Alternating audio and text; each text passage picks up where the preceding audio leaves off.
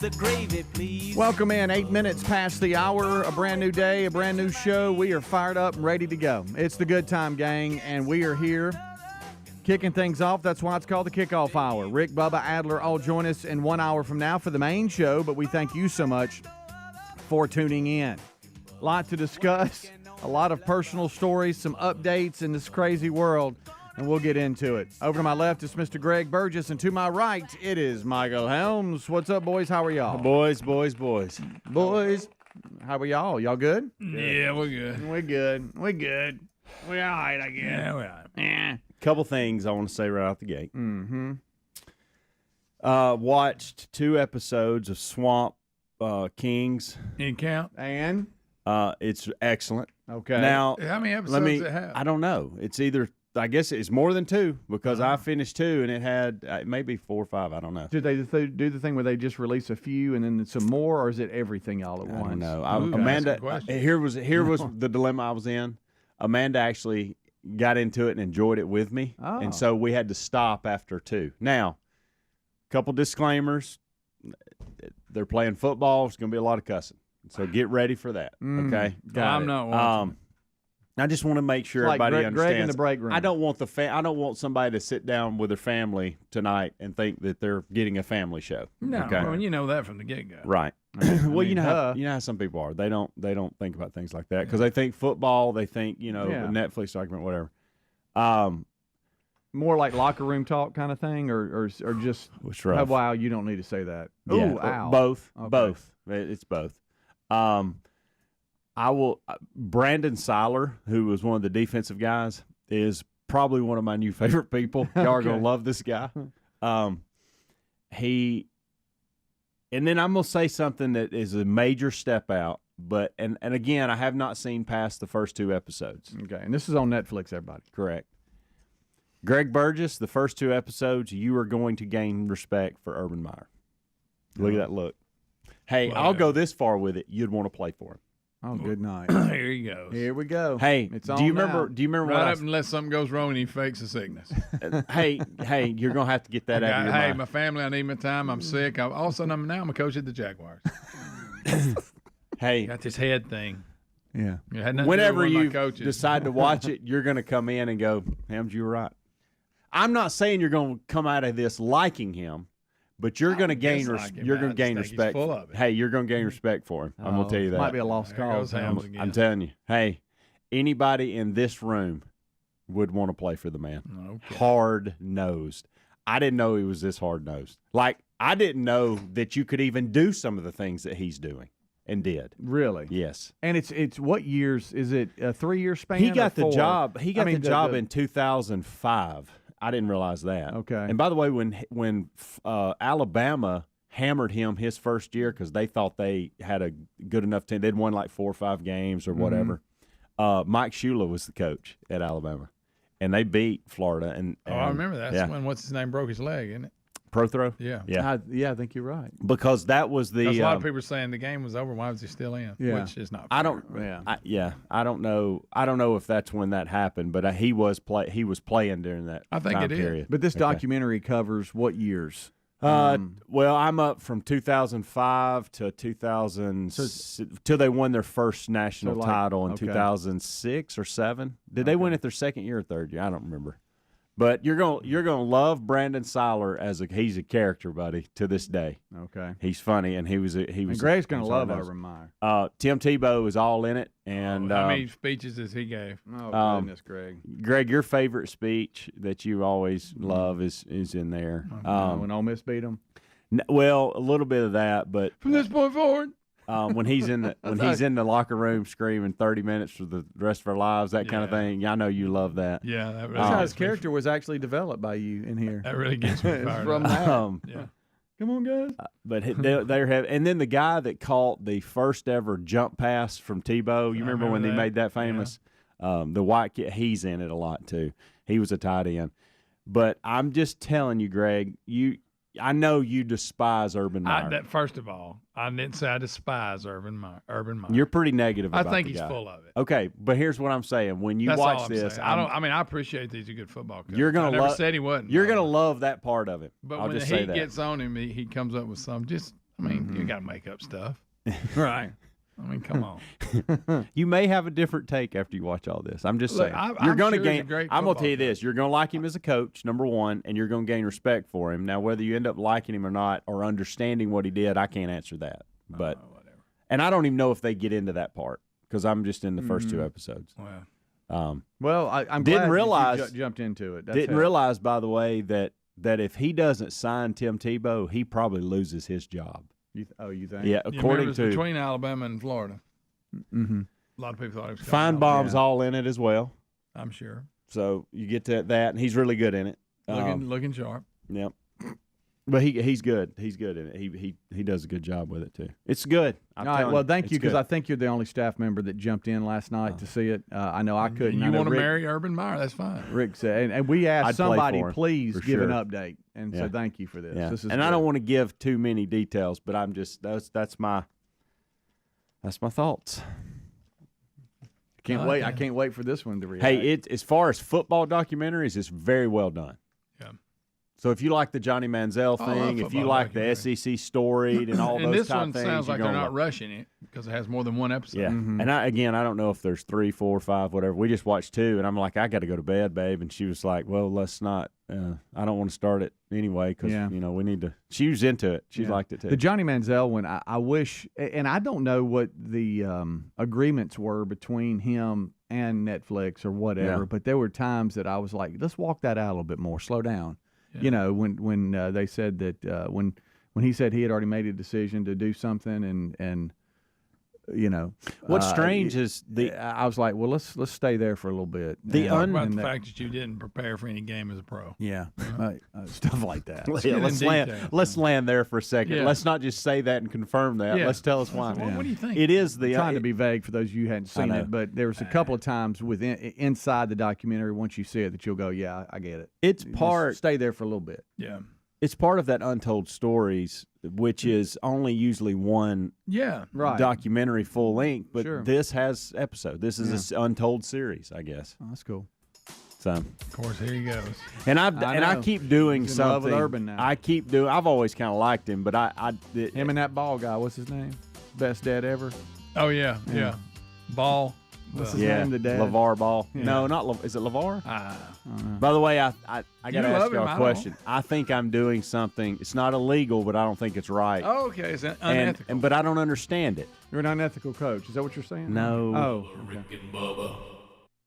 Helix Sleep does it again with an innovative kids mattress made to flip. Why? Well, the firmer side is great for younger kids when they need more spinal support to aid proper development of their growing bodies. You simply flip it over when they're a little older, around 8 to 12 years old, when they want the softer side for sleep. Handcrafted and assembled right here in the USA, Helix is offering 20% off all mattress orders, including the kids mattress.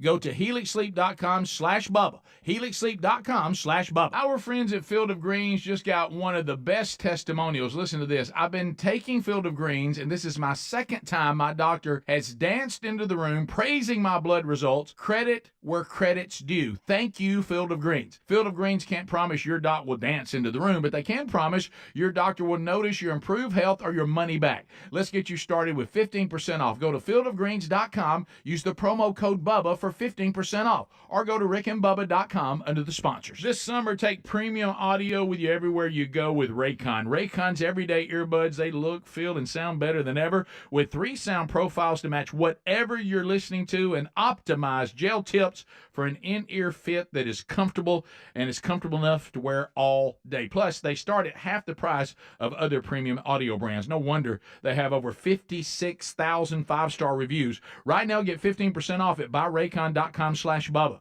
That's buyraycon.com/Bubba. Looking for an easy way to banish the end of summer blues? Get HelloFresh. You won't need to stress about how you'll handle all this fall because HelloFresh has dinner taken care of. They do the meal planning and deliver pre-portioned ingredients and tasty recipes right to your home, so whipping up a homemade meal is a cinch. Try America's #1 meal kit today and take 50% off plus free shipping with the code BUBBA at HelloFresh.com/Bubba. That's the code BUBBA at HelloFresh.com/Bubba. All right, folks, you've heard us us talking about what Relief Factor can do for your pain for several years now. If you struggle with occasional aches and pains due to aging, exercise, everyday living, consider this. Relief Factor is 100% drug-free.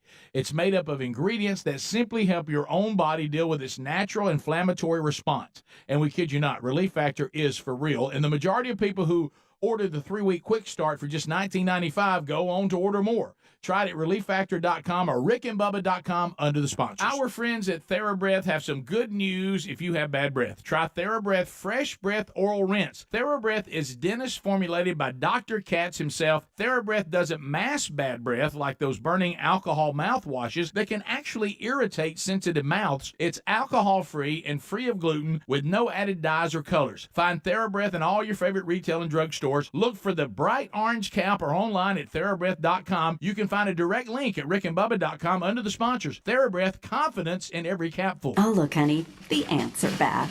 Wow. We leave one itsy-bitsy speck of food out, and they appear out of nowhere. Yeah, it's pretty hard to believe we used to try to get rid of these guys. Now they're just part of the family. To be honest, I liked our family the way it was before they came. I guess it's time to call Cooks.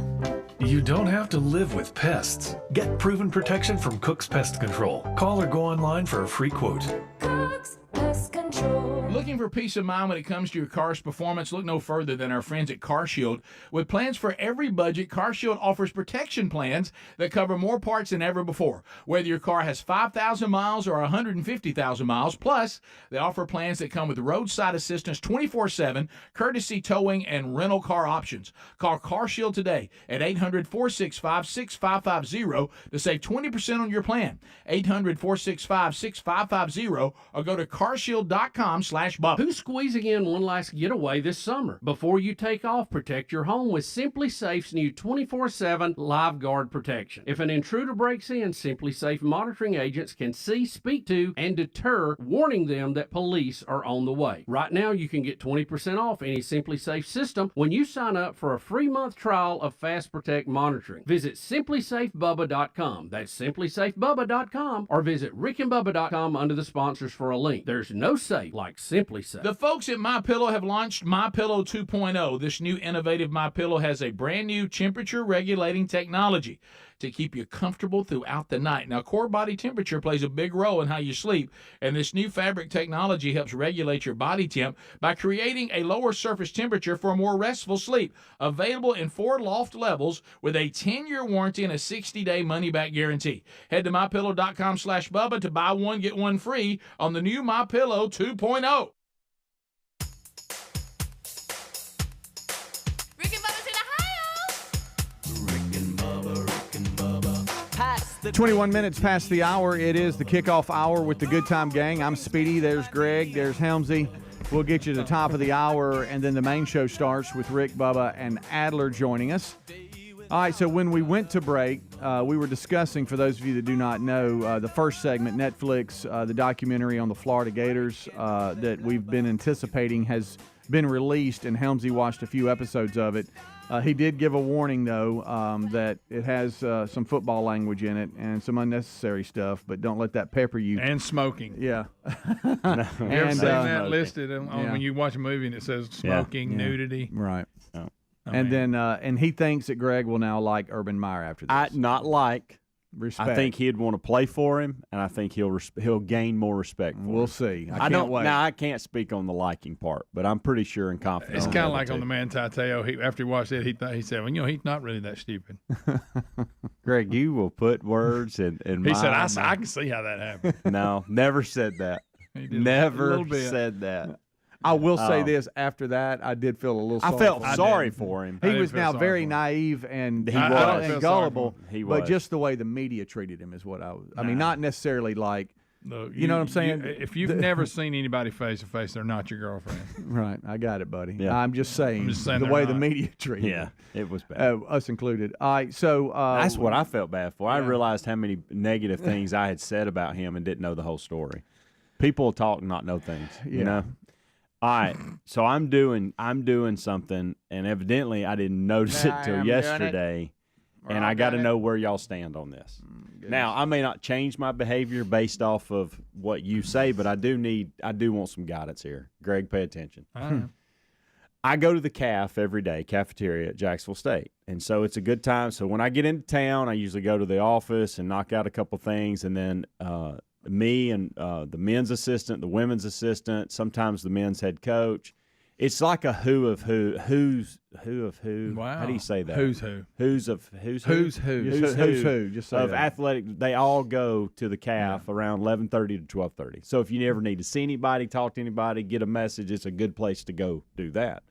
And so I have been going in there about every day, probably 4 days a week.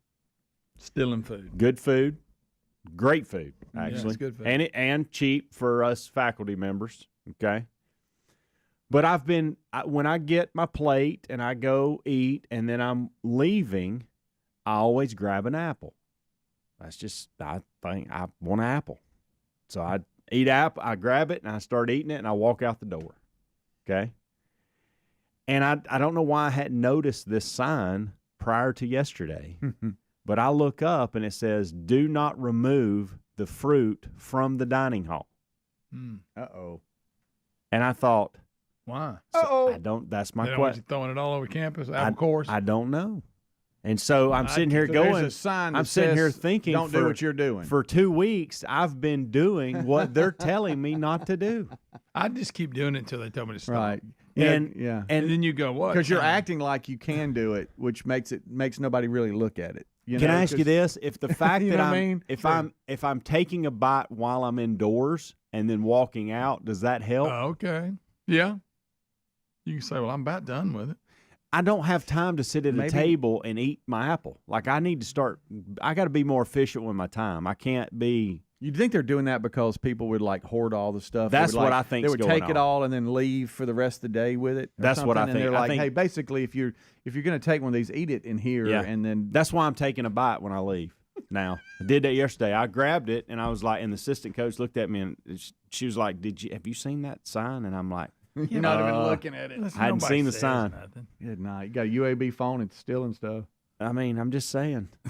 It called me. I stopped. It stopped me in my tracks. I was like, should I be eating Now this? that you Should I know. be taking this apple or not? Is And there then I anybody in walked there? out, and Greg Bonds and Sites were sitting there, and I thought they see me with the apple, and I'm walking out with it. And clearly, know the what? sign says don't. Rumors the new guy's a thief. Yeah. And all that started. Yeah. What would y'all do? You know, you're supposed to be an example. I know, I would probably. but I really want my apple. I would probably find somebody and ask, hey, what's going on with this? I would watch can and I see not if have other one? people are doing it. Yeah. There I am. What does it matter? Well, that's what I'm going. I think what's going on is what Speedy's describing. I think people are probably putting 3 or 4 apples or bananas or whatever Yeah, in they're their bag, stacking up and stuff. they're leaving and taking it to their dorm. people can't I'm not cull doing that. themselves. I'm eating it now, or like when I get in the car. I'm not doing it. You know, I'm not You got to taking take it at least back one for- bite in the cafeteria. Okay, so that's your right, and I can do that. I'd take I at can least eat one, it. maybe 2. I can eat it as I'm walking out. Yeah. That's what I'd do. But I have been. I don't know. Not one And I'd person stick- standing in there and like that works there? And when it gets Nobody could has ask? said anything. Oh, I don't okay. want to ask that. Here's a good thing: when it gets cold and you got jackets, you can fill the pockets up. Greg. I'm not going to do that. Tough to do it right I don't now. want to do that. Wow, Mr. Helms, you've gained some weight. Wow, you got a puffy jacket on. I like having my apple when I leave. It's kind of my routine. And I don't know why I hadn't seen that sign either up until pretty observant when it comes to stuff like that. And then of course yesterday I'm like, so they put this sign up for you. Like that sign hadn't been there. I start playing that in my Oh, mind. that's possible. Yeah. Or somebody moved it where you can see it better. Mm-hmm. Yeah, just keep doing it until they Yeah. tell you to stop. I guess either do that or ask somebody so you have peace of mind about it. If that's that's. I what doubt you you're do. the only one doing that. All right. I looked. I'm yesterday. sure this sign is up here so because you don't want people taking a bunch of stuff out. But if I grab an apple and I'm eating on, is that good? Is that okay? Maybe that's the question. Did you like my voice? I This did. guy, it was me I did. asking him. Yeah. That was pretty good. Or I could just. Well, never mind. That wouldn't be a good example. What I was about to say. Yesterday, Have y'all ever done that thing where when you get in trouble, you go, well, so and so told me I could do it? Yeah. Well, Oh, yeah. I would yeah. tell them Greg Sites said you can do it anytime you knowing want. that they don't talk and it confuses Yeah. everybody? Oh, I'm sorry. I was told Oh, that I man. could do Oh, this. I can't do this. They told me I could come over here. Who did? apologize. I don't know the name of the guy. Yeah, he was some over there. brown-headed somewhere. fella. Yeah, beard. You don't know who it is? No, he was over there. I hadn't seen him today. So I Oliver can't, Anthony. I can't be in here? Oh, no, sir. This is a restricted area. Oh, okay. Well, dang, man, I'm sorry. I just don't want to be breaking rules. Y'all know how I'm a rule follower. Right. But you think you had to be pointed out. It had to be pointed out because of a sign you're not reading. That's funny. Yeah. Funny stuff. He's a thief, basically. He is. He is. No, not a thief, a rule breaker. Yeah. And I don't like to break rules, Greg. Yeah. Don't like that at all. Kind of example you're setting. I like staying in my right lane. Okay. Speaking of being in the right lane, I thought maybe think of traveling. And yesterday, I got to give the audience a big thank you for helping me on 65 North. All I can think about is the story he told us earlier. Oh, I know. Oh, I know. Me Yeah. too. I'm gonna tell a bit of it. I was thanking the audience for that. So, yesterday morning, I asked you, the audience, hey, sorry, gonna be real local here, but 65 North between Coleman, Alabama, and Huntsville, Alabama. The AlDOT folks, they put out notification that they're repaving some of the lanes there, and it's a mess. It's a mess. And detour. So I asked about it because my dad had called me about it. And I'll give you an update on that. Also took my mom for a update to the cancer doctor and give you an update on that. Was able to see JC for just a second. But I know we all have parent stories. I know. I nearly story. said it. We all have parent stories, and they've been told a number of times here on the show. And we all think our parents could have their own reality show. My two, right there with you. Oh, yeah. And I'll discuss how the day went. We'll be right back. Rick and Bubba, Rick and Bubba.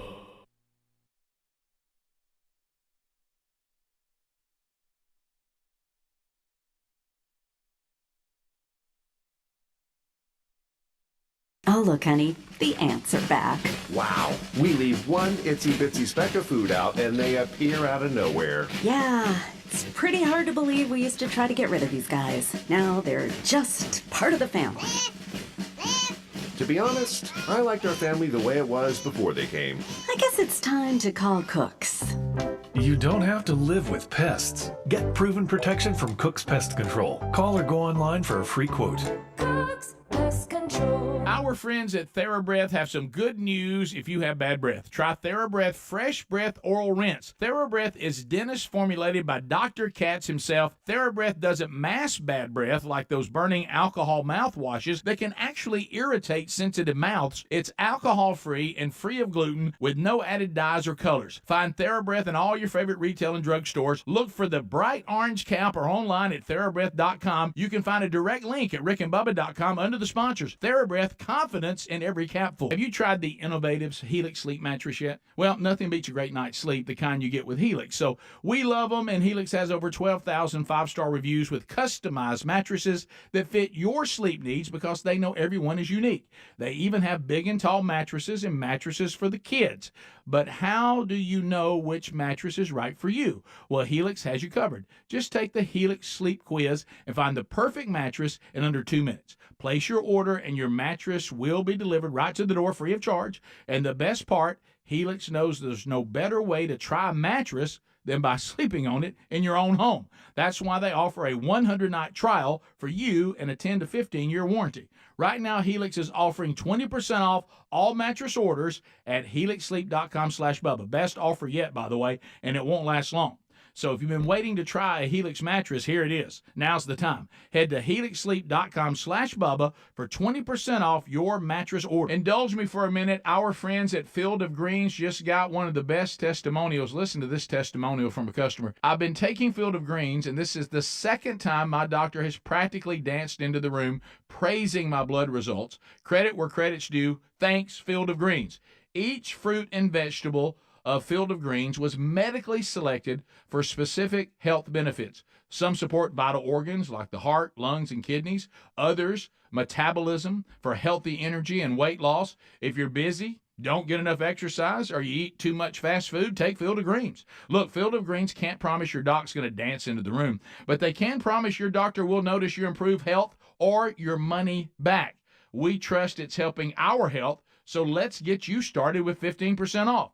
Go to fieldofgreens.com, use the promo code Bubba, and get 15% off. or you can go to rickandbubba.com. There is a link under the sponsors button. That's fieldofgreens.com, the code Bubba. This summer, you can take premium audio with you everywhere you go with Raycon. Raycon's everyday earbuds look, feel, and sound better than ever, with 3 sound profiles to match whatever you're listening to, plus noise isolation and awareness mode so you can choose to be immersed in sound or tune into your surroundings when you need to. Listen while you travel or during a grueling workout with optimized gel tips for the perfect in-ear fit. These earbuds are comfortable enough to wear all day, and they do not budge. With Raycon, you also get 8 hours of playtime and 32 hours of total battery life. And here's what we love. They start at about half price of the other premium audio brands. No wonder why Raycon's everyday earbuds have over 56,000 5-star reviews. See it for yourself. You'll get the hype. Right now, you can go to buyraycon.com/Bubba and get 15% off your Raycon order.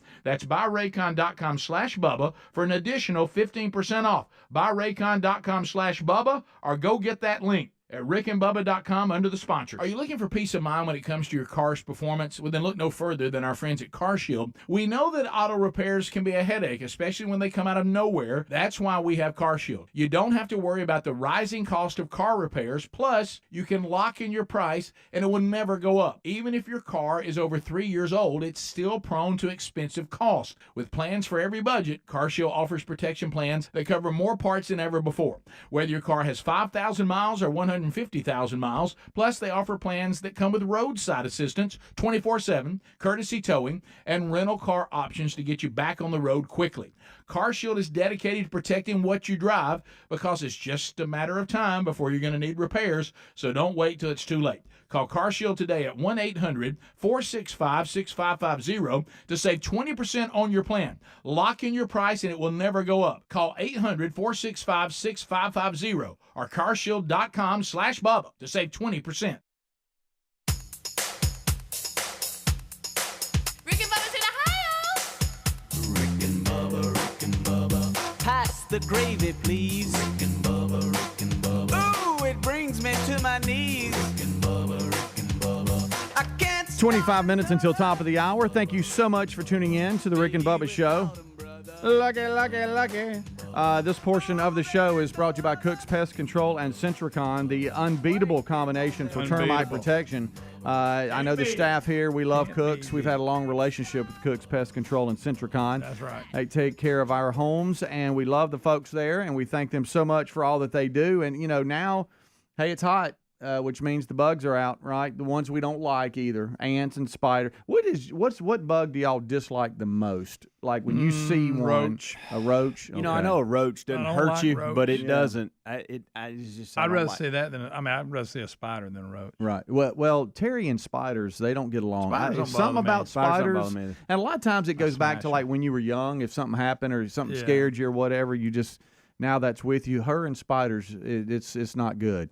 But anyway, just thought about that because when I saw spiders, I thought of her. But they got fleas and ticks and rodents and termites, nesting wasps. I know that you hate those. Yeah, I don't like wasps. Good night. The roaches, as we just talked about, other bugs. I'd rather and have to critters. kill a roach than a wasp. Yeah. Instead of putting up with all that, call Cook's Pest Control. Just go online today, cookspest.com, cookspest.com. Sign up for a free, thorough inspection and evaluation for your home or business, and they'll come out, no obligation. They offer services, too, for contractors and new home construction. So if you're in that line of business, be thinking of Cook's Pest Control and Centricon. Again, go to cookspest.com and get a free, thorough inspection evaluation for your home or business. There's no obligation. And if you use Cook's, then you know what we're talking about. We love the folks there at Cook's Pest Control and Centricon. There's also a link at rickandbubba.com under the sponsors button. All right, so yesterday we talked about prior, I guess, 24 hours from now about going up to Huntsville, and I run that track a lot. Birmingham, Huntsville a lot. Parents live up there. Yeah. JC's there now. So that will continue to be my routine. For those of you around the country, Huntsville, North Alabama, and Birmingham, Central Alabama. You never know when somebody's listening or watching. But so that's 65 goes north and south, takes you through the whole state of Alabama. All right, and so we got notification that 65 had some issues prior to even leaving. They even announced it on the news, put it out on social media. Hey, heads up. You might want a detour. We got problems. And we talked about it. The audience helped. I knew what exit to get off of. It was smooth sailing. I got to see some of rural Alabama, which I love. Tons of barns. Oh, I love the Love the barns. Love the farmland. Sometimes I wish I could just pull over and knock on the door and go, hey, tell me about things. What's going on? Really? I like your property. I like your setup. Been in your family for years. Yeah. It's so funny you said that. I saw a guy get off a tractor yesterday, like he's taking a break, and I was this close to pulling over, introducing myself, and saying hello. Yeah. Why? Just because it would have been weird, Greg. It's why I didn't stop. Right. Well, It's almost like, but I wanted you to. Considered I being did consider weird. hit my brakes. I would like to do a show. He would have looked at you like, what do you want? I would like to do a show, and all we do is ride around and stop at people's house and ask them what they do. Okay, that may not be a bad idea, by the way. And just kind of, hey, well, like, what are y'all having for dinner? And film it. Yeah. Can I go back to the And what if barn we get and to look sit down around? and eat with them? Yeah. Now you're taking it to a Well, weird if I'm gonna place. do a TV show, that'd be good. And then I saw one. I'm weird. I saw one 'cause barn you're that not having a had. show. You're not monetizing it. You know these. What's the antique? Antique Roadshow. Thank you. Was that it? Yeah.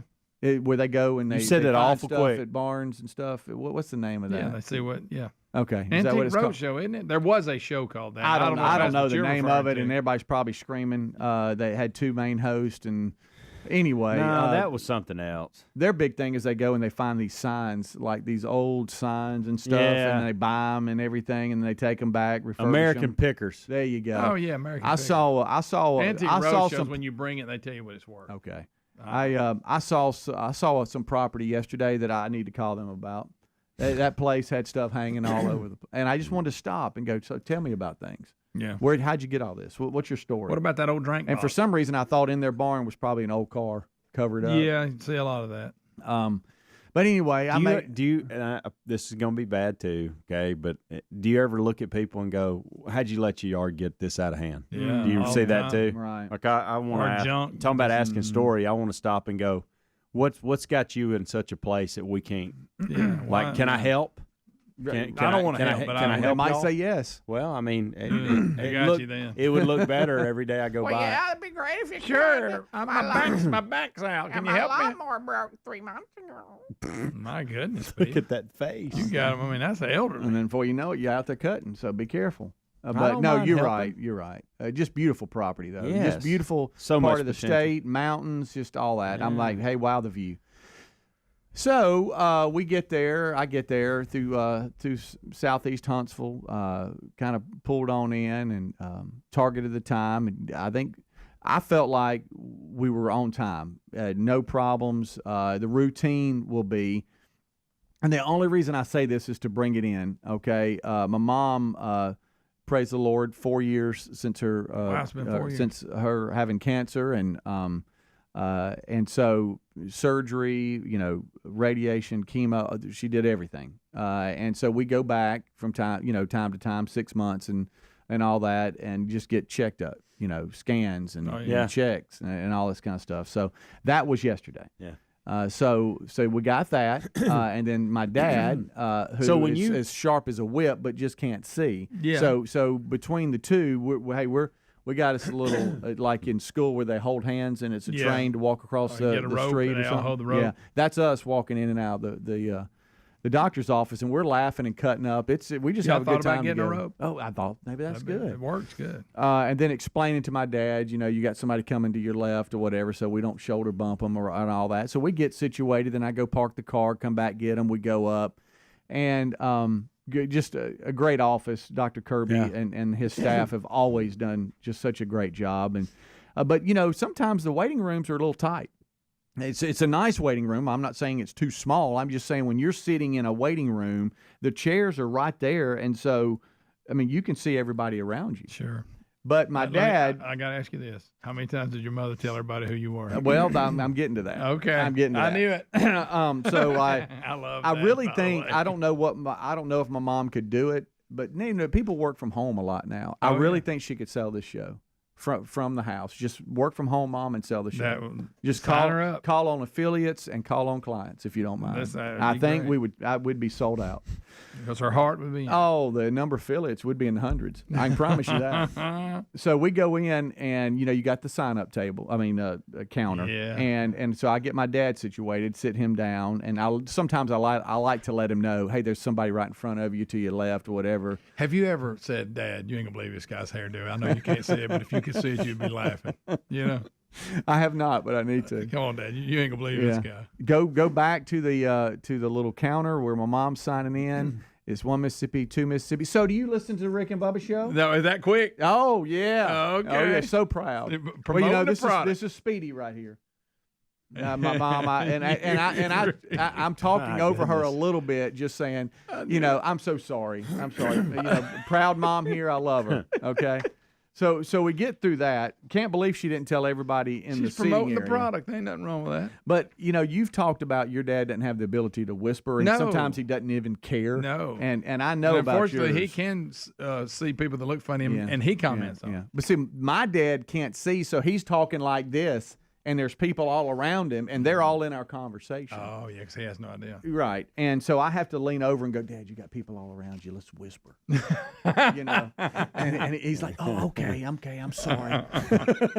And so we get through that. And tone it down. And he does have some interesting conversations about different things. Oh, sure. I even found some people putting their phone down and listening, going, hey, this is a pretty good stuff here, How many rotations do you think the Earth has per hour? He'll ask you like trivia like that. I'm like, what, Dad? Well, what do you mean? Well, let's see. If it spins this many times in 24 hours, break that down. What's the math on that? Oh, wow. And then you got people. I got people over there getting calculators. Yeah. And then all of a sudden your mom goes, "No, have y'all seen spin?" Right. All right. So they step out the door, and you always wait for that door, and you hope it's your name. Oh yes. Wilburn. Okay. So she pops up. Don't you hate when they call somebody that came in after you? Yes, I'm like, I wonder what their story is. Why are they ahead of us? And then she announces, "Hey, I got 2 others. Do you mind if we all come back?" And you didn't want to go back. Well, the first one was for vitals, and so they're like, "No, just you." Well, Dad's bumping into me because he's ready to go. Yeah. I'm like, "No, Dad, we're not doing that yet. Let's me and you sit down." Got him bumping into. Well, yeah, he's ready to go. He doesn't know. He's fired up. And, of course, he starts laughing because he's, oh, my bad, I'm sorry. So she comes back, sits down, and then we hear Wilburn again. And the door opens, and there's nurses in the hall. She doesn't even get one step in. Have y'all heard about Rick and Bubba? Do y'all listen to Rick and Bubba? Funny. And I'm like, y'all, I am so sorry. We're not even in the door to get into the hall to go back to the room. People out there can hear it. Yes. Loves this show. Of course, she doesn't check with all them. So proud of this show. Yeah. Loves this show. And we've talked about our parents listening. They actually do. And they watch too. I'm waving to them. That's right. And so we get back to the room, and she's talking to another nurse that comes in. And they tell her today is a full exam, and I'm going to leave it at that. Okay, we not only have scan results, but the doctor's going to come in and do another exam. And so I said, well, I'm probably going to step out for that one. And then the lady said yes. And then Dad said, well, I can't see, so I'm going to be right here. And that was funny. And I got to tell you, the lady laughed pretty hard. That's a good It one. was funny. Where did you go? She said, if you just want to step out right here at the door, that's fine. And she said, and then when Dr. Kirby comes in, you can, come back in or whatever. It doesn't matter. It's not going to take long. So I step out the hall, and I look like security. Outside the door. Yes, I'm their security. Just standing there, and the hall's kind of small. Oh no! And they've got patients everywhere and nurses everywhere, and the whole time I feel like I'm in the way. And you have to talk. You are in the you way. can't just stand there and not talk. Oh, He had to talk to everybody. Oh yeah, and now I'm extremely uncomfortable. Hey, I'm so sorry. Am I in the way? No, you're fine. But the whole time they're saying I'm fine. They're bumping into me, and I'm having to pull my arms up, like, hey, get by me. On the other side of the door, your mother's going, y'all know that's Speedy. Right, through the door. Did you try to help anybody with anything? I did at one time. There was someone dropped a clipboard, and I reached down and picked it up, but we almost hit heads when I did. Knowing you hated that you felt like you were in the way. The whole time. I even looked at the nurse that walked us back, and I said, hey, if I go sit back out there, would you just come get me when Dr. Kerr, after this they is really see? uncomfortable. No, you're fine. I promise you're fine. So then I felt like I was being a bit because I was asking if I was okay or not. And you were hating it. So then Dr. Kirby comes with his rolling desk, and they roll in and out, and I see him, and we talk, and he goes in, and I can hear through the door, how things are going, and the whole time I'm asking if I'm in the way, and other patients are coming through. At this point, they've established you're not, so just right, leave it alone. Right. Just leave it alone. And then Dr. Kirby comes out, and he is full of grinning, and your mom looks great. There is no cancer. That's so good. We are still clear, and, praise God, and we ain't got to see you till next year, 6 you got a months year. from now, and I was like, okay, well, let me know if great it's the news. same exam, because I'm probably going to stay in the lobby on this next time. because I'm in the way. But you sure am I in the way? No, you're fine. They're I trying to promise push carts by you and stuff. So we talked, and the nurses were great. And Glad stuff. she got a good report. I'm telling you, man, we were just celebrating. And there were others, too. He's like, I can't believe it's been 4 years. 4 years. 4 years. Wow. But Rick thank and y'all for your Bubba, prayers. Rick and Bubba.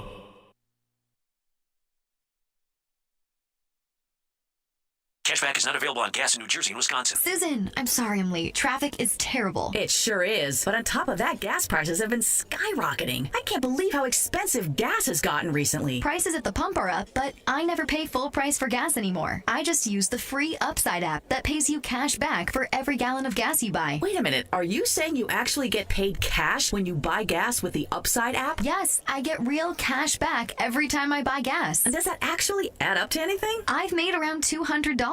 Wow, that's serious extra cash. I'm downloading the free Upside app now. Download the free Upside app to earn real cash back every time you buy gas. Use promo code FUN for an extra 25 cents per gallon cash back on your first fill-up. You can cash out anytime right to your bank account, to PayPal, or any gift card for Amazon and other brands. Just download the free Upside app and use promo code FUN for a 25 cents per gallon bonus on your first tank. That's code FUN for 25 cents per gallon cash back on your first fill-up. Lowe's knows how to save pros time and money. Right now, get 10% off select in-stock Trex Enhanced Naturals composite decking and railings. And there's more. Now through September 1st, earn 3 times the bonus points per dollar on select pass load nailers and nails. Lowe's knows savings. Lowe's knows pros. Trex offer valid 8/24 through 9/6. Selection varies by location. Bonus points calculated before taxes and fees after applicable discounts, if any. Valid through 9/1. Thinning hair is normal, but it doesn't have to be your fate. Once I started taking Nutrafol, I could visibly see my hair get thicker. Nutrafol, the #1 dermatologist recommended hair growth supplement brand. Nutrafol has taken me back to the hair I was meant to have. Join the 1 million people growing at Nutrafol.com. That's Nutrafol.com. These statements and products have not been evaluated by the FDA. These products are not intended to diagnose, treat, cure, or prevent any disease or condition. Paid for by Nutraceutical Wellness, Inc. Some days I cover up because of my moderate to severe plaque psoriasis. Now I'm hitting the road with clearer skin thanks to Skyrizi, Risankizumab Riza, a prescription-only 150 milligram injection for adults who are candidates for systemic or phototherapy. With Skyrizi, 3 out of 4 people achieved 90% clearer skin at 4 months. And Skyrizi is just 4 doses a year after 2 starter doses. Don't use if allergic to Skyrizi. Serious allergic reactions and an increased risk of infections or a lower ability to fight them may occur. Before treatment, your doctor should check for infection and tuberculosis. Tell your doctor if you have an infection or symptoms such as fever, sweats, chills, muscle aches, or cough, or if you plan to or recently received a vaccine. Thanks to Skyrizi, there's nothing on my skin, and that means everything. Ask your doctor today about Skyrizi, the #1 dermatologist prescribed biologic in psoriasis, and visit skyrizi.com or call 1-866-SKYRIZI to learn more. We'd all love more time, right? More time to enjoy the last days of summer and more time to spare during the busy coming days of fall. HelloFresh gets it. That's why they give you back some free time by delivering fresh, pre-portioned ingredients and flavorful recipes right to your doorstep. They take care of the grocery shopping planning and prep, so you never have to wonder, what's for dinner? Simply take your pick from 40 delicious chef-crafted options each week and sit back knowing that dinner has been taken care of. And don't worry, they have meals for many lifestyles, from family-friendly to fit and wholesome and even veggie. And if you're in a hurry, you can even choose 15-minute meals or more, quick and easy recipe options for a tasty homemade dinner without the hassles. Now's the right time to try America's #1 meal kit too, because right now you can get 50% off plus free shipping with the code Bubba at HelloFresh.com, HelloFresh.com/Bubba. That's the code Bubba. This summer, you can take premium audio with you everywhere you go with Raycon. Raycon's everyday earbuds look, feel, and sound better than ever, with 3 sound profiles to match whatever you're listening to, plus noise isolation and awareness mode so you can choose to be immersed in sound or tune into your surroundings when you need to. Listen while you travel or during a grueling workout with optimized gel tips for the perfect in-ear fit. These earbuds are comfortable enough to wear all day, and they do not budge. With Raycon, you also get 8 hours of playtime and 32 hours of total battery life. And here's what we love. They start at about half price of the other premium audio brands. No wonder why Raycon's everyday earbuds have over 56,000 5-star reviews. See it for yourself. You'll get the hype. Right now, you can go to buyraycon.com/Bubba and get 15% off your Raycon order. That's buyraycon.com/Bubba for an additional 15% off. Buyraycon.com/Bubba or go get that link at rickandbubba.com under the sponsors.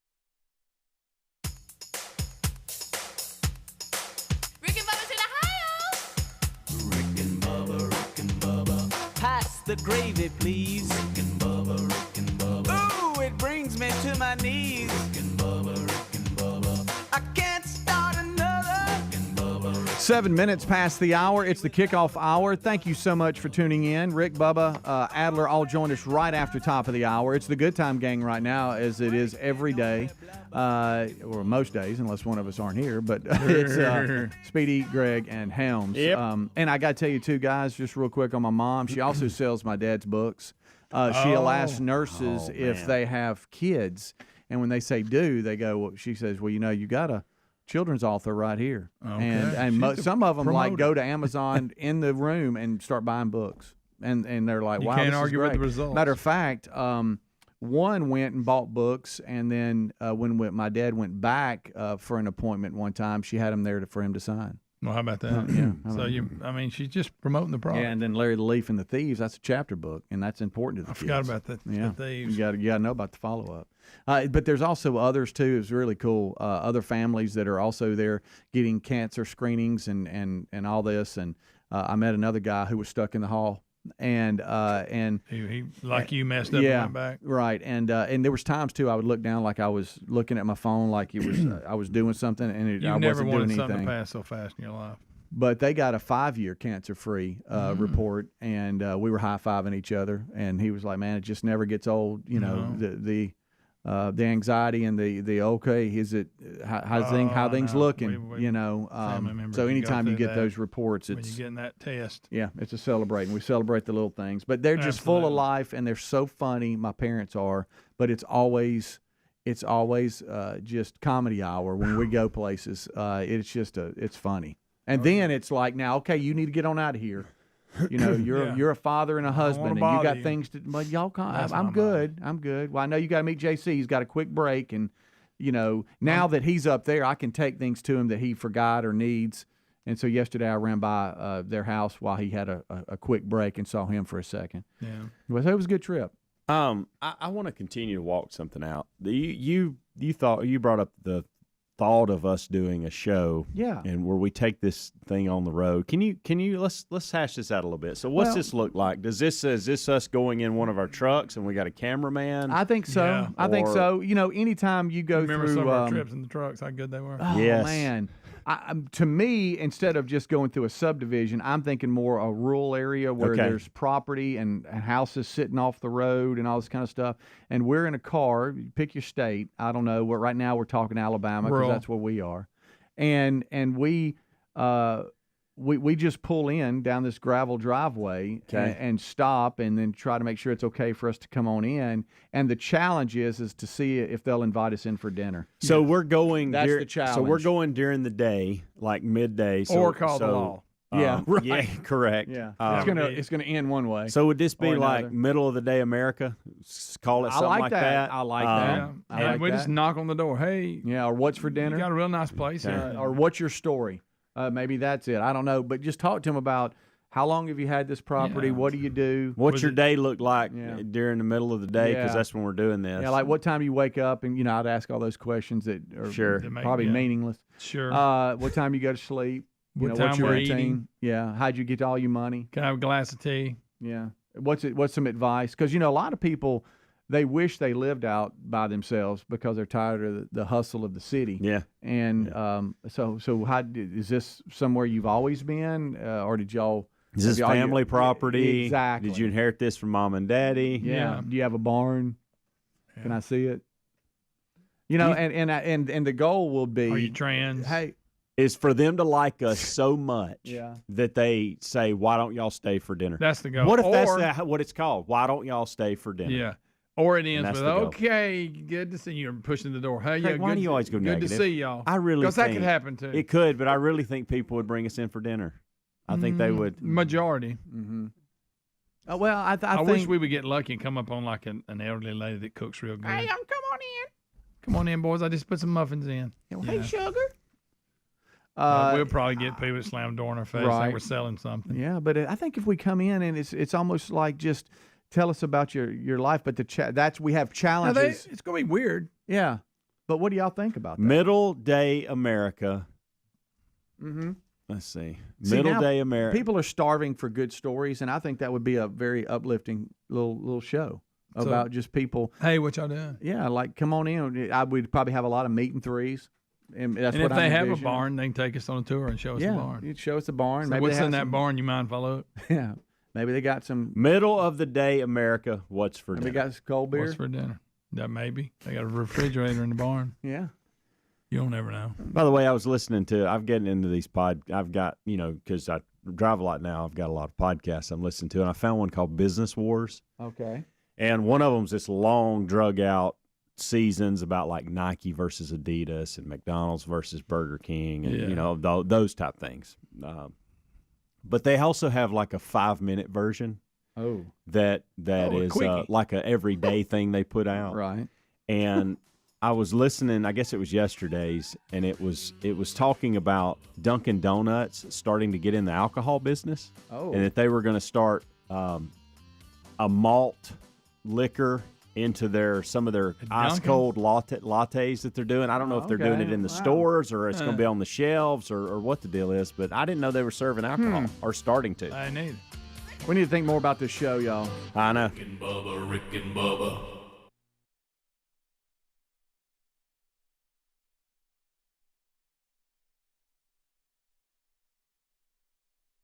Today's case, a UFO update, a story that we've talked about many times on the program, even interviewed one of the people who experienced.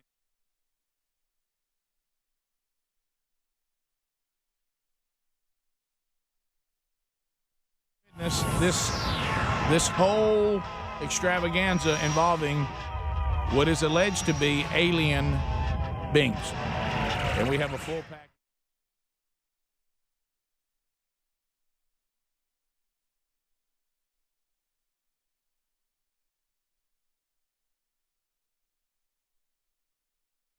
Of WLOX. All right, here we go. Let's listen. And we're going to join it as they've set up the Calvin Parker story and then now about to go into the witness. On October 11th, 1973, he and now deceased Charles Hickson Talking about say Calvin Parker. while fishing they were pulled onto a spacecraft, examined, and then put back down. Their story has made Pascagoula known around the world.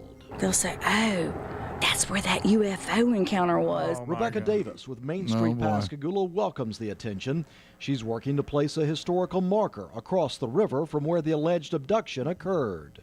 It's time to bring these things out and be proud of our heritage because it is a part of it. On the same October 1973 night, Speedy, you're from far Pascagoula. from where the marker will be placed on the east bank of the river, Maria Blair was waiting with her husband Jerry Blair for him to leave on a boat to work offshore. What she saw that night is something she's telling for the first time publicly. It was a warm night. It was like 70, 73 degrees. And so it was kind of easy to sit in the car and just wait for the captain to get there.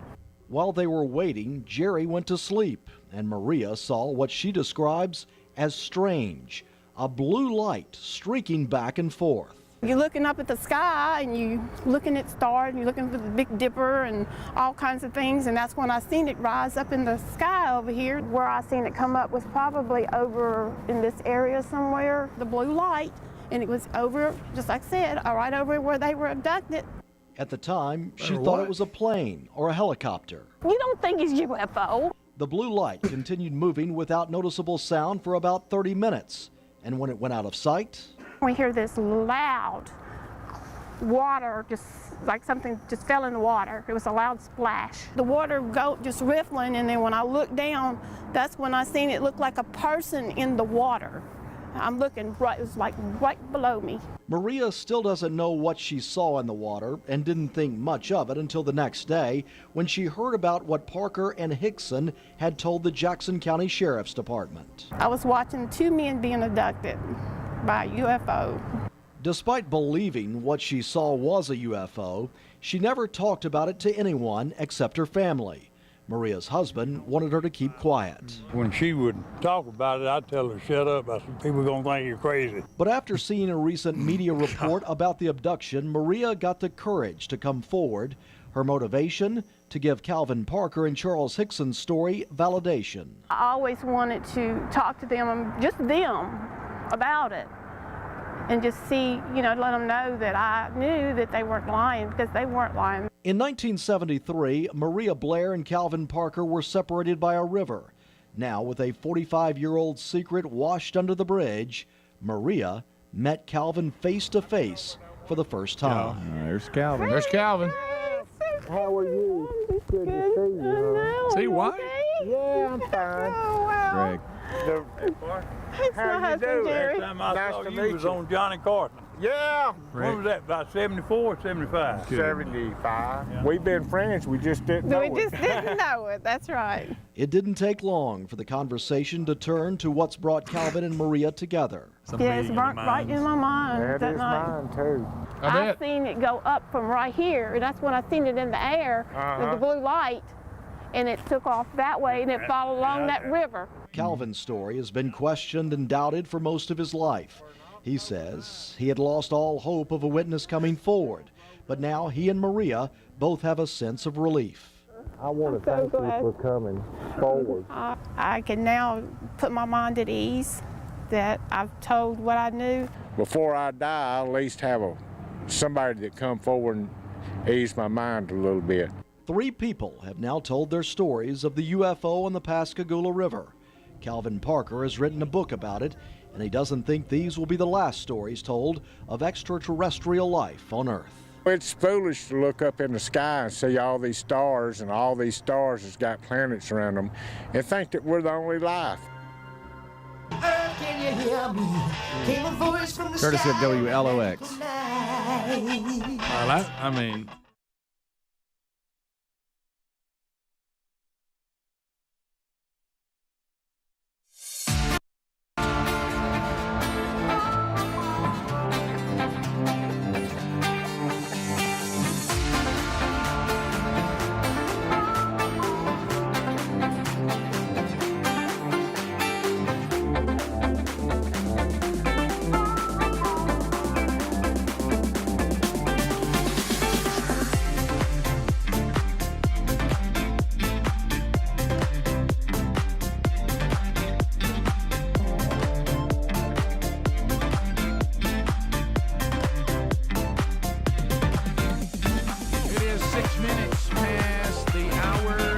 Bubba Show. A brand new hour has begun. We are thankful that you are here. This hour starts with our national anthem.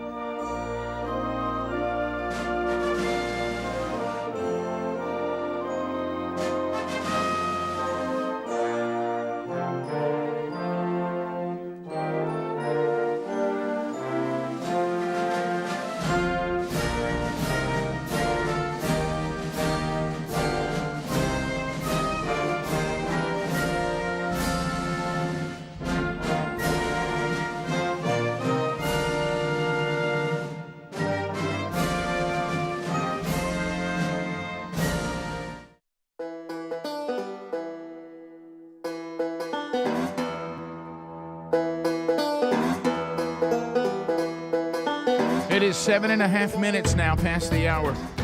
Another hour on another day as we continue to make some Rick and Bubba history. Now approaching our 30th birthday at the end of this year. And we thank you for being with us as we'll put 30 of them up on the shelf and Lord willing, start year 31. We are here, Speedy, the real Greg Burgess, and Helmsy. They've already given you a kickoff hour. You can find that on all the Rick and Bubba platforms, either live or archived every day, Monday through Friday. And, of course, Bubba and I will now join them. Eddie Van Adler joins them as well. He's now taking over the YouTube experience for you. As you can watch the show live on our YouTube channel, or you can watch the archive every day. There's also a best of hour that you can see on Blaze TV if you're a Blaze TV subscriber.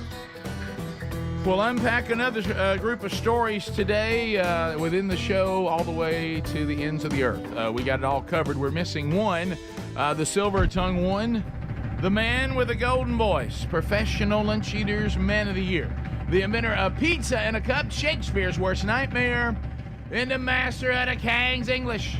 Ladies and gentlemen, put your hands together for Bill Bubba Bussey!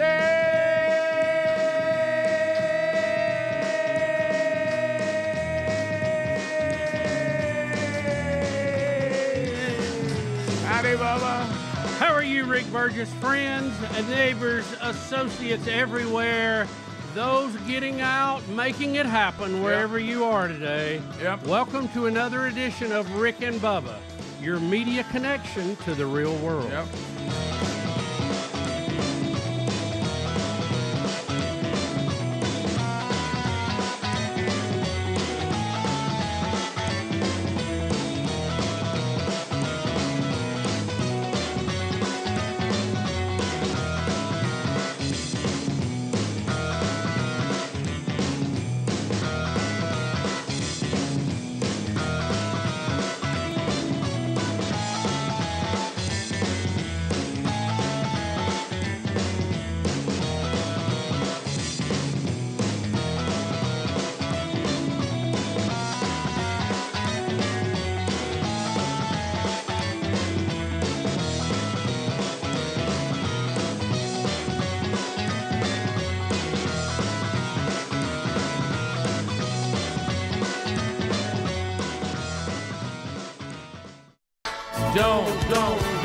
Don't you forget about me.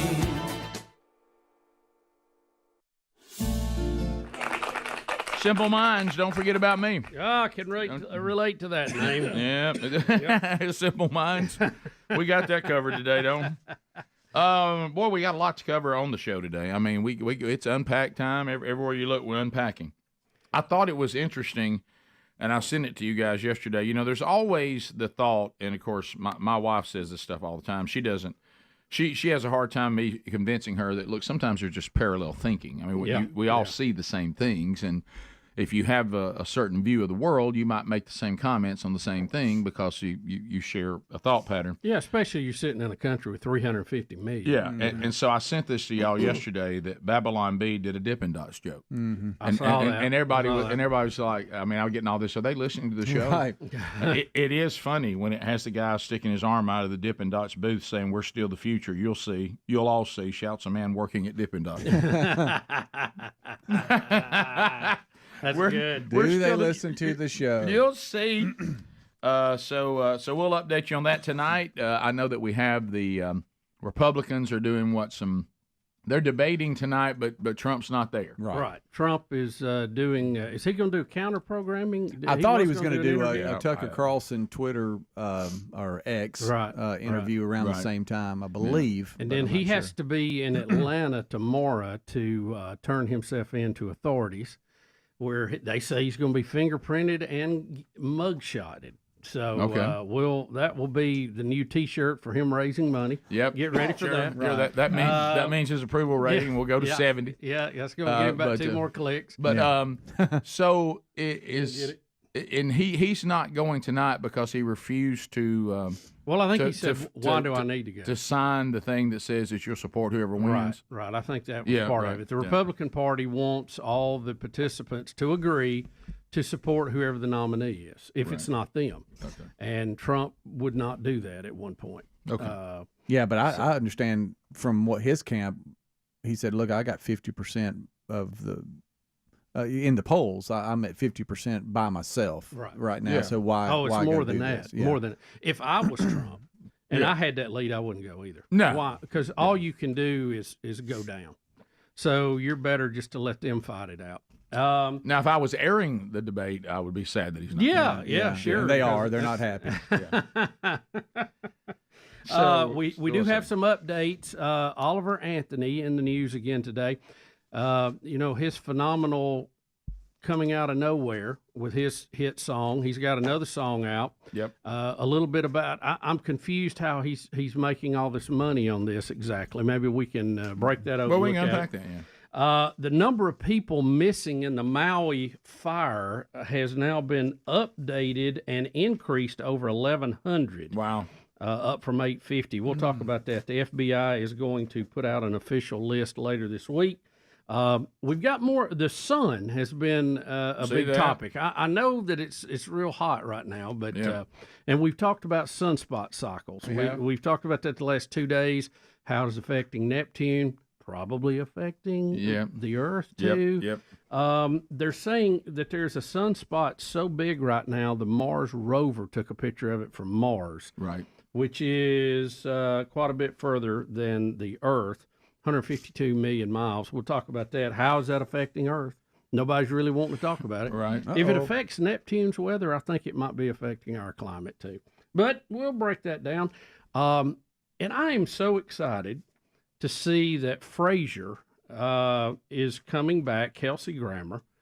And apparently they're shooting episodes and they're going to be airing in October, and they're letting some sneak peeks of that out. I am so happy. I love Frasier. It's one of my favorite shows. Yeah. So we that'll be something to look at as well.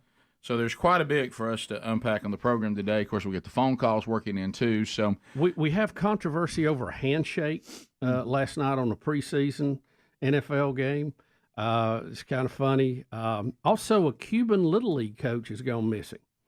The Cuban Little League team in the World Series for like the first time in a long time or ever, and the coach has disappeared. Now, Rick, that may be I've decided to stay and move. I don't know. That's what it sounds like. That's the let's get you to. That's probably why they haven't been coming. Let's get you to America, and I'm out. Yeah, see ya. Or wherever they are. See you. Don't want to be you. All right, we'll be back. 866-WE-BE-BIG is our number. Our website's Rick and Bubba. Spell out the word and.com. Go there for all the information about the Rick and Bubba show and then some. More Rick and Bubba coming up right after this. Rick and Bubba, Rick and Bubba. Who's squeezing in one last? Felt like I was getting one of them lectures from a science department. Love you, still waiting.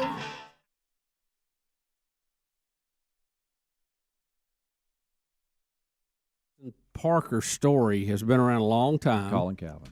And, they've stuck to it. Hickson died, I guess, passed away. And we've had Mr. Parker on here before. I mean, Rick, there's a lot of stories out there that are, hey, we saw this, so we saw that. But theirs has been pretty solid over the years. And well, now, but and it wasn't no secret. So now she's going, why didn't she come out? Well, when I saw that, and then her husband told her to keep her mouth shut. People going to think you crazy. Crazy. Like I told you, going to make me and a sandwich. When all this came out, you better look good doing it too. There was a lot of Air Force investigation and people, government folks creeping around and asking questions. And, it's a little unnerving because you don't want to be drug in and locked up. But when I think I see something, and then all of a sudden there's a story about two guys that said they were abducted at the same place I thought I saw it. I may go, hey, guys, I did see something weird. This day and time is a little different than in 73. I mean, with social media, everybody's out there. She waited to 2019. Yeah, I guess so. She said her husband told her not to say anything about it, so she didn't. Yeah, and with the release of the book, and all the reason why we interviewed Calvin Parker because it resurfaced because he finally wrote a book about it. Well, I give Calvin credit. He's been telling this story a long time, but now Gladys or whatever her name was, Maria, she just showed up here this year, right after this story's been out. forever. Greg, her husband, told her not to talk about it. Well, I get it, Rick, maybe the first 5 years, but it's been 45. It has been 45. It's been a minute. It has been a minute. I tell you what, don't say that until 45 years about it. She wanted to get in on the hype. Don't you know that Calvin Parker was so, because Hickson has passed away, and so he's the only one left now. And to have somebody else come forward and say, look, I saw something bizarre going on that night too, just downriver from you. So that had to give him a good feeling that, look, somebody, at least there's some witness to this. Can I say one thing? And certainly I don't know what happened, and I'm like you. I don't believe that Calvin Parker or Hickson were scam artists. I don't know what happened to them. I'm not saying I believe that they were abducted by alien beings. I don't know what happened to them from another universe. I have no idea. But I do think I understand. I even understand some silence probably more than you do, Greg, especially if your husband said, look what's happening to them. We don't want that happening to us. But yeah, they were made folly. But there is one part of the story I don't understand. Why not wake your husband up and say, do you see that? Look at this. Yeah. Something's going on. Well, I guess at the time, like she said, she didn't think it was a UFO. She just saw, maybe a helicopter or airplane. Is it just me? It didn't strike her as odd until the story came out, I guess, the next day. You went, wow, I saw something. Yeah, that makes sense. Did you notice her and Calvin, when he told his, said abducted instead of abducted? Yeah. I have noticed that. Must be a Pascagoula. Say it, Speedy. Everything. Abducted? See, that is it. I noticed they don't say abducted. Abducted. And I know us. Is this that y'all want to make fun again? No. I mean, maybe that's how you say it in Mississippi. Is this like Fantastic? Look right here. Exactly. Look at this room right here. Yeah, I'm about to say. How about nobody in here, not one person has any credibility on talking about how people say anything. Talking about abducted? But you can't say oil. But it is interesting to hear that a region keeps saying abducted versus abducted. Yeah. It wasn't just one person. Or it's the dog how we whistle. say it in Gula. It's a dog whistle to the alien. Rick, I'm with you. I don't know what happened to those guys that night, and I don't know what she may or may not have seen that night, but I do believe something odd and out of the ordinary happened to them. We're Rick and Bubba. We're back. 866. We Be Big is the number. I can't start another. All right, so day without him, brother. I'm not familiar. I know this is probably a Skunk Baxter line. There's two things that Skunk Baxter can tell you about, and it's odd that the same person is an expert on both the WWE and the Nephilim. Yeah, but that's a strange group to be focused in on. I don't know, Kurt. Is it Angle? I don't know who that is. Boy, look how excited he's getting. Look at Skunk. Kurt Angle? Yeah, his brother. Just get him in here, let him tell you. Yeah, come here, Skunk. His brother has been arrested. And this is nothing to make light of when you're dealing with a kid, but it is kind of ironic, I'll say that someone tied to a WWE person would be in trouble for slinging somebody by the neck. Yeah, I know. Well, Kurt Angle, correct me if I'm here on this and there, Skunk. Kurt Angle was an Olympic wrestler, gold medalist, right? Yeah, in yeah. the Olympics. Wait a minute. What does that mean? Correct me if I'm here. Did I say that? Yes, you did. Anyway, if I'm wrong here.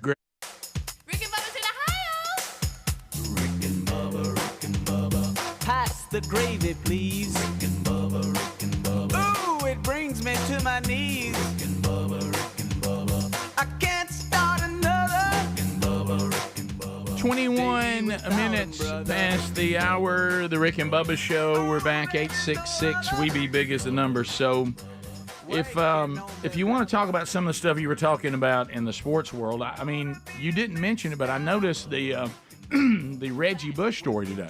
Yeah. So it's interesting because I saw yesterday, you know how you get all these reels and all these videos, everybody sends you.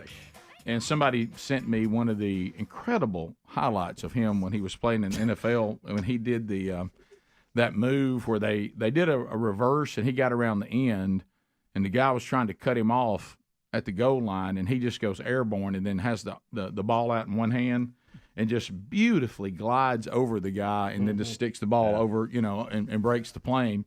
And so, and then I get here today and there's a story because, you know, he's one of those that you look back on what happened to him, how his Heisman was taken away from him and the reasons it was taken away. And then you look at all the NIL deals and the way college football is operating today. And they're saying that he has filed a defamation lawsuit against the NCAA on Wednesday, and it says that the NCAA was malicious in attacking his character through a completely false and highly offensive statement that was widely reported in the media, and substantially, and I guess he can't repair the damage that was done to his reputation. So he's saying even though college athletes can now receive benefits for their names, images, and likeness through activities like endorsements and appearances and all that, and now they still do not permit pay-for-play type arrangements, is what the spokesman's saying. He's saying that, look, Reggie did what he did, and what we did was warranted. Reggie's saying that y'all exaggerated what I did, and the things that you said about me actually were false and highly offensive, and you've damaged my reputation to a point that it can't be repaired. So I don't really follow this because he did get illegal benefits. What is he saying? What lies is he talking about? Yeah, I'm not really following this. So I don't know. I think he may be fishing here. There seems to be a run of former NFL players filing lawsuits here lately. I don't know if they're running out of money or what. Yeah, and all this has to do with Bush wanting to have his Heisman Trophy reinstated in 2005. He gave the trophy up in 2010 after a 4-year extra benefits investigation determined that he and family members, while he was a student athlete, accepted cash, travel expenses, and a home in the San Diego area where Bush's parents lived rent-free for more than a year, and for which they provided $10,000 to furnish. So what I don't understand, Bush is saying, I mean, this goes back to steroids, and of course we go the other way with steroids. We punish people for things for rules they weren't breaking at the time. I guess Reggie's trying to say, if y'all can do that, can't you also, he's saying can't I had you grandfather me? And I had an NIL deal before there was NIL deals, but since you have them now, you ought to let me have had that one. Right. You think that's what it is? Yeah, I don't know. I don't know. I see what Reggie's saying, and I understand what he's saying. I just don't know what grounds he has. Well, I think the NCAA statement, whatever that was completely false, and he calls highly offensive. Okay, so he's saying all these things that I was accused of, they never proved that we did them. Well, I don't know about that. I think he was probably they proved what he was doing. I think they come out with another statement, and in those statements said some things that were false, and that's what he's targeting here. Yeah, because he says they maliciously attacked his character. And this statement they said was false. He was never accused of involved in, much less sanctioned for, any pay-for-play arrangement. Okay. But if his family got things, that is a pay-for-play arrangement. Well, that's right? But I don't know. But if the NCAA is, and I don't know what they're saying, but if the NCAA is saying that Reggie did himself and these type things, again, it may be a fishing expedition. I don't know. I think Reggie's fine on the money front. He does a bunch of TV. Yeah, he does a really funny. good job. He's funny in those commercials. Who is not Taco Bell? Is it who is it? Some fast food chain. He does some analyst work too. He does a good job. Wasn't he in the Heisman house too? Didn't they joke about him losing his Heisman trophy? Didn't they do some comedy? He's got his lawyer or somebody has looked at things and said, I tell you what, you got something here. Just the settlement for it to go away will probably be a little bit. I guess he's coming back and saying, look, the times we're living in now and the things that are going on, can't you reinstate my Heisman Trophy? And the fact that it was taken away from me, that hangs over me. Right. And can we at least write that? Yeah. I don't know. I think most people have forgotten the negatives with Reggie Bush. I think he's likable. He comes across on TV as likable. And I think he's moved on from it. I don't know that this doesn't dig back up a lot of things that probably most people had forgotten about. Yeah, that's a good point. He's very A-Rod-like. Yeah. Once he got on TV, everybody started liking him. It says, there's a statement here. It says, although college athletes can now receive benefits from their names, image, and likeness through activities like endorsements, appearance, NCAA rules still do not permit pay-for-play type arrangements. And I'm here to tell you that's completely ridiculous. We're paying play. Come on. When the NCAA says that, that is not true. Right. That's really because it's what's going on. You're talking to recruits, and recruits are asking, how much money am I going to get? Right. That's right. Yeah, I mean, I've got to have this particular amount of money, or I'm going to this school. It's like we're playing word games. It is. I mean, the fake world we're pretending stuff's not happening. That's why nobody takes them serious. It looks a little frivolous, honestly. Yeah. But He has a right to do it. We'll see how it plays out in court and the court of public opinion. You know, the other thing that we have to really consider is one thing that you have to also give an accolade to Reggie Bush for. He pretty much survived Kardashians. I mean, they had him, and they had him in their trap, and it looked like it was going to go bad for him. Maybe the biggest win of his career. But hasn't he come out of the Kardashians somewhat normal? I mean, well, he hasn't been hauled off on a stretcher. Right. He hasn't had to file for divorce. They haven't found him wandering through the streets of L.A. in a zombie mode. Hasn't changed gender. So No. I would say overall, this is as close as a win as we've seen in the Kardashians. He's not dressing as a soda pop. Right. No. So not wearing a lampshade. No. That's he's not living in an arena. So and people paying to watch him. Right. So I don't know. I think you have to give Reggie, a number of medals for the things that he's overcome. So I don't know that he needs this one, but we'll see. He's going to have a press conference at the L.A. Coliseum. Maybe we'll understand it more after that. I will tell you this: I like watching him play. Mm-hmm. I love watching him play. He's just one of those people. When I saw him on the field, I'm like, I'm going to just see what's going to happen. Every time he got the ball, whether it was out of the backfield on a little pass, he could catch, he could run. He could do it all. He was good in the pros, but I really enjoyed him in college. He was so much more entertaining in college, so far ahead of the competition. Absolutely. So anyway, Reggie, it sounds like to me Reggie's going, to your point, y'all have lost so much credibility right now. How silly do they look? They tried to make an example out of him when hundreds of athletes were getting paid. He just got caught. Well, okay, he wasn't smart about it either, wearing those diamond stud earrings and fur coats on TV. That gets them every time. I was going to say, you can look at a ton of players like that that do that, make those got decisions. Oklahoma too. Yeah, fur coats on the sideline. Yeah. We'll be back. Rick and Bubba.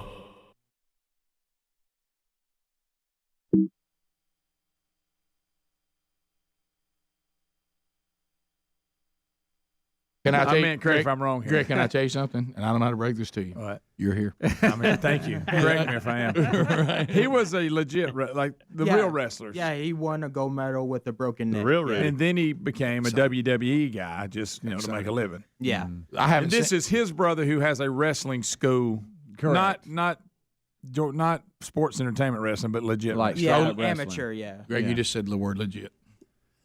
Real like school it's ball real wrestling. to me, Greg. This is real, like high school wrestling, college wrestling. Right. No, it's all real. Yeah, amateur wrestling. Yeah, Greco-Roman. Giving Rick time to look it up. It's still real to me, damn it. There it is. Classic. There it is. That's skunk right Is there a better video? There isn't. Maybe the guy falling at the wedding. Right, boy, let me tell you, it's up there. All right, so I haven't seen Skunk Baxter this excited since Bubba and I asked him about the Nephilim. So anyway, we have there's video. So the brother of WWE legend Kurt Angle has a wrestling school for youth, I guess, or different ages, where they learn how to wrestle, not WWE wrestling, but competitive, straight up high school college wrestling. And they're alleging that he tossed one of the students by the neck. Oh, I saw the video. That's exactly what he did. Did he? Yeah. See, Angle Elite Wrestling is what it is, and they were in the 12-year-old Pennsylvania Junior Wrestling Championship, and it was in Peterson Event Center in Pittsburgh. This is where this is taking place. Now, Eric Angle, who is Kurt's brother, is 51, and it looks like one of the 12-year-olds maybe lost or something, and is walking back over to the corner where Eric is, okay? Because, normally the coaches in wrestling, you can sit in a chair in the corner and you can kind of bark out instructions or whatever. It looks like he's walking back over there, and a bystander, a parent or somebody on the other side of the mat was shooting video, and it shows him pick up the kid by his ears up to his chest and then throw him down. Oh, my. It looked like in disgust. And after the video stops, they said he went on to scream at the kid a little bit. So it's really quick. It's only about 8 seconds. And once the referee walks through the shot, you'll see Eric Angle pick the kid up. So right about here, you see picking him up he's in the air. and throwing him down. Oh, my goodness. And so that's what he's getting in trouble for. All right, he's baldy over there. Yeah, Sorry, Speedy. Yeah, thanks, buddy. And I'll try to zoom in and see if this helps How did any he pick Adler. him up? By the side of that, by the ears, it looks like. He took the head. Can you do that? I haven't That's seen, why he's in Greg, I trouble, haven't seen Bubba. that kind of move since I set the woods on fire. What about his feet dangling right there? Y'all, he throws him like he's a rag doll. Wow. Yeah, it's not good. It's worse than you thought it him. Yeah, right there in front of everybody, too. Looks like he's got his hands around his neck. Well, yeah, he picked him up by his ears, Bubba. Like I'm talking about, like he It looks pressed. like one hand on the back. One Guys, on the I'm not front. so sure that's not just a full-blown chokehold. Yeah, it's almost like like. I don't think You're it's right. ears. I'm with Bubba. I think that's his whole neck. Yeah, it might be neck. Yeah, you're right. Looks like one behind. Yeah, one he's got behind. really big hands around a little 12-year-old neck. Well, he's in trouble. All right, let's see right here. Yeah, guys, I think he just picks that kid up around the neck and lifts him up off the ground. Skunk, what do you think Kurt Angle would say about that? Probably not the best idea. Right. Not the best Does this idea. reflect poorly on Kurt Angle? Probably, since he's getting inducted in the Hall of Fame this year. So. Oh, he is. Oh no, it was last year. It was last year, but it. Well, you can't hold a brother Yeah, I'm responsible thinking- for the other brother's. No, right? I hope not. Don't y'all say y'all No, I say that all the time. I've got it in slow motion, and the more I look at it, it looks like. Guys, do you it see? looks like That doesn't even look real. That looks like he's holding it some looks kind of like dummy. rag doll. It is around Looks the neck. like a Kali It is bomb. around That's the neck. full blown around the neck. And then if that guy doesn't walk by this other wrestler, he goes right. He throws him on the ground. The only thing that stops him from going on the ground is he hits this other wrestler. Right. Do y'all agree with that? Yeah. Wow. And the kid Like goes right there. Yeah. See? Yeah. The That kid kind of breaks his fall, doesn't it? It does a little yes. bit. But as they said, he went on to follow the kid a little bit and give him some verbal shouting going on there and follow him into the back area. He's tough to play for. Oh, let me tell you. The Gracious. Apparently, he didn't look at the good sportsmanship he did not. video before he started. You know, this Go through the training. Greg, this looks like the sensei from Cobra Kai. This is what's going to happen to. He can't believe he did it either. No. But let me tell you, after it was over, he sat down and he probably got an assistant, and he goes, "Hey, I don't know about that." Rick, oh wow, I thought his feet come off now.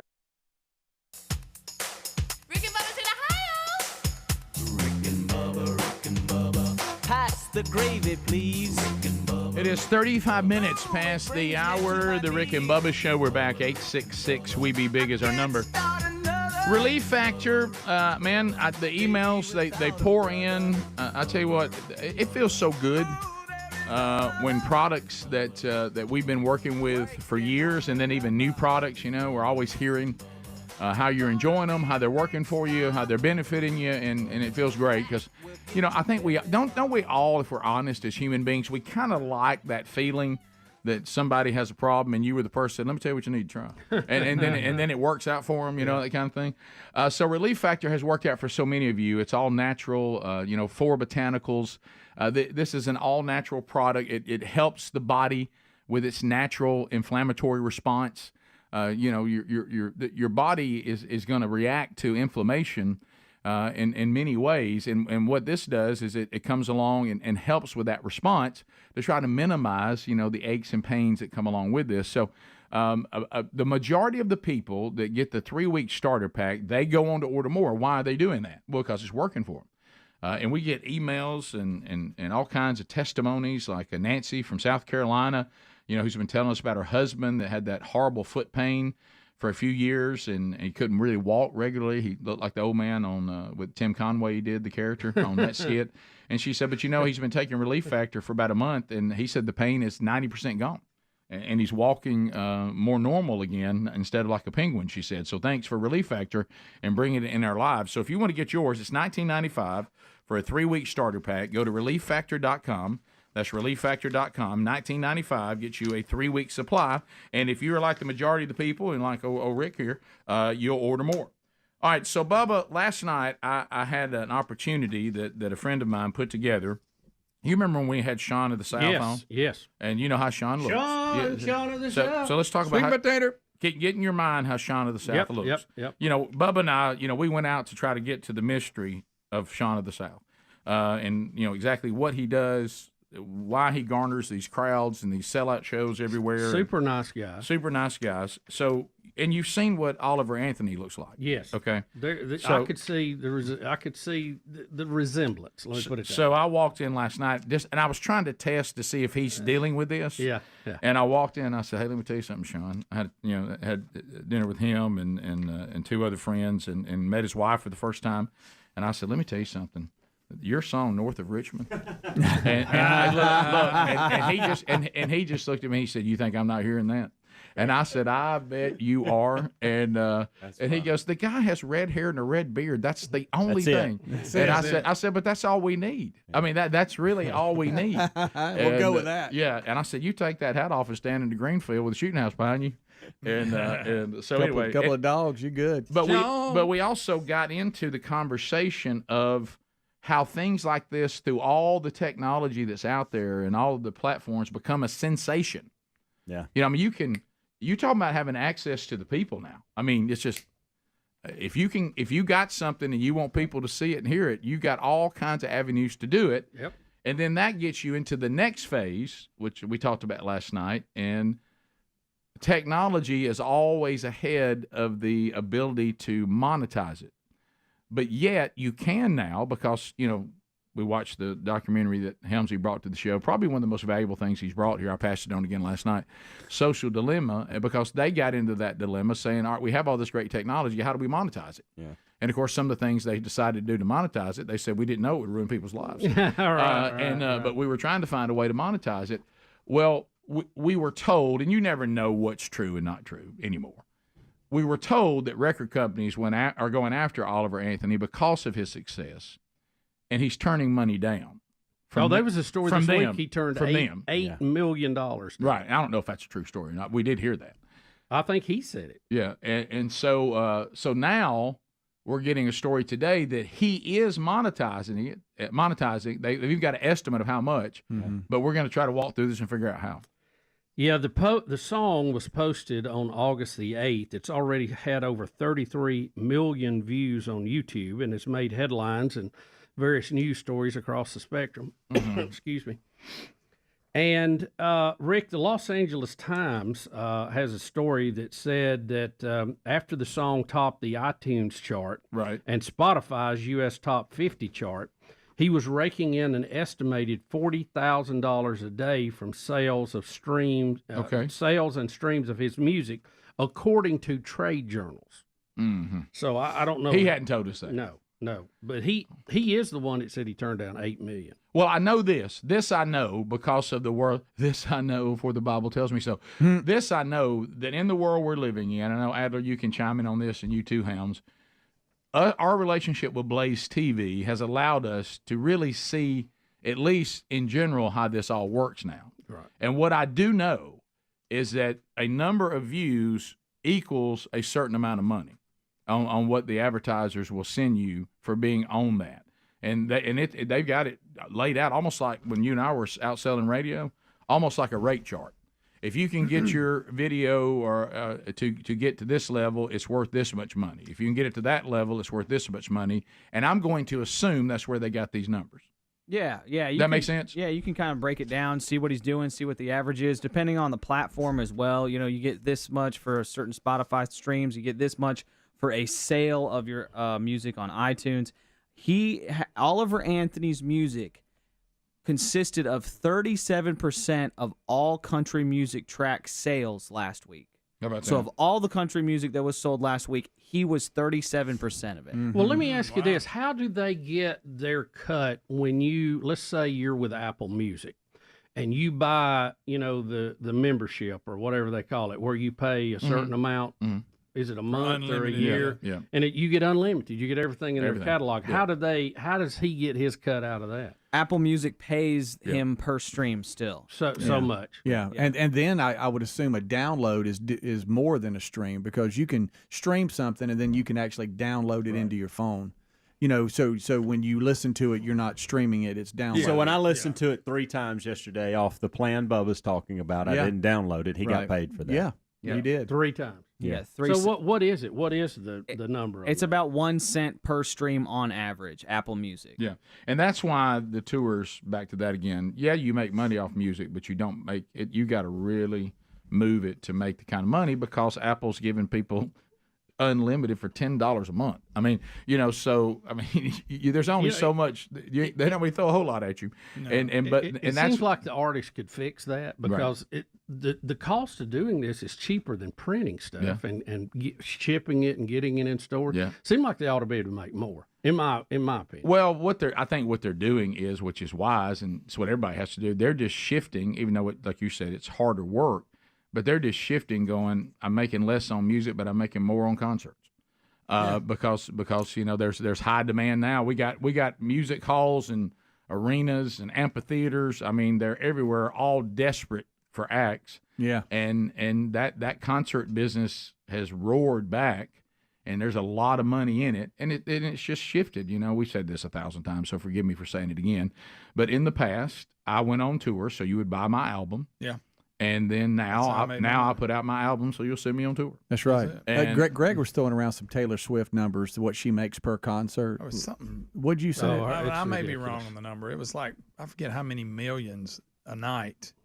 It's just outrageous. Yeah. She gave her bus drivers Like $200,000 each as a bonus and stuff like that. And truck So good for them. and all this Good stuff. for them. So it's a good numbers. industry. But like, for instance, I know when we were talking to Blaze TV, I said, all right, if we get into this world of, hey, and it is the world, we're going to put stuff from time to time on our social media, and people want to pay us for that. What's our rate? Yeah. And of course, he easily said, well, here's how many people y'all have on Instagram. Here's how many people you have on Twitter or X or whatever it's called now. And that equals this amount of money per hawk. And then they just pay you directly. Yeah. She averages 9 to 13 million per concert. Per night. Per night. And they say this tour, Morgan, I know y'all are going to. So when you're doing that, you don't really care about how much you're getting. Hey, Morgan Wallen is expected to surpass the 200 million mark heading into 2024, mid 2024 with his latest tour. Yeah. And crazy money. Yeah. Big money. And Oliver knocked off Taylor Swift as number one, so that lets you know what she's making, just Which like is crazy, he is, yeah. in addition to all the other stuff. You know, these concert promoters too, we used to deal with it a lot more in the past than we have lately, but I remember when it was a big deal for the artist to have $100,000 guarantee. Oh yeah. That was like the ceiling everybody wanted to get to. Well, if you want to laugh, go listen to the cover of the Rolling Stone that we play on Celebrity Updates. They think they're really being edgy by saying all these $10,000 a show. All these love is all we need people are getting $10,000 a show to say that. $10,000 a show. You remember in I think it was around 84 when Van Halen played the US Festival for $1 million, and everybody was like, "That's unbelievable." Yeah, how does that happen? Right, and that's nothing now. It's nothing now, but you also have to go back to everything being relative, as we have to tell our parents sometimes. If you still have your parents. Is when they start the moans and the groans of the money they made, that they conveniently leave out that they had a house for $100 a month. Yeah. Okay. And it works the same. And that gasoline was a nickel. Okay, a gallon. They leave that part out. It's all kind of all relative. Now, I'm not saying this is not big money. Don't misunderstand me, but the cost of everything's a lot higher than when they were getting $10,000 a show. I got to give Oliver Anthony props. He is his own boss. He chooses his own tours. He does what he wants. He writes his own music. He can do his own thing, and that's pretty cool. If you can make that happen and make good money, you're right where you want to be. Rick and Bubba.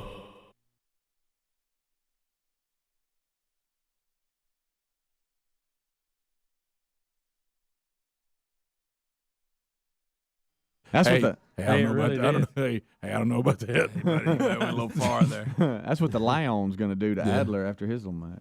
Guys, what it looks like is this thing when I was a kid. My grandpa used to love to do this thing where he would pretend to pick me up by my ears. Did y'all ever do that when you were a kid? You grab his arm. Yeah, you hold his wrist and you got to scream like the kid. Yeah. Like, my ears, Grandpa, my ears. Adler, let me pick you up on the way I think he did it. It's kind of like this. Be careful. Hanging dead. Yeah, I wouldn't. No. Oh my gosh! Careful. Don't do that, Speedy. Don't hurt him. You know, Speedy made a great point a few minutes ago. Speedy, I don't know if you should be doing that. Adler, Speedy made a great point. If in this tournament, if you lose, is Webby going to do you that way? Yeah, I will be chucked to the ground. Or Webby just do what he did the time we saw. Yeah, something like that. Wow. You love that video, don't you? Yeah, I love it. I'll be honest. I don't think we played enough. I'd like to see it looping on one of these Well, he TVs. can't. He's burned it. It's still real to me, damn it. Guys, I didn't know you were- I didn't know you what were this a guy glass just did is really bad. Yeah, he crossed the line. And I've got a really, really long tolerance. Oh, yeah. I know. I got a lot of room Yeah, that me I'll too. tolerate people thinking that coaches are being too mean. My tolerance on it is probably much further than most. Yeah, but it And looks like you could break a neck. I'm not. without How doing it. about, let me be clear. Oh, yeah. I'm not for the physically handling of Yeah. people. But Me and Coach would have had a problem there. Oh, yeah. Oh, yeah. Yeah, sure. Absolutely. Yeah, and I'm like you. I'm not that guy. But I think he may have crossed that line there. Oh, no, that's over the line. Yeah. Bottom of the hour, phone troll is next. All 10 lines are available. If you want to talk to us, whatever topic you want to talk about, you make a comment, you bring up the question, you comment on things you've already heard. All 10 lines are available. You are completely programming the next segment. 866 We Be Big. Skunk Baxter's ready to go. Rick and Bubba, Rick and Bubba. You know how I love Babylon Bee. Oh, yeah. Yeah, when Babylon Bee puts out this was really it, and this would apply to most of the people doing brackets right now, not all. Nation's men prepare to pretend they've been following college basketball all season. That was funny. And so true. So true. Well, in some places, it's definitely followed more than others. There's Yeah. no doubt about it. No, But, yeah. I've been that guy. Yeah, By the way. Yeah. Have you? I have. I've been Yeah. that guy. Yeah, I went to being that guy to now being, I can't even fake it now. I know that's I know bad. so little about it now, I can't even pretend to Yeah. know about it. Yeah. I mean, because in order to pretend to know something, you got to know something. Yeah. But if I'm going to pretend to be an expert on something, I have to at least have some knowledge of it. Yeah. I literally don't know anything about men's college basketball at all. Let's go to Mark in Illinois. Mark, go ahead. Hey, boys. Hey. Good morning. Hey, bud. Hey, guys, I'm a cereal lover. Oh, yeah. And what guy isn't? But especially the Chubbs. Yeah. But, man, they've come out with some bad cereals. This weekend we were shopping at Walmart, my wife and I, and she held up a box that said chicken and waffles cereal. Now, come on. There's kind of a chicken and waffle craze going Yeah, around. cereal. And you know who the first person I ever heard talk about it? It's going to blow your mind. Gladys Knight. Yeah, she got a restaurant. We interviewed Gladys Knight on the show about her chicken and waffles restaurant.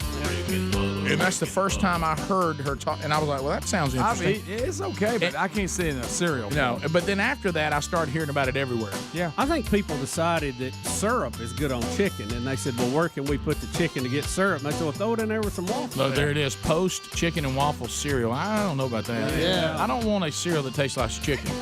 We'll be back. More Rick and Bubba next. Rick and Bubba, Rick and Bubba. Rick and Bubba, Rick and Bubba.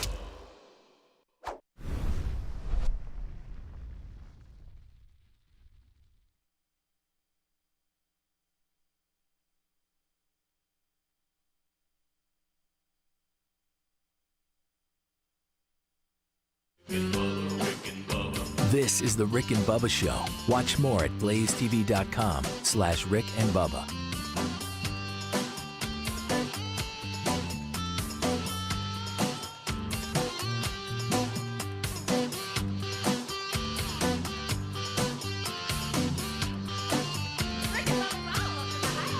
Rick and Bubba, Rick and Bubba.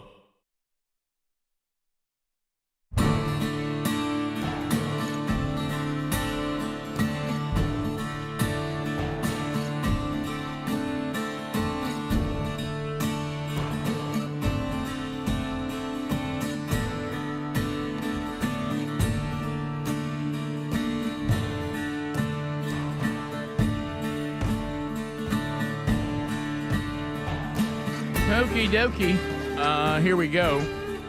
The Rick and Bubba Show. We're back. 866 We Be Big is the number. Wednesday Bible study today. We continue and finish the Revelation chapter 18 today. I realize, kind of bad form on my part to bring up our ongoing study of the Revelation, then do this next story. But anyway. So anyway, we'll. It is.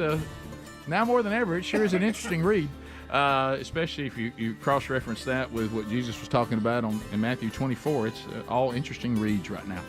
But anyway, we do have an update. Bubba, you were mentioning some of the things yesterday that I took away over the last couple of days this week.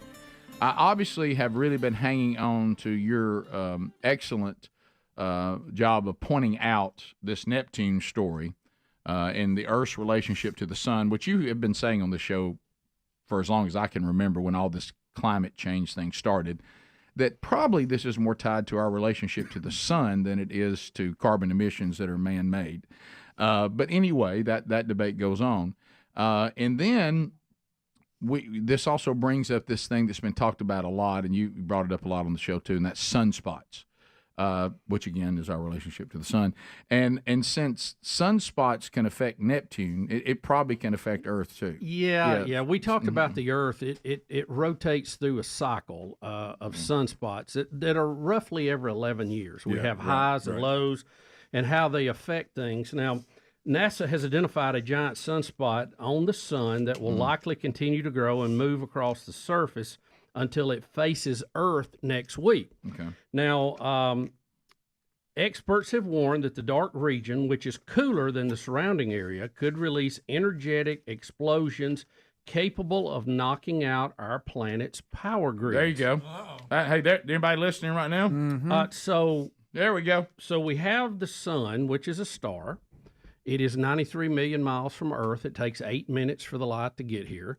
How much does it actually affect our planet? I'm going to say that if it can produce a coronal ejection that would knock out the power grid, it could affect our climate here. I'm gonna say a degree. I'm gonna say.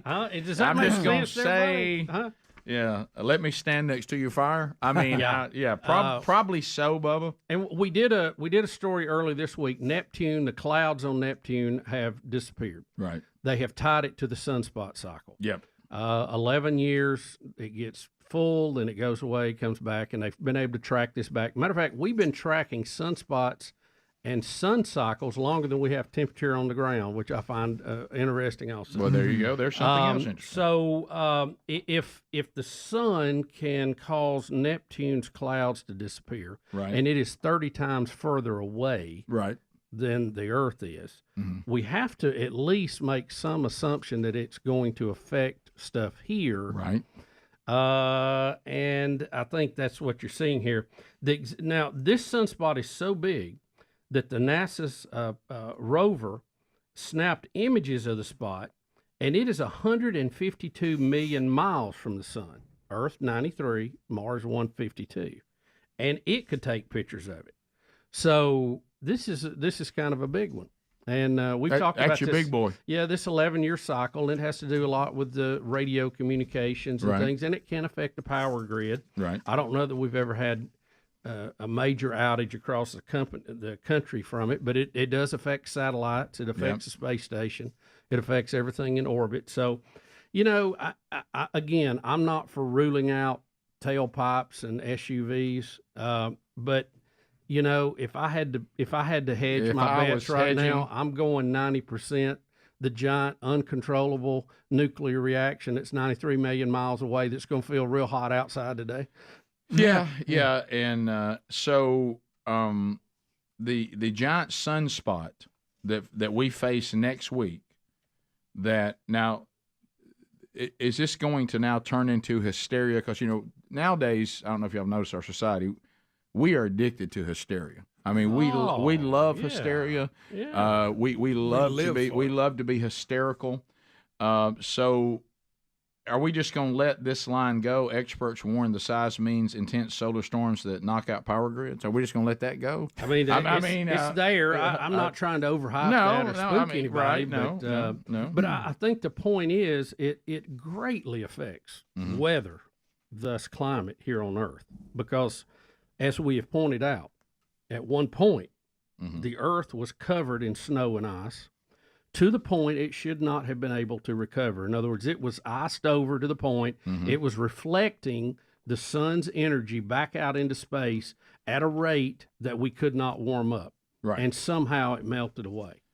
Right. But because of earthquakes, in other words, there's natural processes here that are so much bigger than us. Right. We're kidding ourselves to think we're actually influencing it. I know we've said this before, but it must be said again. The climate cult and all this climate change discussion, the problem where we're having with this is kind of like the right to abortion on demand argument. We're skipping an argument. We got to get on the abortion on demand is we got to figure out where life begins, and then we that can kind of solves then it, we can doesn't talk about what we have the right to do and not do. Right. Okay, on climate change, we can't ignore these things we're talking about our relationship with the sun. We want to jump ahead to man is changing climate, as opposed to climate has had wild swings, and it may be having a wild swing now, but it's always had wild swings. Here's an example Bubba has given several times on the show. An ice age melted on its own without industry. We've had two, really, one big one, one little one. Right. So the question isn't whether our climate will continue to have wild swings or has changed throughout its whole existence. The argument should be concentrating on what role, if any, or if it is some, is it significant that human beings play in it? Because what we're doing is we're destroying humans' lives, possibly unnecessarily. Yeah. And Rick, it's not as much about the wild swings as the fact it has constantly been changing. Right. And we're just here at one dot. You got to look at the whole chain, how long the link is, because we're just sitting here one link. And if you see all of it, it's varied wildly over time, and it's constantly changing. Yeah. As a matter of fact, these same experts in 1974 told us we was headed to an ice age. Ice age. And so it feels that thing that human beings do. I've already made my decision, and now everything I say, I try to make it fit that decision I've already made. I've made the decision that it's man-made climate change, so everything I do and say is going to look like it's man-made climate change. I've already come to my conclusion, but we're not to that conclusion. What we should say is the climate has and apparently will continue to change. How much of it are we truly causing? That's where we need to spend our time. Not, well, we must be causing it. No. And we might be wise just to see where it's going and plan for that, because we're not going to affect it. Yeah. Bubba, Rick and Bubba.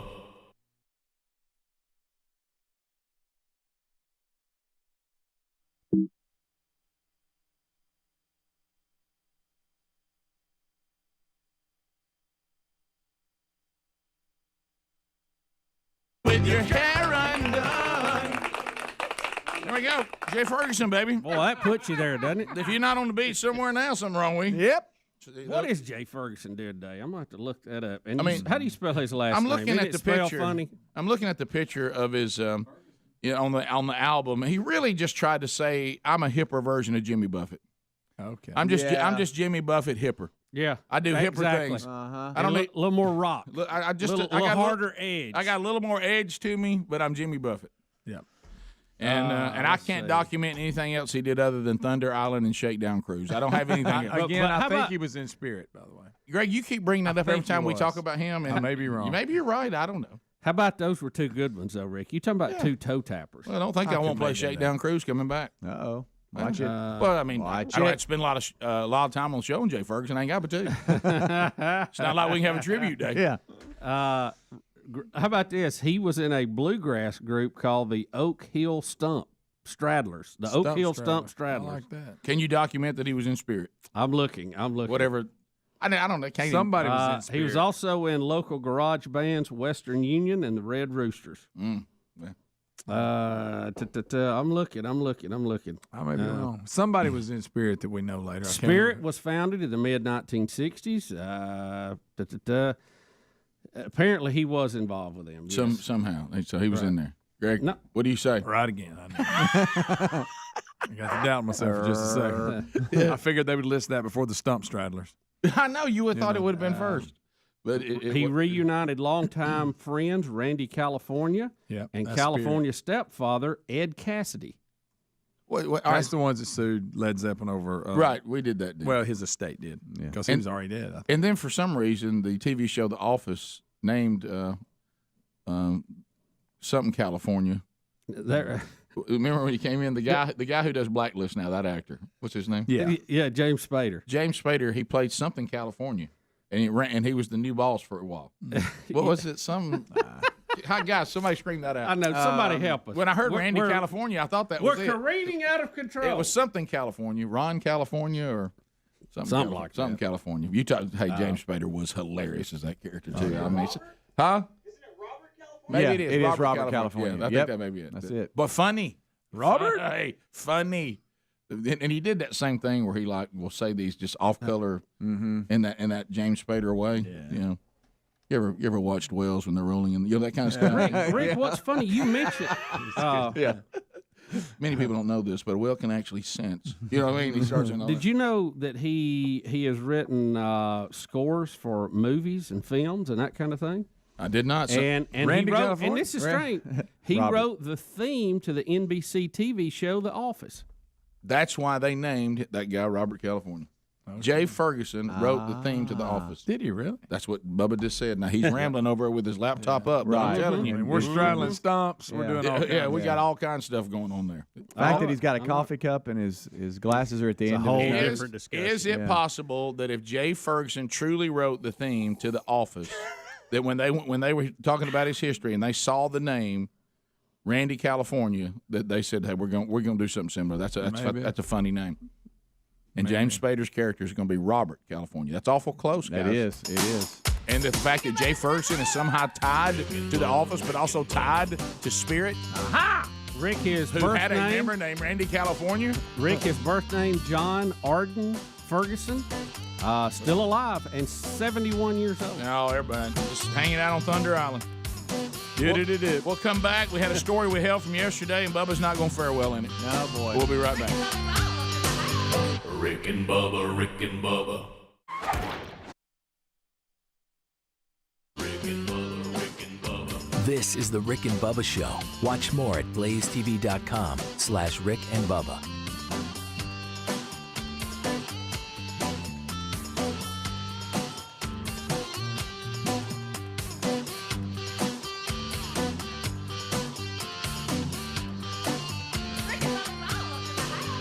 Rick and Bubba, Rick and Bubba.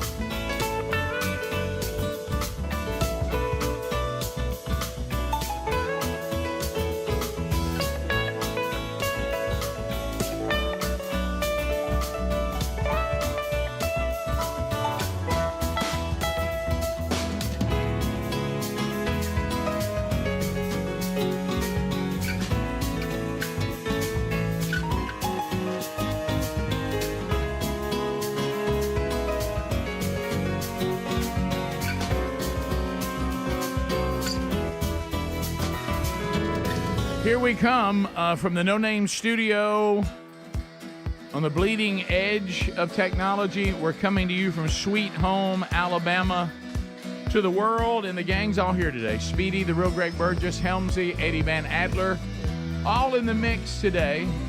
Looking forward to spending some time, Lord willing, in Tuscumbia, Alabama tonight. Parkview Baptist Church going into year 2 of the men's discipleship strategy, and you can plug into their next curriculum.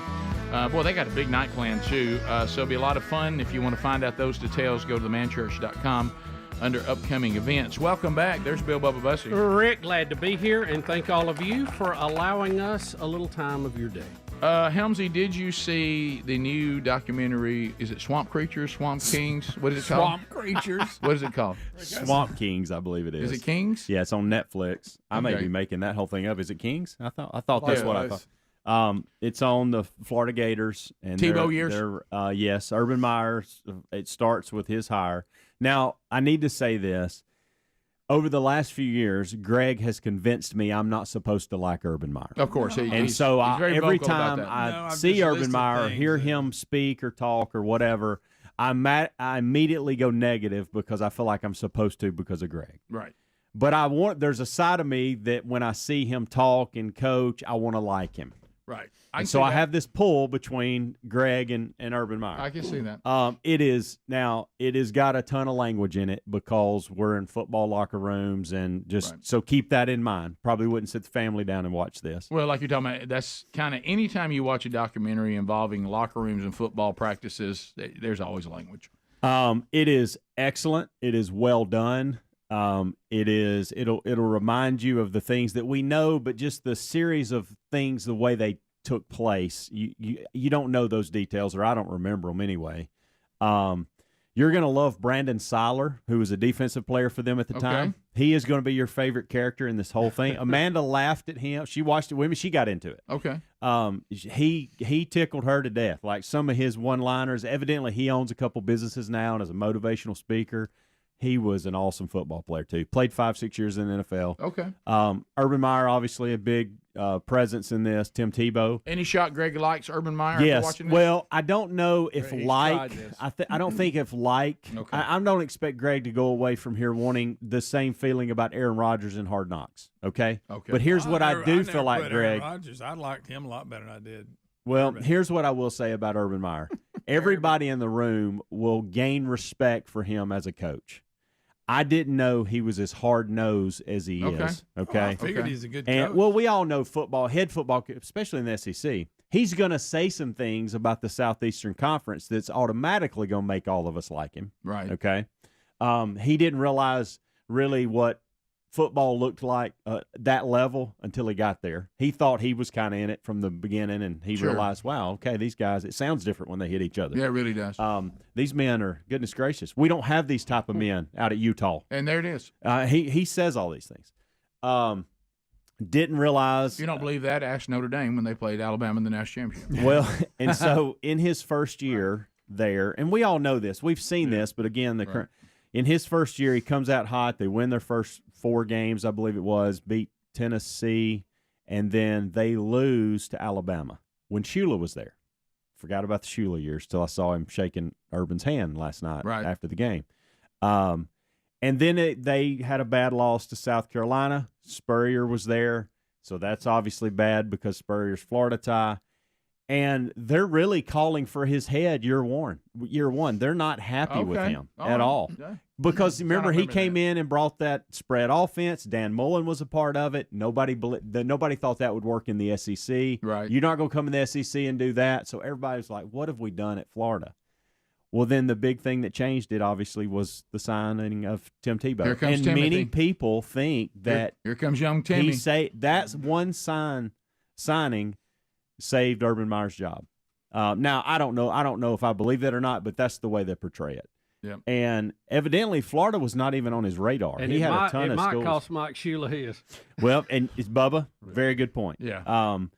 They don't get that into the document. Now, I only watched the first 2 episodes, so I think there's maybe 3, 4, 5. I don't know, but we watched the first 2. Excellent, well done. I'm telling you. All right. You're going to have Paul Feinbaum's in it a lot. He does a great job. As well. Do you remember the jump pass when we had the jump pass? And the tight end that caught that is a big character in this. Okay. So he gets to talk a lot. Look, it's good. You like college football, you like Southeastern Conference football, you're going to love this. Will I get to the point, the Aaron Hernandez, is he going to come alive in He this hasn't. toward the end? He hasn't in the first 2. He's I later don't on, know ain't if that's later on or how they cover that. When he but- shows up, we'll all have a different feeling, won't we? Yeah. Yes. So it is. For football fans, it's a must watch. Okay. For sure. All right. Yeah. So, Appointment TV, friends. Appointment TV. And I y'all, love when I I love when say new documentaries out when there. I say y'all are going to love Brandon Seiler, I mean y'all are going to love this guy. Okay. Well, Greg. Yes. Oh yeah. Yeah. Greg, can you enjoy this and just overlook Urban Meyer? Look, he's a good football coach. Just if he gets any controversy, he suddenly has a health scare and he's got to deal with it. Here we go. Yeah. See, this is what I'm talking about. Well, there has been kind of it seems like that. And here's the thing. You think he won't lock on something like that? Yeah. And I mean, his assistant coach in trouble for beating his wife up, and Urban supposedly knew about it, didn't say nothing. All of a sudden, he had a cyst in his brain. Here we go. And then once that blew over, I looked and he's coaching the Jags. Yeah, come on. Well, I mean, can you just watch this documentary though and not let that bother you? Yeah. Yeah. Okay. What will you be thinking when he's talking? No, I mean he's a good football. He's gonna like this side of Urban Meyer he'll be fine. that are in the first 2 episodes. This one's gonna love. No, let me tell you what Greg. He's not gonna admit it, but he's gonna love it. If you were sitting down watching, and his wife Lisa will hear this off in the distance, I don't know that she'll sit down and watch it with you. No, she won't. But if it helps, Amanda loves it. If she'll I be tried talking and stuff like that. She won't watch. And she's off in the distance. Here's what she's going to hear. When you talk about the part where it starts coming apart and they're losing, and Spurrier spanks them, you're going to hear whoever's around. Greg is going to look at the TV and go, "Well, I'm glad they turned it around before he got a health scare." It's going to be that kind of stuff. If they don't win another game, Urban Meyer's going to come down with a health scare. Yeah, you know it, won't you? I'll tell you this: Urban Meyer takes winning and losing to an extreme. Yeah, did not realize that. When he left. Didn't he one time he just say he wanted to spend more time with his family, and then before I think knew his it, health was something on that. and then he took the TV gig. Yeah, remember? Didn't he hit a knee on the sideline in Ohio and try to grab his head, and he even tried to sell it. Which for those guys, see, I can look at this, I think, and make this comment and be true. If you're a head football coach in the SEC, you're not seeing your family. When he goes and does the TV thing, he actually gets to see them, right, a little more. Right. Well, so for him, it is all relative to where he actually is seeing his family more. You remember the joke? He said he wanted to quit so he could spend time with his family, and then it became he wanted to spend time with his ESPN family. Right. Remember that was the running joke going around. Well, look, it's I hearken back because this can work both, and I know there's extremes. We all need to balance our lives correctly, and don't hear me say anything else. But there's also the comedic side of that. That the famous saying, absence makes the heart grow fonder. Yeah. I do remember the hilarity of 2020 when, I went from, being gone a lot more than I was because there were no events, there was no speaking, there was no anything. And it was just a show and then home. And then sometimes I was just upstairs and we walked downstairs when we were doing that. Mm-hmm. I hated that Zoom thing when we were doing that. Oh yeah. But I mean, we had to. I mean, we didn't know what was going on. We did we did what we could do. And I remember Sherry saying, I miss missing you. And it sounds like a John Waite song. Greg's story about being at Alabama Power and then coming here and being home every weekend. Yeah, Lisa said I was home too much. You know what I mean? So you're here a lot. The phone ringing and you leave. Yeah, sometimes the ballots can swing too far back the other way. It's like it's okay for us to have a little time apart. Yeah. But so it's funny. All right, well, Greg, if you can get a good attitude about it, I think we're all good. Nice. I can't wait to watch him cover up that murder that Hernandez did. Oh, my goodness. That's so good. Phone calls next, 866-WE-BE-BIG. All 10 lines are available. We love to chat with you. Lines are wide open, and you'll get your opportunity to chat with us right after this. Rick and Bubba. These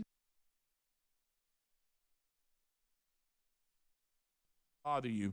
The Texas man, and when I saw this headline, he called the professionals for what he thought. Oh, Bubba. His cable went out, didn't it? Were a few snakes. Yeah, I saw that. He started to get under his house to work on it, and he saw a snake or two and thought he'd call the pros.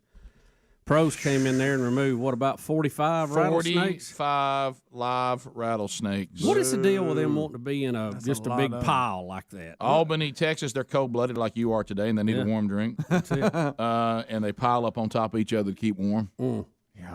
That's exciting. Boo. What would you do, seriously, if at your house, the house you're living in right now, the one that had something screaming off the cliff just last night? Yeah, somebody sent me an email, said they thought it was a fox mating call. That's what I thought. Yeah.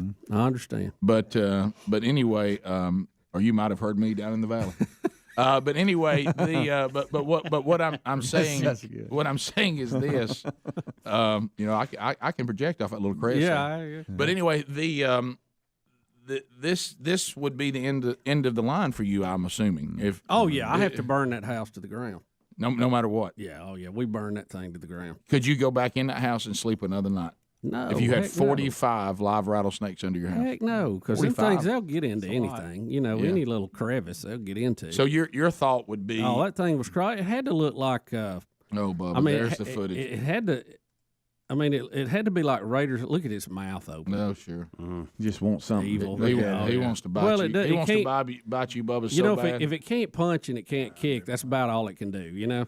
Oh, he's got a pretty nice crawl space. He does. Perfect for them. Look at Bubba; they're everywhere. Oh, they're so comfortable. How did they get all up under there like that? They just slithered, buddy. I know, but how? He hatched a few, evidently. Yep. Bubba, For a while. Do you look at the size of those? Do you see the size? What are they? That's a Texas Rattler, guys. How they 45 times. How they been eating? How they get enough food to keep all that going under there? Well, as I said, I mean, that's got to be a lot of rats and stuff. We talked about this a little bit. Look, that one's making his way up the side there. Off the Call air. him. You could say you don't have a rodent problem. No, I can guarantee you that. Yeah. And they look pretty fat. Yeah, but if you have cats, they'll take care of it. They're not near as dangerous. No, I got you. This is not my plan for rodents, Right. but I'm thinking they're probably eating rodents and small animals. But I mean, 45 of them, Rick. I mean, It's just a lot of mouths to feed. I mean, you'd have to throw a box of rats under there every day to keep that bunch fed. Yeah. I mean, who do you There think? can't be that many under there. I mean, Greg, who do you think you are? A defensive back in the NFL? That's a lot of mouths to feed. That's a lot of mouths to feed. Were they still kind of, you think, semi-hibernation or something? You think that's what they were doing? Well, it's Texas. I don't know what the temperatures are now. Yeah, but I think you may be good. Not look at the thickness of that one. Oh, wow. Good gracious. Yeah, it's not rattlesnakes everywhere. You know, Boo. Think of the person. I mean, discovering them's bad, but hey, I got to go get them. That has to be Think the about that closest guy. thing on earth to hell to me. It seemed like Mm-hmm. I read the article, and the guy that got him, he said, "We deal with this all the time. Nothing to it." Well, yeah, but I just What? you know, Yeah, if he you act do like it it wasn't every no day, big if deal. you do it every day, How I does could it get not? that. But I don't But see I how you get just- to that point. no, But I see, know. now, what do you do with them now? You got them all in the box. I mean, tell me they don't take them out and release them somewhere. What I we don't- we got more than enough snakes. Good night. Well, Bubba, take that- them out there and blow them to pieces. That's what I was going to say. Why am I Build a seeing big a fire. bucket full of live ones? I want to see a bucket full of dead ones. Oh, I know it. Yeah. Kill them, throw them out in the desert, and let the birds eat them. You know. It says here that it is. I think we it should was, train more birds to attack live snakes. my gosh. Maybe that $1 million pigeon could do it. The birds eat them. Hey, turkeys will get after 'em. Oh, yeah. That's why I like Sure they turkeys. will. They don't play. It says here. They'll get them at both ends and go in opposite directions. I've got so many turkeys on our farm. I think that's why I don't see a lot of snakes. I like my turkeys. It says As long here as they the company was the Big Country Snake Removal. That was the company that Greg was referring to. I bet in Texas And he it's said that booming we business. run into this a lot. He said, and everybody doesn't think. They think, hey, this ain't going to happen to me. They don't care how.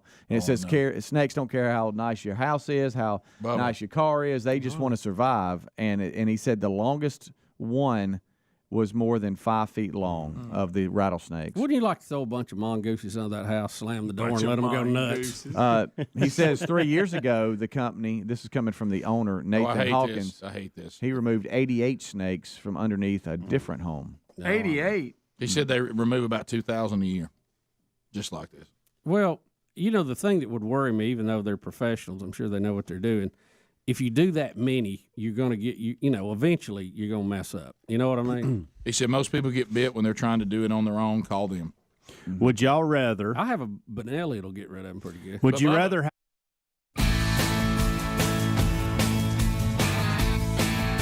21 minutes now past the hour. The Rick and Bubba Show. All lines are available. The real Greg Burgess is manning the phones. Area code 212. And he can take your phone calls right now. Comments, questions, bringing information to the table. It is not designed for meaningless shout-outs or shameless plugs. The old buzzer actually becomes our friend. Thank you, Mr. Buzzer, for showing us, like our Lord has shown us, that boundaries are a blessing. And you have the buzzer, and what that does is it keeps everything moving. No meaningless shout-outs, no shameless plugs, no baby predictions. We're just moving ahead with comments and questions, and then as soon as the buzzer sounds, next person gets their chance. Now, Helmsy and Bubba have a timeout apiece, but all they have is one, so keep that in mind. Let's go to Mark in Mississippi. Mark, welcome to Rick and Bubba. You got 30 seconds and go. Good morning, everybody, on the Rick and Bubba show. Not asking how you doing, do I really want to know? Ain't gotta get a buzzer, don't want to be a bip. Keep it under 30 seconds, just say you bit and dip. I ain't never been nowhere. Good night, look at that. A dog ate a puppies and time is running out. 73rd's to Bubba, and he knows what I mean. They got Big Boy in the corner and a... Oh, he was so close. Boy, that was good, too. I'm so sorry I didn't see that. I didn't want to interrupt. Yeah. But, But it was good. But it was. That was Excellent. good. Very good. Yeah. He was close. Nice little jingle. The cough got him. I'd like to see him record it for us. If he hadn't coughed, he would have got that I last think word you're in. right. I think so. Speedy, you're right. Steve in Maryland. Steve, 30 seconds. Go ahead. Hey, fellas, Monkey Grass. thanks Real for the quick, just wanted to give Greg a shout out. He called the scam for the Bearded Wonder thing in Richmond, north of Richmond. I saw a tweet earlier today from him in February 22 supporting Joe Biden, and he did an interview on Fox yesterday that his whole accent's gone. He sounds like a Yankee. Oh, And really? For Rick, real quick. For Rick, for you, real quick.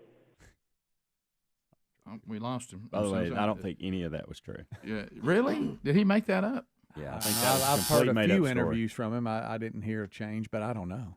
Yeah, I don't know. Now, I would I like have us not to heard start of that. calling him his real name because that's not his real name. What? That's his granddad. Is it granddad think that he, was kind of singing and doing some things for, and he was kind of, So what is his real stage name? What's his real I don't name? know, Jason something. Oh, it's not. It's not Oliver Anthony. It's not his real name, Well, and it may not be Jason.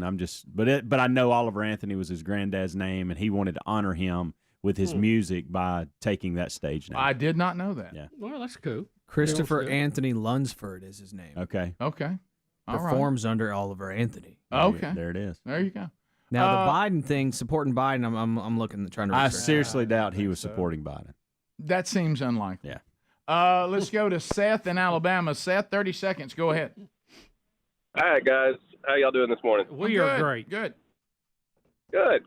So on the debate tonight, Trump's not going to be there. What are y'all looking forward to most on the debate? Like, who are you looking forward to hearing most, and just what are your thoughts on the candidates that are running right now? I likely won't see it, so I won't have any comment on Yeah, that. we'll probably catch the highlights. I think here's the good part of this. There are a lot of quality candidates on the Republican side. Yeah. Nikki Haley, Yeah. Tim Scott. I think we have some really talented, qualified people, and I think they hopefully will end up in important roles in the government again or at some point. I don't know that any of them can defeat Trump in the primary. Right. I think DeSantis needs to have a good show. Yeah, he does. He's had a lot of Yeah. bad press Yeah, for he his does. performance. So Ramaswamy has really been on fire. So we'll see if he can keep that going. And but that whole crew, man, they would be a heck of a. If you were a coaching staff for a corporation or a company, or a country, they would be a good bunch to have on. Yeah, I think tonight what tonight is, and you said it first. I think for the most important, the candidate who has the most to try to gain tonight is DeSantis. He really needs to do well tonight. Yeah, He they'll needs probably to all stop go at the him a skid. little bit. And Vivek and Nikki Haley are going to be standing beside each other. She's been pretty critical of him and his foreign policy and different things. So we'll see how that goes. And then Chris Christie will probably say something towards Trump, Yeah. Yeah, like Christie he may normally be does. the He might exception. get booed. He'll probably get booed when he's announced. He's probably the exception to what I said. Well, we will watch Chris Christie to see what fat joke he will prompt from Trump tomorrow. Right. We continue. Good night. Let's go to Jim in Alabama. Jim, 30 seconds. Go ahead. Hey, Biggins, just got a question for Dr. Bussey. Dr. Bussey, how might the demon particle explain the existence of Bigfoot? That's good. That's good. Yeah. I don't know that it can explain Bigfoot directly. Heath in That's a Alabama. good question, though. Thank you for that very thought-provoking question. Heath in Alabama. Heath, go ahead. Hey, guys, love the show. Thank you. I just wanted to say, have y'all heard about Fetterman's new business venture? He's starting We Pillow. He's selling pillows, and it's going to be taxpayer funded. Everyone gets a free pillow. It just comes out of our tax money. Okay. That's That's one of those that probably you pictured it killing when you were thinking about it in your head. Right. You know what I mean? You know, I did. Is he trying I to didn't make get it. fun of my pillow? Yeah, he is. We pillow. Yeah, meaning that you get one for free. Everybody gets one. Ethan in Alabama. Trying to work Ethan, go ahead. 30 seconds. Hey guys, I appreciate everything y'all do. Hope y'all doing good day. I just wanted to holler at y'all about Oliver Anthony. He had a new song come out on YouTube last night. I think his real name's like Christopher Lunsford. But this new song on YouTube he dropped last night, man. It's speaking for all blue collar men that's 30 and above with families. Okay. All right. Thanks, buddy. Let's go to Heather in Alabama. Heather, 30 seconds. Go ahead. Hey guys, I just heard y'all talk about Tim Tebow on some show. I didn't get the name of the show. Yeah. But my 8-year-old son, his name is Tebow, and after you guys went to commercial break, he had a great question for y'all. He's already got all the cars into school, but he was curious if Rick and Bubba were interested in being radio show hosts when they were younger. So. Yeah, for me, I've wanted to be on the radio for as long as I remember who I was. Yeah, I wanted to be on the radio when I was a kid completely. I was mesmerized by it. I don't know if I wanted to be a host, but just the whole concept was very, very interesting to me. Yeah, I'm really no help to people that say, tell me how I can figure out what I'm supposed to do, because I never lived that. I've always wanted to do this, and that was my focus all the way through. So, and I have always had a draw to do it. We continue. Let's go to Nick and Coleman. Nick, 30 seconds. Go ahead. Hey, guys. How are you? Good. We're great. Hey, so I called a couple months back, maybe last year, asking if Joel Osteen was a good guy to listen to. And, yeah, he sure does paint a pretty picture for you. That is the biggest joke I have ever heard. I actually got in a good little country, church, got back in good faith with the Lord. And, yeah, you guys are right. That guy is a joke. Yeah, it's what he's selling is dangerous, and it does not do well when scrutinized by the Bible. I can just hear the Apostle Paul going, "What now? What did I do wrong?" So we'll be back. 866 We Be Big is our number. More stories to cover. You'll get other opportunities for you to weigh in at 866 We Be Big too. I always enjoy taking your phone calls. When we come back, we'll continue to unpack the stories of the day and hearing from you. Don't forget RBU tomorrow, letters from the audience again. Rick and Bubba, Rick and Bubba.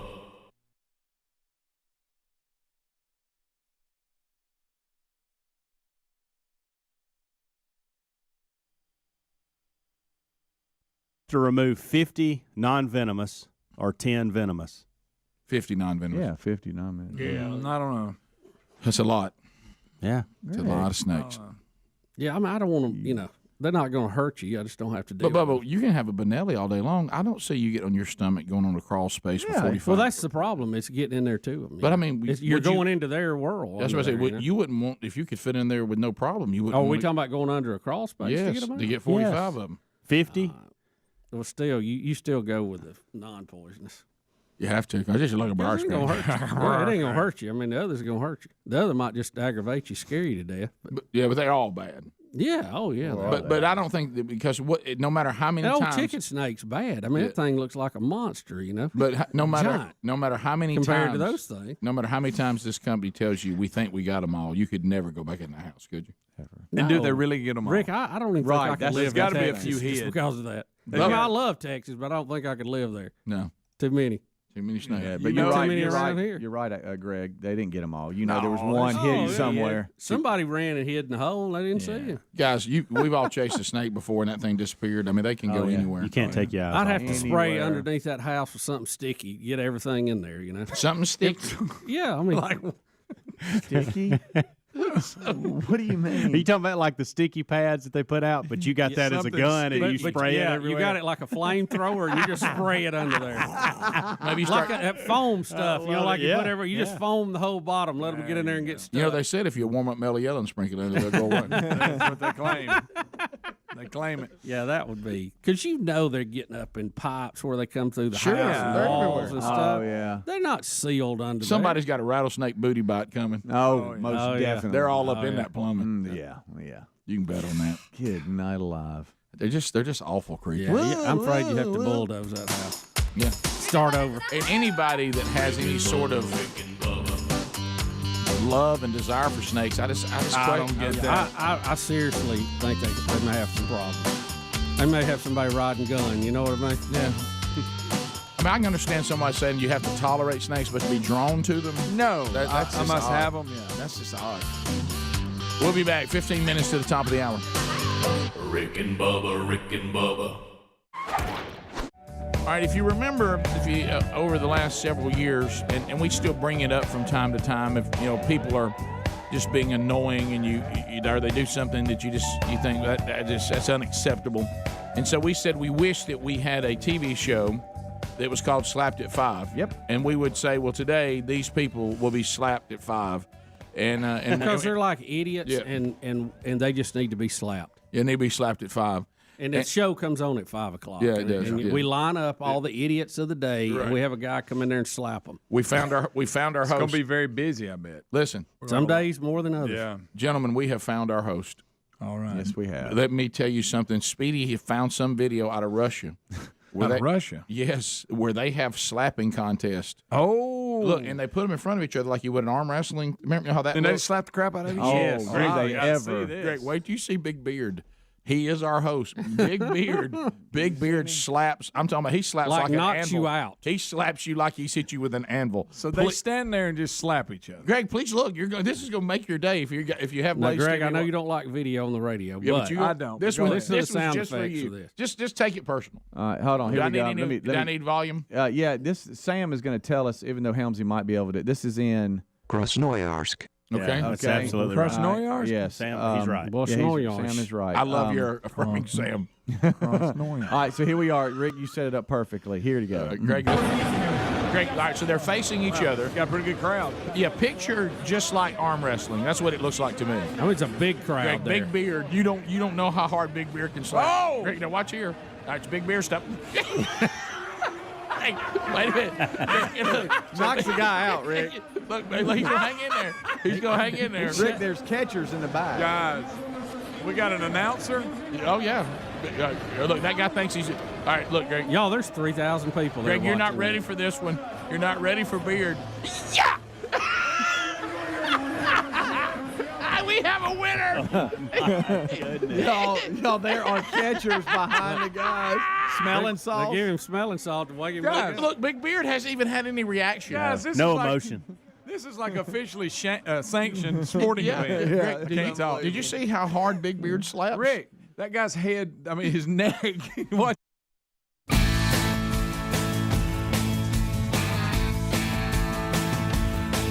It is 35 minutes past the hour, the Rick and Bubba Show. 866-WE-BE-BIG is our number, and as I said, we'll get back to some of your phone calls a little bit later on. CarShield.com/Bubba. If you're driving an automobile right now that is no longer under warranty, be aware that if something goes wrong with that vehicle, you're going to pay for it. So why don't you go ahead and get a protection plan so you can drive with peace again, knowing that if something goes bad with the vehicle, that you could have 24/7 roadside assistance, courtesy towing, rental car options, and if it is a covered repair, they will pay the ASC certified mechanic of your choice directly. So plus your price will be locked in and it never goes up. Can you say that right now about anything else in life? Not really. So why don't you go right now? Even if your car's just over 3 years old, it's still prone to expensive costs. You might want to put a protection plan on that one as well. But go right now to carshield.com/Bubba, and you'll get 20% off whatever protection plan you pick. You can also call them at 1-800-451-7776 and mention the code Bubba to save 20% on the protection plan that you pick from carshield.com/Bubba. Then you can drive with peace of mind again, knowing that your car is protected. Now, Bubba, I didn't realize all this going on with the space. Are we in some sort of space race again? Everybody's trying to go to the moon. What did not realize we've already done this. I mean, in several times. I mean, India is trying to land an unmanned probe on the south pole of the moon, and apparently, I'm watching the live stream. It has just landed. The Prime Minister of India is addressing the people in the control room, and he's congratulating them and waving an Indian flag. So I'm going to assume that has been successful. This comes in the same week that the Russians failed at such. I was going to say the Ruskies crashed theirs, right? Yeah. And then now the India has, it looks like, successfully landed theirs, right? Yes, that's but all I can tell watching the live feed. That is correct. So this what are we doing? I mean, are they just saying we want to show you we can do it? I mean, don't we have space rocks that we would show them? I mean, what? I think this is part, just like with the U.S. We had so many spin-off things come out of our Apollo project, and with them, you know, it shows their ability to launch missiles, which also can be used in the defense of your country. Right. India has nuclear warheads. We know that. There. Part of the nuclear club. So this just is really showing their expertise in rocketry and being able to navigate and land something on another body in the sky. Okay. Which is pretty big. I don't know if this is their first one or not. Do you know, Adler, is this the first time they've landed on the moon? I don't know, but India has become the first country to land on the south pole of the moon. So that they did something new there. Oh, really? They put this over in we're the first ones to do this column? I guess it is an area that no one's landed in. The Chinese landed on the backside of the moon, dark side. Right, yeah. And the South Pole is where they think there may be water in some craters there. So maybe that's part of what they're looking for. So India is got something successfully on the moon, and it's on a part of the moon no one's landed anything on, right? That is correct. Is that how we move forward with this story? I think that's it. And India is celebrating. India is celebrating right now. Well, the Prime Minister is still addressing the crew and the people in the mission control there. They said before he addressed everybody, you had to stay on hold for 45 minutes. But this is India's first time on the moon, yes. Okay, it is their first probe to land on the moon. I knew they had launched satellites, and I knew they had an active space program. Right. But this is the first time they've landed on the moon. Right. Well, that's big with Ramaswamy getting the debate tonight. Well, he's Indian, right? Is he? Right. Wouldn't he be proud of his country? Is he Indian? Is he not? I think so. Well, I thought he was Why Indian. do you say things? He has. Well, I thought he was Indian. What's wrong with that? I mean, I thought that'd be. Oh, I think he has Indian in his family, obviously. Right. But. Right. Sure. I mean, I'm always told that anytime the USA does something, I should be fired up about it. He was born in Cincinnati, Rick. But isn't his family from India? He's got Indian immigrant parents. Yes. Yes. Well, yeah. He's from Cincinnati, Rick. Okay. Well, maybe he's okay. Maybe it's not as exciting to him as a Reds win, but I mean, are getting Joe Burrow back. By the way, somebody was saying that Oliver Anthony's a secret Democrat or whatever. I've been hearing a lot of talk about Vivek being, because you see a lot of people on the left propping him up because they know that he can hurt DeSantis and further push Trump, and then all the Democrats think they can beat Trump. I've noticed you will not come off of calling him Vivek. Oh, I'm stuck on that. Vivek. Excuse me. You're the one who told me how to say it. No, come on. People emailed. I don't care. I think historically he may have been more libertarian if you go back to first published stuff. So, Adler, you're researching the Oliver Anthony, Chris Lunsford, whatever his name is. Are you finding any evidence of the accusation in the phone trove? I can't find any evidence of him supporting Biden, but there's so much written about him because he's gone so viral that it's hard to sift through the stuff. But I'm trying to find him any evidence of that. But I do know that this latest single that he released, he reads a Bible verse at the end, talking about that verse. What's the point of gaining the world if you lose your soul? And talking about all the money he's been offered and everything like that. So. But I'm looking for the Bidens. Now, does he cuss in the new one? Good question. Does he at? Well, I don't know. Rick, I noticed. Did he complain about his pay? It was an issue with some people wanting to hear his music. Yes. So I was well, of course, it was for me. I mean, I don't want to say, hey, have you heard this new song and sit down and I understand he's doing it for effect, and we had all that discussion, but it really doesn't matter. It goes back to this thing. There's the way the world. It goes back to what we were taught by the Apostle Paul. there's some things that you certainly are God forbids, and then there's things that may not directly be sin, but are they wise? Does it cause others not to hear your message? Does it cause others to stumble that are not as far along as you are? Does it offend people unnecessarily? And so this thing where we'll just walk in there and say, well, I can do whatever I want to do, and well, that's not what we were taught. I remember the time I was talking with we had this bunch that started really becoming rowdy in the church, and it was the what was it Kirkwood called them, and it was perfect. They were angry and hyper reformed. I can't remember, but it was a very funny line.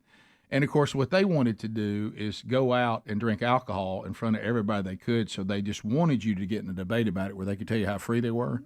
And I remember sitting down, I said, well, now I understand what you're saying. I said, but you do realize that the Apostle Paul said you really aren't free to drink alcohol in front of people that it bothers. You really aren't. And he just sat there. And I said, so have you considered that? If you can say if you don't get drunk, you can make a case you can drink alcohol with people that it doesn't bother or on your own. But Paul actually says that if you sit in front of somebody in the church that bothers, that you doing it is wrong. So you really aren't free to do it whenever you want to. And not because it's sin, just because it was instructed that is not, it's not really the way to do it. So I would say if I wanted people to, and I've made these same mistakes myself, so it's been a process. If I wanted people to hear me read Scripture and I wanted to talk to people about certain things, if I was using language that a lot of people consider to be, like my mother would not listen to that. You know what I mean? And it's considered to be foul or just not good behavior, then I probably wouldn't have that in there because it's limiting. If my desire is to, as Paul instructed us in 1 Corinthians chapter 9, if my desire is to reach as many people as possible, then I'm going to remove. I'm never going to compromise theology, and I'm never going to compromise the gospel. But if it's something that is not, it doesn't meet that criteria, and it would help me be more effective as a witness, then I'm done with it. It's out. And I so that I would just say that. But he's young and he's learning, and I wish him nothing but success. But you also want to listen to some older guys sometimes saying, hey, you might want to rethink that from a wisdom standpoint. Yeah, with all the success and the spotlight he's getting on him right now, I think he'll have a very quick learning curve in a lot of this. Yeah.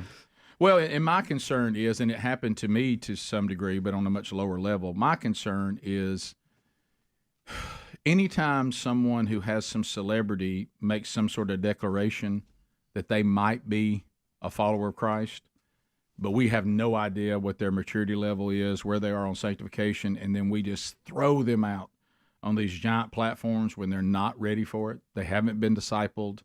They haven't been mentored. Their grasp of Scripture is elementary. That happened to me. I was asked to come speak at places way before I should have been. And so that always concerns me. I think we make mistakes with that quite often. Yeah, like when Trump was at Liberty University. Yeah. We won't vet a celebrity like we would vet somebody that just said, I want to speak and I think I'd like to unpack the Bible. We would go, well, tell us your credentials. Now, if you're a celebrity, we just throw you up there because maybe you'll sell tickets. When Trump said 2 Corinthians at Liberty University, that hurt. 2 Corinthians. That hurt. Yeah, we'll be back. 866-WE-BE-BIG is our number. We'll come back. We got more stories to cover, more of your phone calls, too, when the Rick and Bubba Show continues right after this.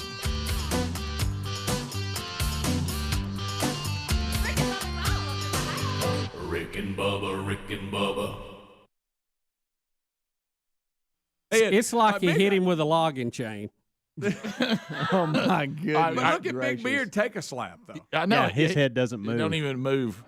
He's an animal. Here's our host. What's his name? Give me a good Russian name for it. The Russian bear.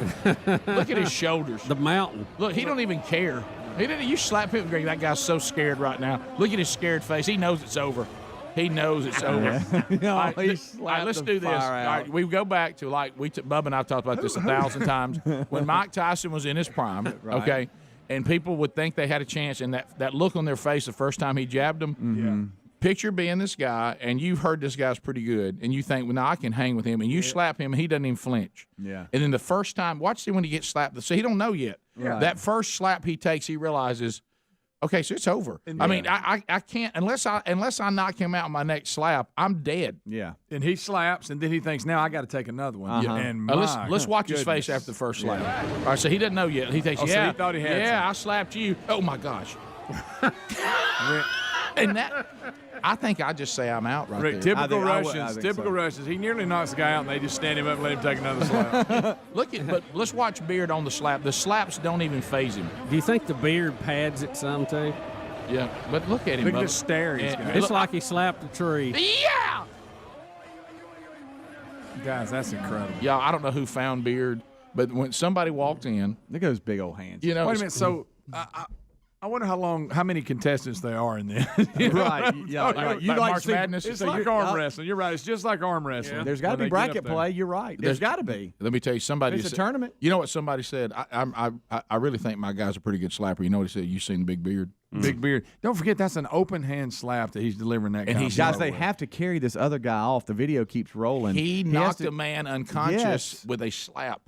Goodness gracious. Yeah, I'm talking about open hand. I found my. You know how sometimes you project yourself into a person you're watching. Oh, I can feel it. Like Yeah. I started feeling in my stomach like I was that guy to what you guys just said, and I realized I've got to take another one of those. Oh, I can't believe he took it after that first one because you know the next one's going to be as good or better, and the first one nearly knocked you out. Look at him. It Look looked at him like sit the guy it's down. like They're I got okay, slapped buddy, with a bear. By a bear. Did you? You know what, Bubba? He's got to be the Russian bear. I know it's Yeah. been used, Oh, but no. don't you agree? But did you like on the second one how he lined his hand up and gave that guy that feeling? Well, see, the other guy was. That's what I asked Rick. He was holding the table, but the other guy was more free swinging. I didn't know if he, if there And was it's like rules about. Beard would put himself in a trance when he was taking the slap, and he'd hit him, and also he'd come out of it. I have found other slapping championships. Have you seen? Is there Beard taking on anybody else? Oh my gosh! Because he killed this guy. We're going to have let's have a little tournament here. Look, this is a high table. We can stand here. Mm-hmm. Oh my gosh! People are just slapping the mess out of each other. Well, yeah, they are. You know why? It's a slapping league. How about this? I bet it's tough on your hand. Too. Yeah, I bet you. Yeah, it stings a little bit. All right, now let's go back to this. What kind of? All right, who's in the TV? Let's go the back. winner. The winner. Oh my gosh! Look at this guy. I want to see him go against Beard. Look at this guy. Oh, I don't want to be slapped by that guy, guys. Yeah, his This face guy- is red from being Look how, slapped. look how he big says, his Rick? hand is. I'm about to break you. Oh, this what he guy's this says. guy's not going to slap against him, is he? Oh, there's Beard. Look, they're warming their That ear is up. Beard. They're Yeah. warming their ear up to get Oh, slapped. that was not a slap. Oh, these two. What is that's this? warm up. What is this? The lightweight division? He missed him. Well, that guy doesn't Please look belong. at his red cheeks. Oh, guys, you got the Oh. Beard would kill these people. Do we have? Is it a heavyweight? The Beard division? would knock him out. He would knock him into the stands. Right. Yeah, we got to get to the big guys here. Let's see what this guy. Oh, now boy, we got here now we got some slapping. Oh, wow. Oh, that's a good slap right there. Wow. Look, I I don't heard know. that- It might have audio. I don't Guys, know. that has to hurt. It's just Can't about be to- good audio. Oh my goodness. Y'all. That was like a punch, wasn't it? He did his little like this. He didn't do good. Yeah, those two. So how do you win if they're Ain't not- nobody in Beard's league. No, I hadn't seen anybody that can slap like Beard. Let me yet. get some more That big other big guy guys. slapped like There a we go. girl almost. He did. I didn't like his slap at here all, we based got- on his look. Yeah. We got somebody Nothing against tatted. girls. I want to see Beard slap somebody else. Yeah. Oh man. Was he Hold on, was let's he see trying to get more velocity on the hand? Was that it? Was that why Yes. he kind of whipped it like that? So I had no idea about the how do slapping they, contest. How did they declare the winner if nobody gets knocked out? I know. You just 'Cause judge it. It looked like we judged that one, and this guy won. Oh, What's wow. funny Look at is this that- guy's. Look, you just talked about the hands. This guy's hand is bleeding. Oh What no. about- Okay, it's coming from the mouth. Y'all look at the side of their My face bad. where they've been slapped at. And they're all standing there with hand marks on their face. Yeah. Don't you know the winner of the whole thing goes up there and he's just red face? How do you Let's all train? go one round. How do you train? I'm willing to slap everybody in here. I think you go out and slap oak trees or something. wouldn't you? Yeah, how would you train? Please look at that guy. Look how red his face. I'll take on anybody in a slap contest. Wow. Let's do it. Look, he's bleeding. Is he bleeding on the Hey, side? Yeah, the inside. 9 minutes to the top. Rick and Bubba Show, thanks for being with us. A Wednesday Bible study back today, noon Central, 1 o'clock Eastern. on the Rick and Bubba YouTube channel. If you can't catch it live, the archive will be out there not long after on our podcast channel and our YouTube channel if you so desire to catch that archive. All right, so Bubba, a couple things. We all know how the world is ever changing on how we get content and entertainment in the old streaming world.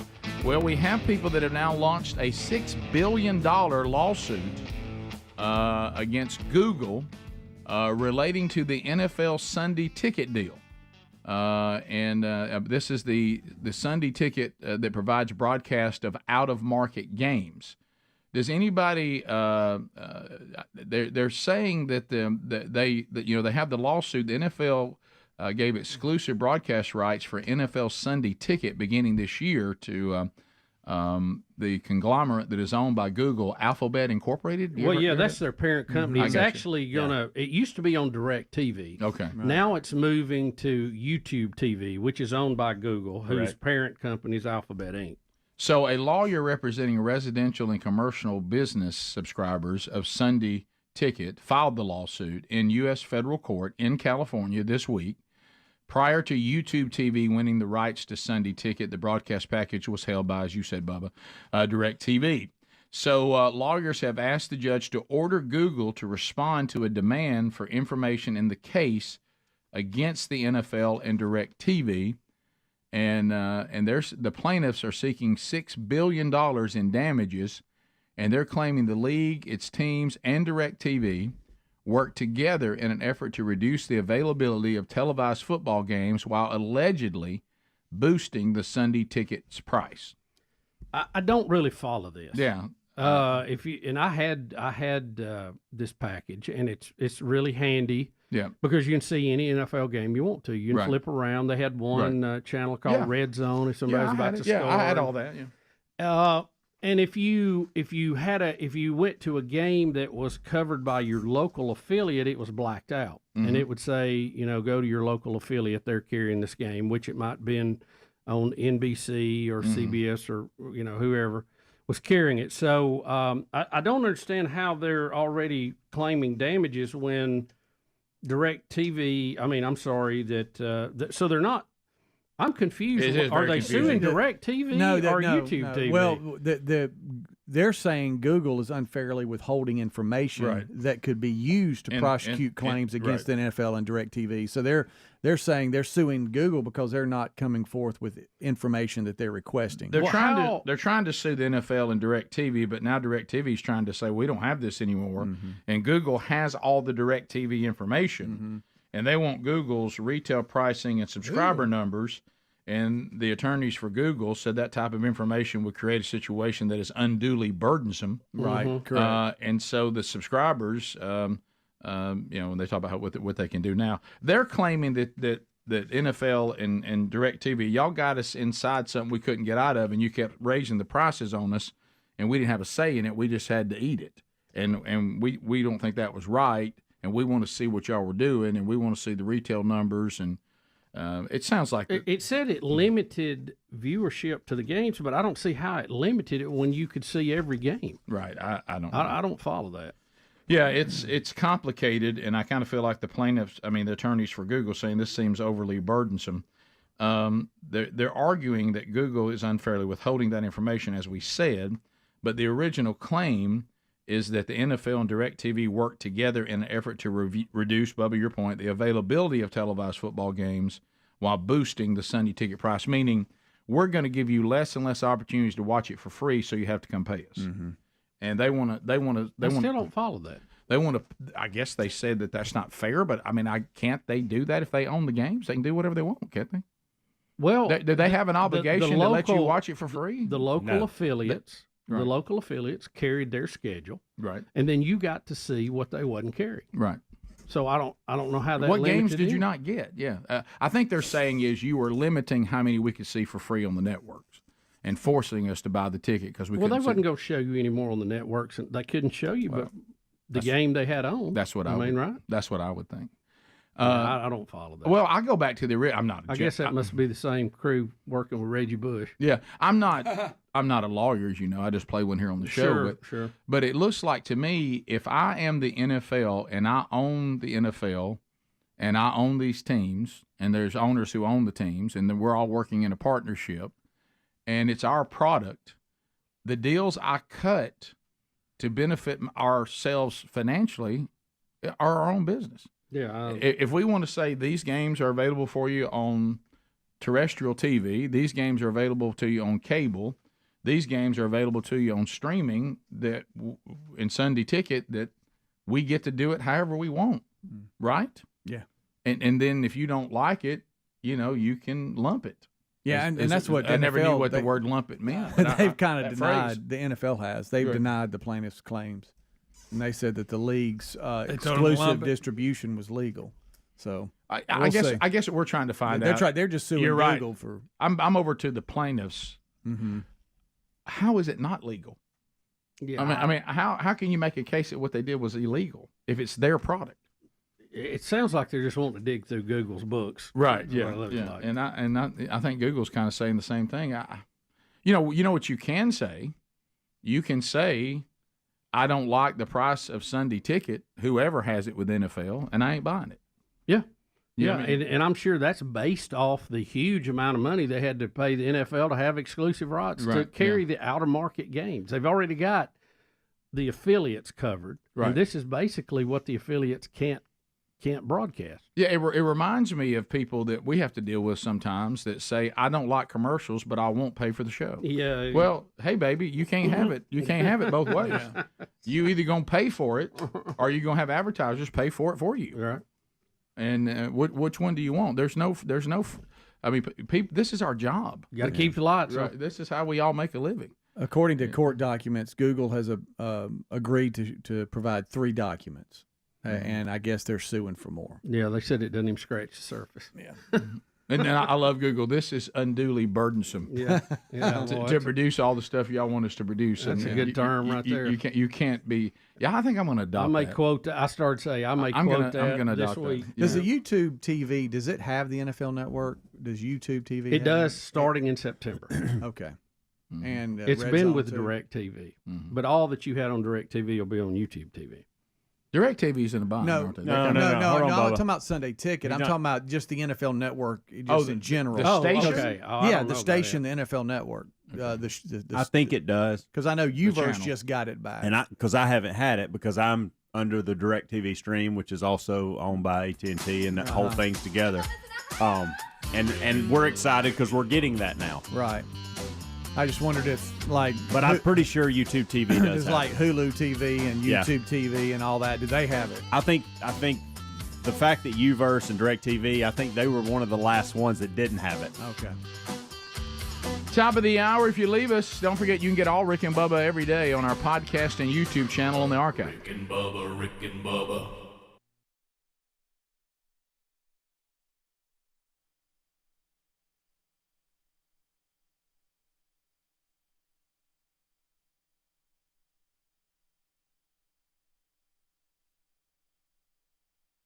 His mouth is bleeding. Hey, I'm gonna slap this. Oh, yeah. There they all are. Is this a team picture or I is this guess the so. competition? I Guys, guess so. go back to what Greg said. Look at the crowd they're drawing. Oh, yeah. boy. I mean, it's That's drawing. big. It's drawing as much as the eating contest. Guys, I got to tell you, would y'all not go to a slapping contest? Oh, I'd go watch. There's that big Uh-huh. beard. Is he's the champ? Can't I nobody. think touch he's him. using that beard as a cushion. Let's go to Russia. Yeah, just, yeah. Let's go to Russia just for the slapping contest. Just for that. Just to watch. All right, for how much money? You know how we always do the what if. Oh, boy. How much money if you slap against Big Beard? Oh my goodness! Oh, my goodness. Huh? Are you don't know. serious? Yeah. I've had Dudney do too much work. I don't want to get none of it knocked out. Man, Oh, wow. I'd take 20,000. So are you gonna go ahead and just take your slap just for the heck of it? Because you know it ain't gonna phase it. No, I'm not even gonna hit him. What we're really doing is It'd be like a telephone pole swinging around hitting you. Yeah, you know we're asking how much money for a guy to slap the crap out of him. Yes. Because Yes. Just one though, right? Yeah, this is how it all started. no, it's got to Please be look. unless, if he don't knock you out. This is how it all. This is back I'm when taking it a all dive. started. What do you mean this is? How do you know this is back when it all started? Just on video. yeah. It's the history of what do they call this? What if somebody did a 30 for 30? Does it have a on it? name? Yes. Slapping championship. So 20 grand, you let Big Beard slap you? Golly, is that enough? I do. Well, you got to think about what's going to cover your dental. Are you- I'll go. I will 20 plus medical bills. Can I wear a mouthpiece? No. Dang. Not for 20 grand, you can't. I might do it for Now, I want you to $5. know all expenses are paid. You don't have to deduct out the trip to Russia because that's expensive. Rick, I may do it for $5. I wish you got there and beat Beard. It depends on how many taxes I got to pay. Rick and Bubba, Rick and Bubba. Very Trump proud update. of myself. You can't always get what you want. Incredible. Really amazing. Don't be stupid.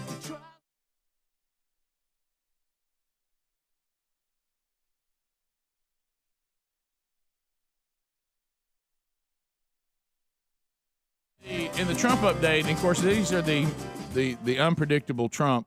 Can anybody answer to me why in the world Donald Trump is out trashing John McCain? What's brought John McCain back up in the president's life? I don't know. They had their run-ins early on. Sure. And then McCain cast the deciding vote that kept Obamacare, right, as we know it, which I thought was a terrible disservice to our country. Yeah. I do consider anyone who fights in our armed services to be a hero. So I differ with the president a little bit on that, but I was very disappointed in the way McCain acted as a senator many times. Well, and I'm glad you established that. That's look, we disagreed with him when he was running for president. Yeah. And my wife blames us, saying that we cost him the election. I keep telling her that I think she's giving us more weight than we deserve because he was a cap and trade guy. And we were telling him that we do not, and I still don't. I do not agree with the mindset that if we're out forcing businesses and all these people's way to make a living into unnecessary changes, right? Because they really aren't destroying the planet. That kills their bottom line right. and their ability to produce jobs. Right. And again, of course, then there's the inconvenient truth, and I'll say that using an Al Gore line, that if cap and trade is introduced and people think that that's something that people should do, if I say you're destroying the earth, but if you'll pay more taxes, I'll let you keep doing it. Yeah. Then I really don't believe you're destroying the earth. There should be nothing you could pay your way out of if it's destroying the earth. But anyway, so we did take him to task on that. I didn't agree with that because you are destroying vocations out there, and if that vocation and the way they're doing it really isn't destroying the earth, no, it's remember because he said, well, even if it's not really true. There's no harm in it. And we were like, well, no, there is harm in it because you're destroying people's lives and vocations. There is harm into it, so we need to make sure. But that's kind of a sidebar. That's not what we're really asking. I certainly didn't agree with Senator Kaine politically on several topics. But what I don't understand is why is the president got a burr in his saddle over John McCain right now, and it's bad form. It's all about the dossier to be doing this after he's passed, he's gone. Yeah, I agree with you. Well, this is about what started the whole Russia investigation was this dossier that Trump claims he wished he'd have just come to him about it, ask him about it, as opposed to giving it to the FBI and starting all this. We know now it was fake. We know it was opposition no doubt. Research done by the Clinton campaign, and they've used it as the basis. The FBI to highest levels now, not the men and women that do the work on the ground every day, but at the highest levels, manipulated that, leaked it to the public, so that it would be in the media, and then went to a judge to get a search warrant to tap Trump's communications and embed a spy into their campaign based on the dossier and the fact that the media was reporting it when they knew they created that report.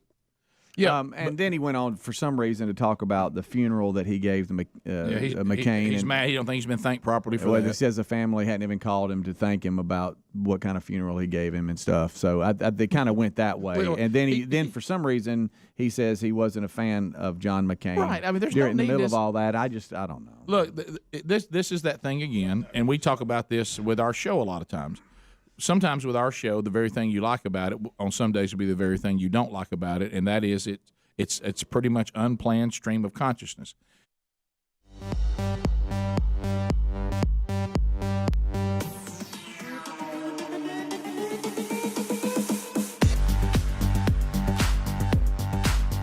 Did you, babe?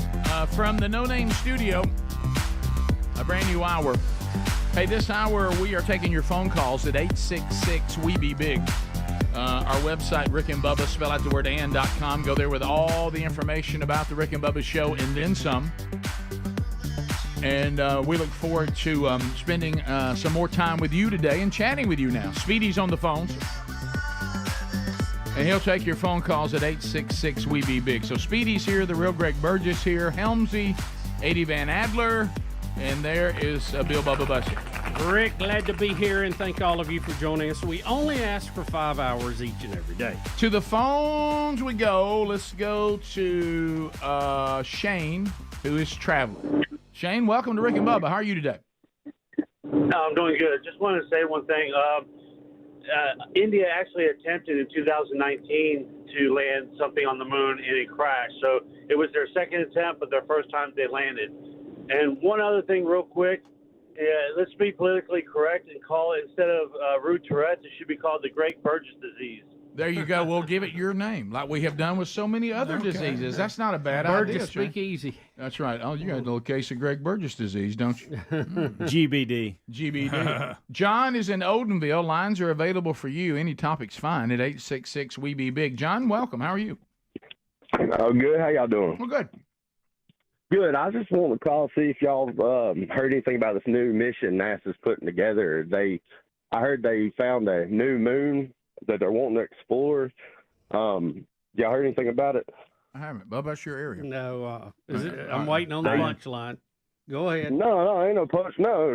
They just said it's going to be a really hairy situation. It's on the other side of Uranus. They're calling it. Okay. There we go. All right. We're better. We all felt that coming. On. Yeah. I saw that one coming from Neptune. Right. Did y'all, I don't know if y'all heard this. Did y'all hear that Anthony Oliver's going to play on the moon? Is it Anthony Oliver? It's Oliver Anthony. I keep. Well, I didn't want to correct Can you. I tell you this? What I don't like about today? I don't like that y'all threw his real name at me now. Now that's totally confusing. And I'll tell you something. Am I calling him Rick. Oliver Anthony or Chris Lunsford? Well, Oliver Anthony. That's his stage name. I'd stay with that Oliver right Anthony. now. Or what And I I think something changes. I'd never seen this side of you. I wanted to bring it up earlier. Mm-hmm. When the guy called in and said that he was a Biden supporter, you took that as fact too quick. I didn't take it as fact. Well, you the way you didn't really question it that much. It wouldn't surprise me because our whole society is shoot, ready, aim now. I was caught off guard by you going, really? We'll run out there and hug somebody and jump up and down, kiss them right in the mouth. We won't vet anybody. But that was quick, Rick, that you kind of were like, you leaned. I didn't say Speedy that and was I true. immediately said, oh, that can't be right. And you were like, I think some of the other things I've heard now, that's not outrageous to me. I don't think it makes any sense since he's singing about the very thing that Democrats cause. that doesn't make a lot of sense. No. But I was going to wait and see if anybody could confirm it. It was a different reaction I wasn't used to. The only thing I saw is, and we may have covered it, there were some people didn't like, he did a speech and he said about us all being part of a melting pot, and people are like, oh, see, that's liberal. That's not liberal. I thought the country is a melting pot. Well, they didn't like it, some people. Well, you see, he's about to get out in that world. You know what he's going to find out? Can't make everybody happy, friend. Well, everybody right now, it's just like it's almost like, they're like, everybody's like a pit bull on a chain. Yeah, they just want something to be offended They by. want to be offended by something. They want to get in an argument right now. He needs to adopt like it or lump it really quick. Yep. What if he wrote a song like it or lump it? I'd love to hear it. I'd like to hear that. He's also throwing me off. I'm always thrown off because I struggle with names anyway. I'm always thrown off when somebody's name is two first names or two last names. You're all over that. I struggle with that.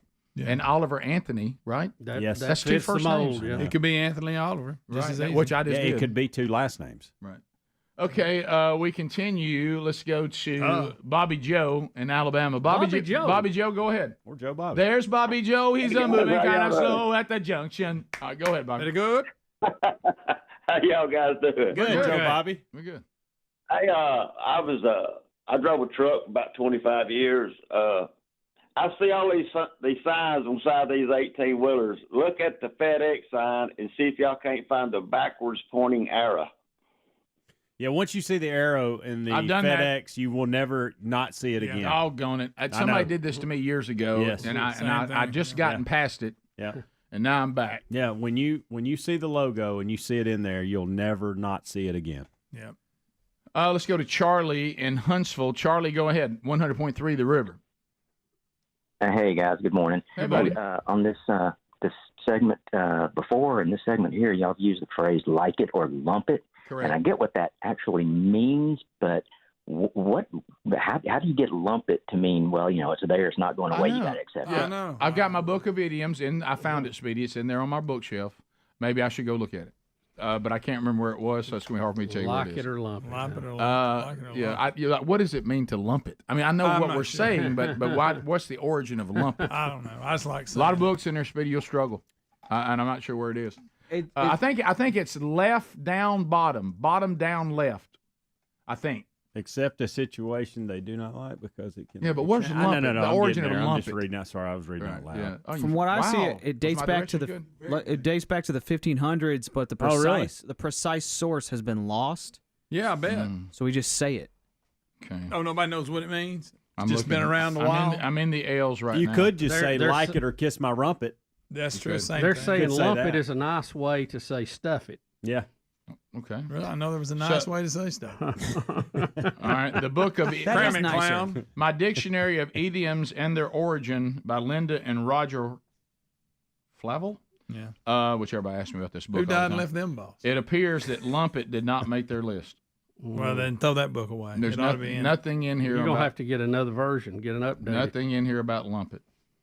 I would be happy to give you the origin of real McCoy if you'd like, but that's Yeah, a little different. okay. All right, to the phones we go. Let's go to Justin in Alabama. Justin, go ahead. Hey guys, my question goes back to Monday's show. Y'all covered a story about the global phenomenon of cows farting and destroying our atmosphere. Yeah. My question to the common sense professors is, if that's true and that many cows are farting, wouldn't we smell it? Sometimes I think I do. I don't know. Depends where you're at. Go buy a hog pen, you'll smell it. Yeah, you will. Let's go to Sonia. Sonia, welcome to Rick and Bubba. Hey, I'm sorry y'all got me cracked up over the tootie booty and on the cows. Yeah. But, don't we, this is completely, I don't even know if it's relevant, but in the NFL, don't we give billions of dollars to them in tax revenue to them each year to help fund them? And if so, wouldn't we have a say in what they do and don't do? No, I think what you're referring to is maybe the stadium projects, which is owned by the cities or municipalities or some kind of joint venture. We don't prop up the NFL with money directly that I'm aware of. No. It makes a lot of money. I know that. The cities do that, as Bubba just said, in their own taxpayer run stuff. We, as human beings and Americans, do not give federal taxes to the NFL to prop the NFL up. No. And they do it to keep those teams in their city and keep that tax base there and keep that revenue and keep that excitement for the citizens there. And it's usually a pretty good investment for them. And I will tell you this, knowing some professional athletes, they all pay a ton of taxes back. Yeah, they do. I mean, a bunch. Rick, did you know that Charles Dickens actually used the phrase in Our Mutual Friend in 1864, if you don't like it, it's open to you to lump it. How about that? So there's your reference dating back We're to getting that. closer now. Yeah, and John Neal, I don't know who that is, used it in 1833. So it's been around a while. Yeah. Chris, Florence, Alabama, WLAY. Lord willing, I'll be in that land tonight over in Tuscumbia. Chris, what's going on? Guys, I got the meaning of lump it for you.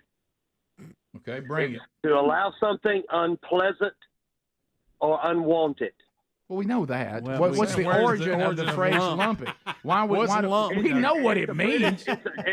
It's also kind of it comes from the British too. It's from like a British slang term or something. You did not get the information we're looking for, Chris. We all know what it means. Complete waste of time. Yeah. Oh well. Come on, Chris. You better than that, Chris. It's all right. We got Google. We can get that. Can I tell you? Can I tell you one of my favorite things I like of all the phrases? And I've always thought of this. And I want to go back to using it more. And it used to be used more often. Get a load of something. Yeah. Get a load. If I really like something, or if I want you to see something, get a Get a load load of that. Hey, get a load of that. Get a load of that. Hey, get an entire load of it. I love it. And that was easy to understand. You know what it means. Get a load of me. You got something, Speedy? Speedy thinks he's got something. He'll be wrong. You want to try? You want to talk about when we come back, or do you want Give to try us to the talk? definitions. I've got. He said give him just a minute.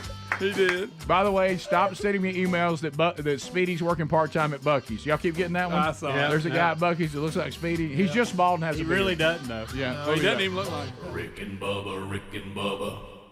Looking for people. We get off on things, and if it's the things you're interested in, you're like, man, this is what I love about the show today. But then if that very same characteristic about the show gets on a topic you don't care about, you're like, well, now today's what I don't like about the show. But Trump is like we said, a bulldozer and all that. And so, but when you're with Trump, this does come with it, and he's not coachable. And socially, he's going to do his thing. And socially, he's just inept at times. He does not understand basic, decent social skills. And in this particular case, there's no reason, none whatsoever. It's not accomplishing anything. This is the part that if you're his handler that drives you crazy. Yeah. Hey, President Trump, can I have your word with you just a second? You're winning the dossier thing. Okay. Right. They're not finding anything. They haven't. They're gonna come out. And they're saying now the report is just days away from coming out, Right. and it's not going to have anything collusion in it. None of that. And so this is working itself out. Well, I tell you one thing. John McCain should have come to me and told me about it when he got it, and he was out to get me. We got that, but listen. First of all, we already survived that you said you like your heroes uncaptured. Right. Okay. Right. I don't know how we survived that, but we did. Okay. So we survived that. And so could I get you to get out of the McCain zone? Mm-hmm. Because it doesn't matter. He's there's other battles to fight. Right the American people know that he gave Obamacare that a thumbs down, and we kept Obamacare, and he had a chance as their senator to stop Obamacare, and he didn't do it. The people know that. Okay, the people know the dossier. The things we're finding out about that, it certainly was an attempt to destroy your presidency, and you're winning in all this. The only thing that could mess this up right now is if you go out and start trashing John McCain after he's dead. That's the one thing you could do to cast us in a bad light on this, and we wish you wouldn't do that. Mm-hmm. And because it's not going to accomplish anything. Everybody's going to say he can't defend himself. His daughter's going to cry on The View, and his service to this country makes him even more dicey. When you have you didn't agree. Here's the term: just let it go. Right. You didn't agree politically with John Glenn, but the fact that he was one of our heroes of the space program, he's got that over on his. You had to bring that up. Well, I'm just telling you got to watch these things because there's certain things that we go, all right, that wasn't political. We're glad John Glenn was part of getting us to the moon. John Glenn killed the Clinton administration and was paid back by getting a ride on the space shuttle. No, absolutely. Yeah, no. He killed the Clinton administration. He killed one of the investigations. Oh yeah, I see what you're saying. Yeah, the investigating too. So you're right. He got a ride on the space shuttle in return. Yep. But he still was an astronaut that was part of exploration that we hold in high regard, or we should. John McCain, non-politically, was in a really bad war and was held a prisoner of war and suffered. Certainly, I didn't agree with everything political, and while he's up there and he and I are going back and forth, we can disagree. But once he's dead, just let it go. You got to let it go. I mean, it's just because you're playing into the hands of your opposition. That in a society right now, that the worst thing anybody can say about anybody now, not that I agree with this, but you got to understand the culture you're living in. The worst thing that can happen to anybody now is to be deemed mean. Mm-hmm. And now I think sometimes that gets silly. But most people that want to just be decent don't think it's wise for you as the president of the United States of America and the leader of the free world to go on trashing a man after he's died. And look, no matter whether you like him or not, yeah, he has a lot of friends in D.C. They're going to name the the administrative building after him. Right. And you're just giving an opportunity to drive wedges into your base. And you really don't need to do that. Right. And see, now Republicans are having to come out and say he shouldn't be trashing John McCain. He was a friend of mine. We disagreed politically on some issues, but he was a friend of mine. Now you've got your own, as Bubba said, your own party now has to go out. This is just foolish. I mean, it's not wise. It makes no sense whatsoever other than he just can't. He's got rude Tourette's. Greg, we've talked about this for years. I know. He can't make himself do the right thing socially sometimes. He just can't. And you could tell he was contemplating what to do because when he brought it up in the speech, when he brought up John McCain, he said, "Should I talk about it?" And you could tell he was sitting there thinking, "All right, should I?" And then of course he did. Also, Ted Koppel, longtime host of Nightline, has chimed in on some things about Trump. I think it's pretty interesting. Yeah, we'll talk about that, and we may even have some audio clips of the president. But we'll come back and we'll hit both those stories in our Trump update as it continues right after this. Rick and Bubba, Rick and Bubba. Ooh, it brings me to my knees. All right, guys, 21 minutes past the hour. The Rick and Bubba Show, 866-WE-BE-BIG. So I meant to do this back when we were talking about the lawsuit against the NFL and DirecTV about Sunday tickets, whatever that thing's called. But anyway, we had a video, and you mentioned it earlier, Bubba, when we first started the show. Some sort of handshake thing that went bad during a preseason game last night or Monday night. I think it was Monday night. And this is the new owner of the Washington Commanders / Redskins, whatever they are this week. What are they this week? Josh Harris. Yep. And he has an awkward handshake with one of the hosts. And it's kind of funny. He's talking, and I guess Josh thinks he's trying to shake his hand, and it's real awkward. And then Troy Aikman gets kind of tickled about it. So Joe Buck. Joe Buck. Yeah. Does Joe Buck go for a handshake with the new owner? No. He's talking with his hands, and the owner thinks he's going for a handshake. Back the other way. Okay. My daddy Joe. It's preseason, but we'd still like to win. Yeah, I mean, you're no stranger. injuries, You're no stranger to professional. That does look like a handshake. Managing He thought he was general Look at Troy. He's tickled. Devils of the Sixers. Oh, my goodness. Joe leaves the hand out there longer than I expected. Look, I can see how the guy thought it. Yeah, I can too. Because I thought he would be more animated, was doing like this, but he throws it out there. Hung it out he there and leaves was it out telling there. us Yeah. Oh, that's. Saw a lot of that interview. You okay? No. This is very. I would be like Troy. It's like either ignore it or laugh. Right. Yeah. I would have been laughing my head off. I mean, If you're the owner, do you realize you've just made a rump? I think right away he realized it because he puts his hands on his hips like, oh no, why did I do that? I'm gonna tell you what we would have done if we were Troy is that we would have then put our left hand out and held it for a minute. Yeah. Like we were doing gestures too and pulled it back. Yeah. You know what I and would've continued done? it. I would have said, make fun of me, but I got enough money to buy a team. So. Sure. Wow. He actually has a couple. So get over Yes, it. several. Like he was Right. So you might want to shake my hand. Maybe Different it'll rub sport. off on I you. think that's what Buck was talking about. Different sports, yeah. Yeah. I would say if handshakes are $1 million, you realize how many times I can shake your hand? That is funny. Yeah, a little awkward. Yeah, I made a rump out of myself. But well, look. no, he really did. I love that Troy loves it because That's on Buck. it realizes the way we act in here that all crews act that way. Oh, Yeah, they may not be quite as bad as we are because it's pretty rough in here, but it's pretty bad. You think we would have pounced on that? Right. Look at me. If Speedy would have done that. You're right. So some And he other grabbed his fingers. I know the tips of them. It's awful. We hate this. Joe Buck's like, why is he holding my hand? What are you doing? Yeah, and then we also had, speaking of sports, is video 8, and didn't we already show this? I know Speedy, you had it. Did we show this yesterday with the way Dodger Stadium was flooded and now it looks like it's... We showed the off air. flooded. I don't think we showed. never showed the after the flood waters went down. Well, it which tells is you whoever quick. built this stadium and they set up the part about water. They did a good job. They did a good job. Yeah, So Still drain. here is Dodger Stadium now. Yeah. After the flooding and even the parking lot. So they got rid of that water. Yeah. They got rid of it pretty quick. Yep. And Play ball. They were quick, and I think Bubba, you haven't mentioned it. They were quick to say the field didn't get flooded. That we were looking the at what parking you lot. just Yeah, we mentioned. were But looking at it still, yesterday. It's When gone it too. it looked like it was in a pond. The green still looked good on the field. So Can we look at 10? pretty impressive the way they built that. Good engineering. So Oh, we had 10 yesterday. We find some guy who's trying to set fire to a Trump sign at 4 a.m., but they're saying it looks like he wets himself. What? So does this mean that he's blind drunk and he's out there trying to do it? And they have since caught the guy. Yeah, right. That but guy? He comes and kicks the sign, then comes back at night to set it on fire. Yeah, and look right there. Oh yeah, he's clear. Well, no, that's the Is that his coloring of- riding That's pants? the color of the riding pants. That's his riding Yeah, I pants. don't think Okay. Yeah. Right. He was so excited. He peed Yeah, on when I himself. first saw that, I thought so. I mean, you take see time it's to come back. discolored in the back too, and Right. it's an infrared picture, Yeah. so it's in black and white. That's probably Look, just he the dumped way in it's his put pants together. too. He runs good. Yeah, What in the world was that?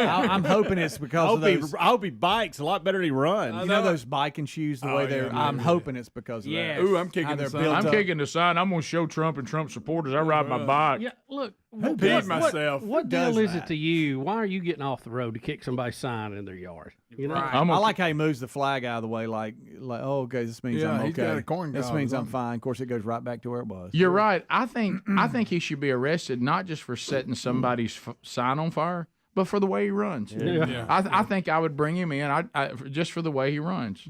And so if he had a Oh, my a goodness. Biden bumper sticker on his bike and he's riding around, somebody went over and kicked it off, he'd probably be all tore up. Oh, and, I'd say it's and it would be right because that wouldn't be the way to act. Right. I mean, the way he's acting is not good. I don't care who you for. And the homeowner was inside with his kids. They didn't know there's a fire outside. He could have killed their family. Hang on, Biden. Going a little far.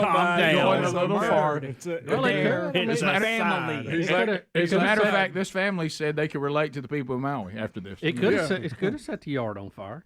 Yes. I mean, He said he was being interviewed since then because they've found him and they talked to him. Yeah, he said could- he had too much Biden in him. Yeah, that's funny. okay. It could set the grass on fire, but Adler's got their whole house burning down and all the family's dead. Look, this I mean, man right. who should not be wearing biker shorts is a murderer. Right.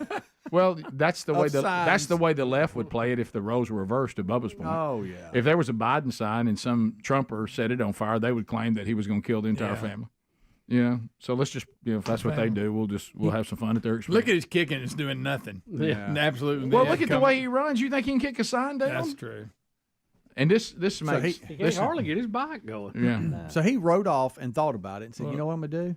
I'm gonna come back at night and I'm gonna bring a little lighter with me." His legs are so weak. I'm surprised that he rides a bike. I know. Spend less time shopping for biking outfits and more time actually biking. So I wish the homeowner would have seen him right here and then he just Kicked him. Terry-tated him right there. Greg, wouldn't that be great? Just out of nowhere. Hey, Greg, what I would also like to follow up is after the Terry Tate, I wish while the guy was on all fours, the guy would start that kicking in the rump. Yeah. You know what I mean? Where you just keep giving someone to the rump and it keeps knocking them forward. If you could see that too. Or Bubba come out with the Looney Tune Foghorn Leghorn paddle.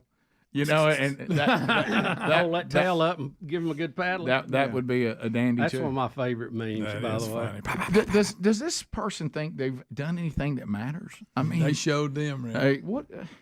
What's that sign? What's the camera on? It's posted on something. I know. A tree, I mean, they maybe? just Is there a right there. tree? I'm sure they've had problems How? with it, Is it so that they probably close to put the one house? out there. That's what I was going to say. It's I probably think they have it out there because they have a Trump sign.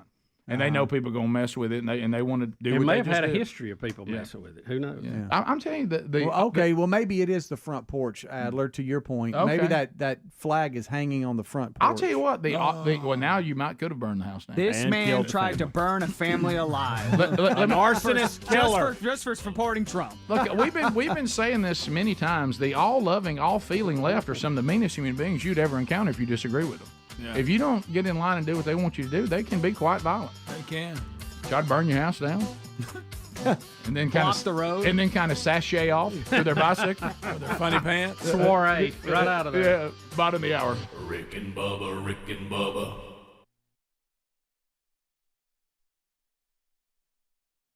Speedy and Greg scare helms. By the way, what happened? Am I looking to wrong? Man, you'd have Just loved it. refresh. Rick, I just you'd have added loved it. It was on yesterday on. and the day before, and I just added it. I because I know nothing about this. you'd have loved What My happened? gosh. How did y'all? Helmsy, tell me what happened to you. Well, just let them set All right, it up. all right. 'cause they're Speedy, tell me they're what the happened. Conspirators on this. I love that. Did y'all violate the Johnson Treaty? They can't decide, and I can't decide. If it's stuff you like two That's right. that are the court. That's here. right. If I could. If Judge stuff and like this Hey. is banned in it, then I would have never agreed to it. Hey, That's right. hey, that's a fair There's statement. actually been some controversy on whether you ever did. Yeah, well, Rick, can that's I a just good be point. on the record here? I'm not pressing charges, so it's really You're not not. bringing- even- you're not I'm bringing not a case? bringing it to a Okay, case to true. this. But then we won't but hear it. my point is Yeah, this, no, Rick. They can't comment it either way. It's Right. not. They don't decide this. Right. right, I understand. Well, all right, so tell me now, what you happened. keep talking like that, I am going to press charges. All right, let's be clear, because I think, Bubba, if I remember, because we knew Greg would be dangerous on the staff, didn't you say that once you become a member of the staff, you automatically are under it? Right. Yeah. Okay. Oh, yeah. most definitely. Even though you and Greg, but you said that was manslaughter. That was not murder. That was manslaughter. That was accidental. And I sat in the kitchen, and I stand by this. Bubba used to be very, very, I'm talking about devoted to the Guntersville Treaty until Greg got here. Mm-hmm. Greg has pulled him away from that treaty. I'm going to tell you, I was influenced by that phone thing. That Bubba, he was the mastermind. That's behind it. a true Did I Guntersville pull it treaty off? right Yes, there. but under instruction. I've never seen anything get out of hand as much as that. Golly. Everything Should have been fell on this end of it. Which is why we had the treaty, guys, because we can't handle practical It was jokes. not malicious. We go too far. It was not malicious. We go too far. Yeah, this was just a you little live fun. gripped in fear. What's going to happen next? This was premeditated, and it could have went bad. Here's the things I'm not How going about to you do. said you weren't trying to influence I'm not. anybody? I just said it was. He's not even bringing a premeditated. case. I'm So not. you're I'm not- not filing charges. As of right now, you bring no case. No, you now just Greg keeps up his attitude today. I may change. They may my change mind. my mind. But listen, just me personally, I'm not sure what falls under the treaty or not. But let me just tell you what you're not going to get from me. I'm not going to hide your phone because I hate when people do me that way. I'm not going to hide your car keys. Not going to do any And of I'm that. not going to put anything gross in your food.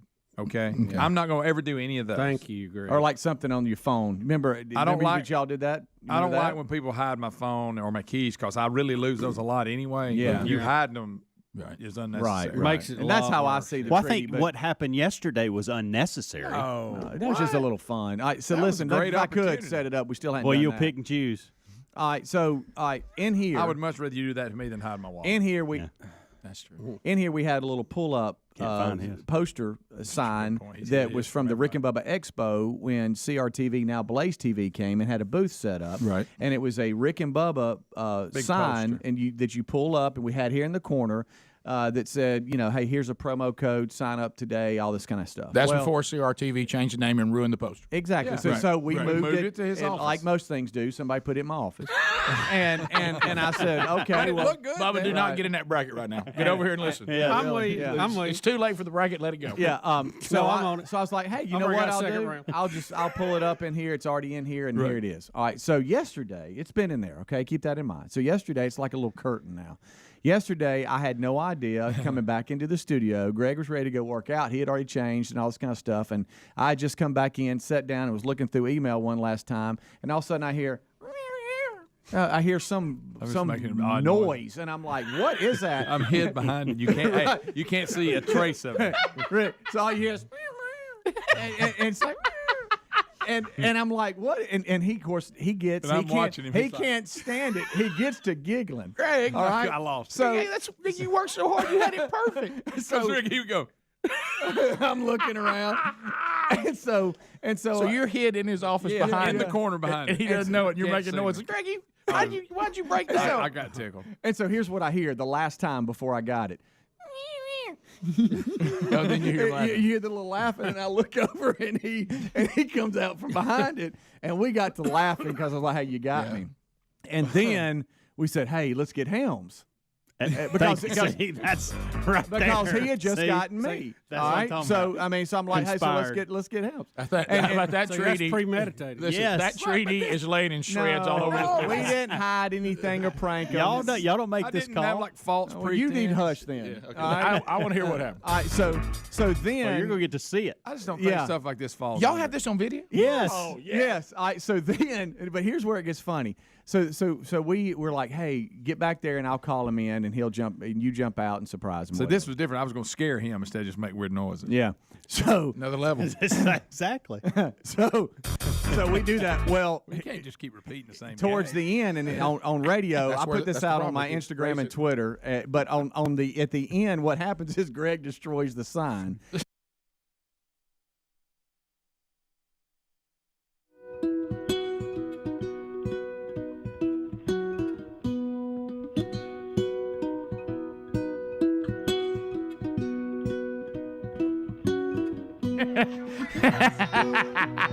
So it's 35 minutes now past the hour. I was like, guys, this is every Sunday. Greg, anytime I do it to the class, guess who? Every time. So every single time. And you're seeing the guy's face. I said, you realize this is every Sunday. I know you thought you did something, but all right. So as we work our way back, mypillow.com/Bubba, the 20th anniversary sale going on right now. So mypillow.com/Bubba. If you go there right now, the first thing you can do, because they're celebrating 20 years of this fantastic pillow. And look, Bubba, this is one of those many products over the years that people will bring us products, and then we're like, it can't be everything y'all are saying. And so, right. and we, none of us, let's just call it, none of us thought we were going to go home with a MyPillow, put it on our bed, and it make any difference whatsoever. I know. We didn't. Let's just admit it. Our expectations were very low. And we're like, this guy thinks he's going to make a living off pillows. I know. And so, but then all of us got home and said, by the way, I don't know how this thing actually works. They tried to explain it to us, but it went a little long. Yeah, the interlocking things. Yeah, but it just puts your head in the perfect sleeping position, and out you go. And so, I still sleep on it today. Yeah, I do too. I've got them. I'm at the point now; they're everywhere that I may possibly sleep. That's a good idea. And so, right now, you can get the original MyPillow for $19.98 if you go queen size. King size is about $10 more, but either way, you're going to save $50.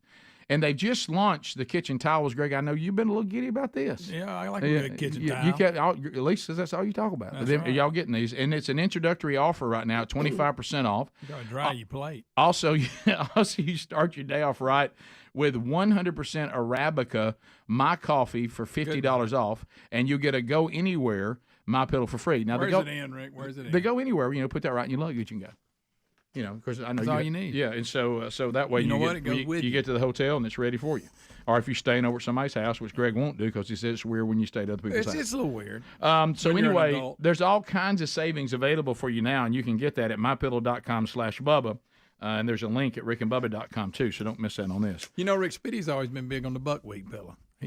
And we even got him converted over to the MyPillow. Oh yeah, that's true. He loved those, didn't he? Yeah, you remember the great buckwheat pillow? What was it? What would it have in it? It had some kind of buckwheat in it. Yeah, I didn't know. You don't remember the commercial for the buckwheat? I have no, I don't. Do you remember it? Well, evidently it wasn't very good because it's not around. Right. I'm sorry, I am totally out of the loop on the buckwheat pillow. I'm going to Google it right now. Google it up. And again, you're using me as an example. I think we've realized it's because I'm right in front of you on the. Okay. No other reason. So you're right. They're actually still out there. Of course I'm right. Did you think I wasn't right? He's got a toothpick in his mouth too. Just a second. And a fresh cup of coffee. Watch out. I'm always leery. Last pod. I'm always leery when I talk about a product that I think one day may come to us, and I say, "How would y'all like to work with us?" But the pillows before this one, and I'll just leave it like that. Yeah. The pillows before this one, they were almost like wrestling a bear.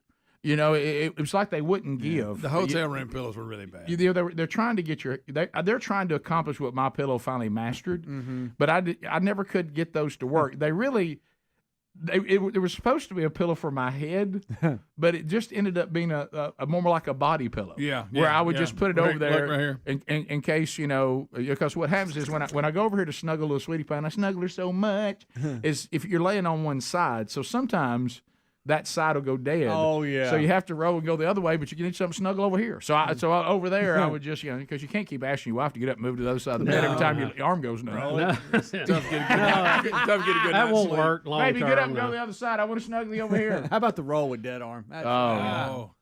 And then I've run into this because Sherry it feels like it's somebody else's arm. Yeah. Oh, Greg, I tell you, scare you to death. No. One time that terrified me. I had laid on my arm and it went sound asleep, and I got up, my arm ran down my other arm, and I couldn't feel it. Yeah, it's I terrible. Freaked. You thought something else was on you. Yeah, I thought there was a dead body in here. Of course, Rick, stop for a minute. How did somebody put a dead body in your bed? Well, Right. Rick, you don't. But when never you're know. sleepy and you wake up, Probably you're got on not the thinking bicycle. logic yet. You're not thinking logically. Look, when you're asleep, some of the weird things we think, y'all. Some of the weird things. And they make we perfect think. sense while you're asleep. Hey, last night. Speaking of that, last night. And hey, I'm so glad it didn't happen. Yeah, that's it. Hey, last night I came. This is one of those cruel things in life. I don't care how old you get. Okay. And I remember what happened when I was younger, and I'd be like, y'all, I don't know how to explain it. So apparently, because I was tired when I went to bed last night. I was tired. He wore out. So I went to sleep hard. When you go to sleep really hard. Immediately. Well, apparently, and it all worked out. Thank goodness. I apparently had to go to the restroom really bad, to get up and just go.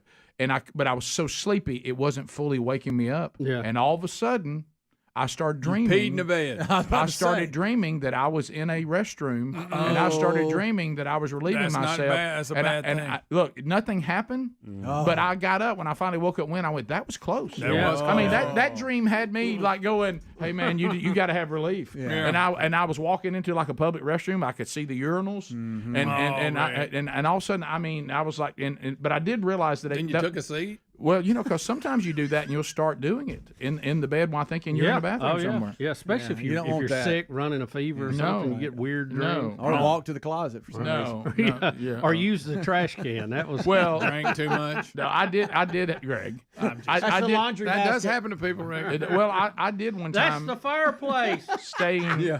I will say I was in a location, and one time because I wasn't familiar with the bathroom.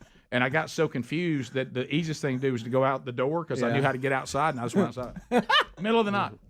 You know what I mean? You're because you can't wake up. You're looking around. You don't know where it is. Yeah. I was camping out one time, and you know them zippers on them tents. Good night. Oh, yeah. And I woke up and I couldn't get the zipper. Oh and no! I was panicking. Oh no! Yeah. So Reese has had to I be at just work busted through it. real early, I guess on their job site because of the heat or whatever. They're starting early. Yeah. And so he's been up when I'm leaving. And this morning I heard his alarm going. And I'd heard it for a while. A while. And I was like, I'm about to leave, but I'm just going to fly cover and just be nice or whatever. And I opened that door. And he, I guess, was sleeping through it. He went, huh? and he jumps up. His hair is straight up on his head, and he don't know what's going on. What's going on? What happened? And I'm like, buddy, hey, it's just Dad. Yes, we're here. You're sleepy when the alarm won't even. Oh, hey, let me tell you. I was getting up. No, buddy, I don't think you were asleep. I just flying cover. I'm out. I gotta go. But I've slept before. I've slept before because the alarm mine does the ramp up. Yeah. And I woke up before and it was at maximum volume. Yeah. Which means every attempt it had made so far did not do the job. Yeah. It's almost like somebody was playing it through a concert PA system. Right. Yeah. So his alarm is an Alexa, and so sorry if I'm sending all the Alexas off, but. He's trying to get it to stop while I'm talking to him, right? And he's asleep. Is he hollering at him? Alexa, stop! Alexa, stop! And so finally she stops, and then she starts giving the forecast. Today, it's currently You are 79 running late. degrees. Yeah, why aren't you up? Yeah, you should be going. I'm by hurrying. Today, where you live, it'll be hotter than. Oh, yeah. We're hitting triple digits. Three balls. Has something to do with sunspots. That's what Bubba said. Today, you'll be sweating like a prostitute on Sunday morning. Don't be mad with me. Right.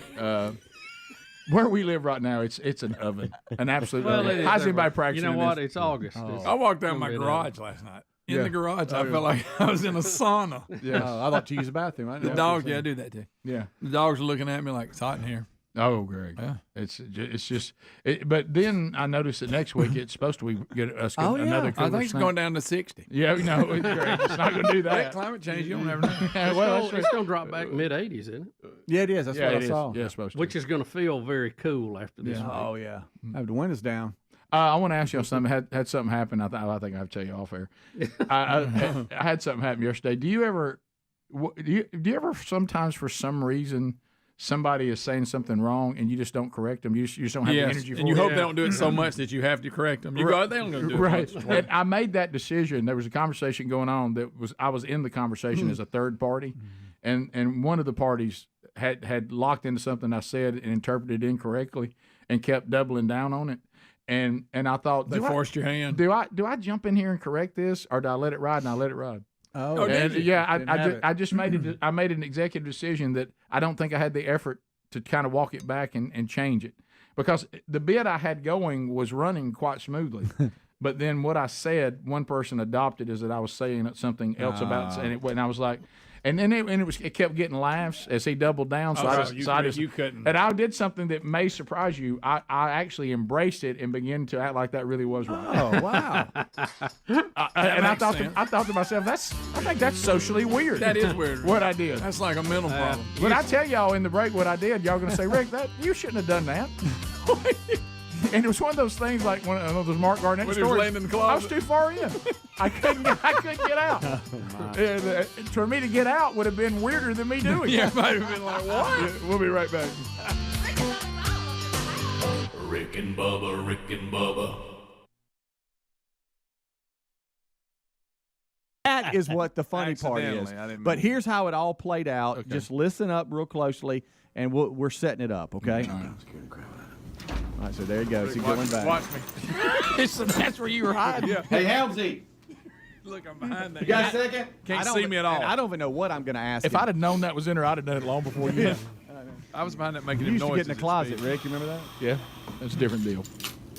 Yeah, baby. I'm right here. Here he comes. Sorry to holler at you. No, I couldn't figure out where. God, you're all in. I am. Hey, Trying how to do be you nice. want to, when Trying we to have help. guests like this Max McClain that's coming in from the C.S. Lewis on stage?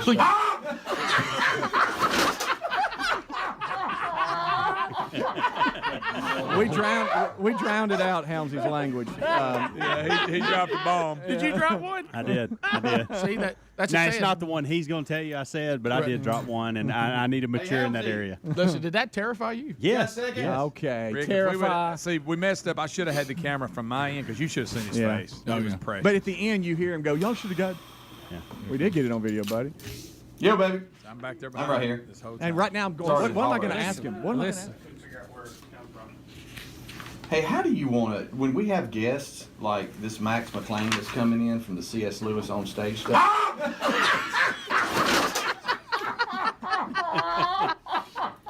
No idea. You don't realize he went. Son of a! I mean, we have to remember that's fun stuff right there. Yeah, that's just that fun. doesn't fall in. No, that's a little just game. funny. Guys, I'm not filing any charges. We're good.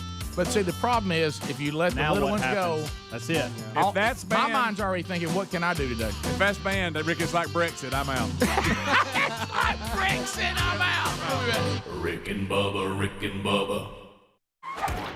Now, this is sadly common in Nigeria, and I know other places, but it's rampant in Nigeria, where the Muslim groups will just show up at a village and say, all the Christians here come out. There's actually a movie about how, sadly, at one time the Japanese were doing this to Christian ministers as well, where they'll bring you out and they say, denounce Jesus Christ or die. And so obviously those committed to the faith do not denounce Jesus Christ. He clearly talks about this in Scripture, about us acknowledging him before men, and he will acknowledge us before the Father. And those of us who refuse to acknowledge him before men, sadly, Jesus says, will not be acknowledged before the Father. Pretty big deal there. Mm-hmm. But anyway, for all you, your faith is private people.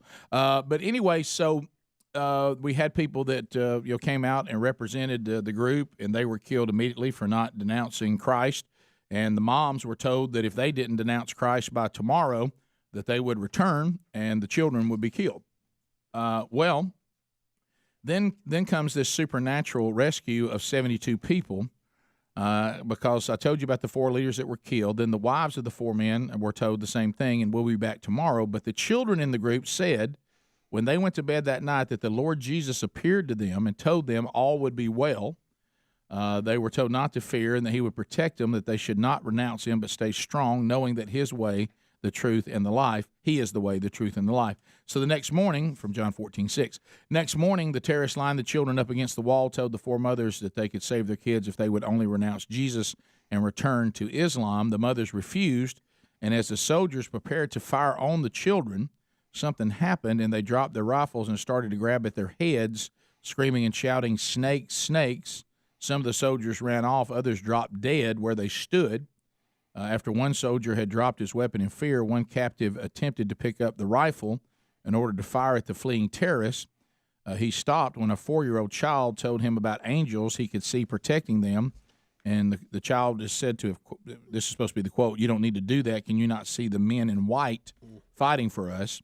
All 72 Christians were spared and then were relocated to a safer region of Nigeria. And this is all according to the Barnabas Fund that funds these pastors and plants these churches. This is the account they got when they heard. Now, keep in mind, this is I've heard stories very similar to this from missionaries that have been in dangerous places when they thought their lives were in danger. But you have to remember on this, even though if this happened the way it happened, it doesn't surprise me. And I've literally heard the exact same phrase about the big men in white protecting villages, people seeing them, or the people who were going to attack them. Why didn't you attack us? We saw those men who were guarding you, and nobody saw any men guarding them. And this certainly is part. We do know the Bible speaks to angels and to demons, and it's like we were talking about with our UFO sightings. I mean, Pass the gravy, please. Ooh, it brings me to my knees. 10 minutes to the top of the hour of the Rick and Bubba Show. We're back, 866 We Be Big. So now I've told y'all. So what else can I do? I mean, if I didn't correct it, and once it got down the road, I just had to go with it. Once it goes past a certain point. But you not correcting it, right now that story is gonna live on. I know. And it's not going to be right. Well, I went too far in to where I thought to myself, if I start correcting it now, I come off looking weirder than the fact that Your initial response. You were just lazy and you let it go. Right. Your Yeah. initial And I response was understand correct. that. There's a time you want to do that. Right. Yeah.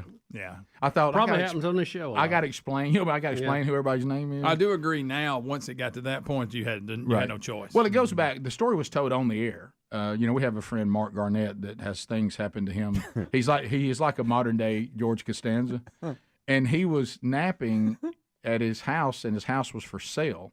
And his wife had told the realtor nobody was there because she didn't know he was there, and he was in there taking a nap. And he was he was like in his underwear and stuff because he was going to try to have a good nap. Grippies. And he hears the door opening, and he wakes up to the realtor coming in with the family to look at his house. Oh. And he said, if you're in the right mind, you just simply put your clothes on, walk out, and say, "Excuse me, sorry, I came home for a nap.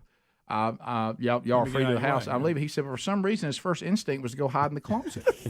And then he said, before he knew it, he's hiding under the clothing in there. And he's like, "What am I doing?" He said, "But now, if I walk out now, Yeah. They were like in the After room. you've been hiding. in yeah." there? And he goes, and they literally come in and start talking about the closet space, and I'm laying underneath the clothes. Oh no. And he's like, "But I was too far in." At this point, they go, "What's wrong with you?" So If you wrote it he out. finally from down there goes, "Hey man, I'm hiding under the clothes down here, what are you, in some my weirdo? grippies, in my grippies." Is that a foot? But anyway, and he did say, by the way, that they have cats, and one of the cats came in there and started messing with him. I underneath. bet. Get out of here. Oh, Get that's out. funny. But it's a great story. But he's the same one too that woke up. He must sleep a lot. Yeah. He was the one that was the same guy that did the conference call thing. Yeah. When he was snoring and he forgot to put the mute on, and he wakes up with his boss screaming, "Who is that snoring? Is somebody asleep?" That is one of the greatest stories I have ever heard, Rick. And the Unbelievable. client says, "What kind of operation you running here?" Yeah, and the boss is ready to fire people. Oh, yeah. and nobody really knows who. Somebody better call me and tell me who this is sleeping. And he was about to, but then somebody else said, "Hey, it was Come to me." find out, multiple people fell asleep.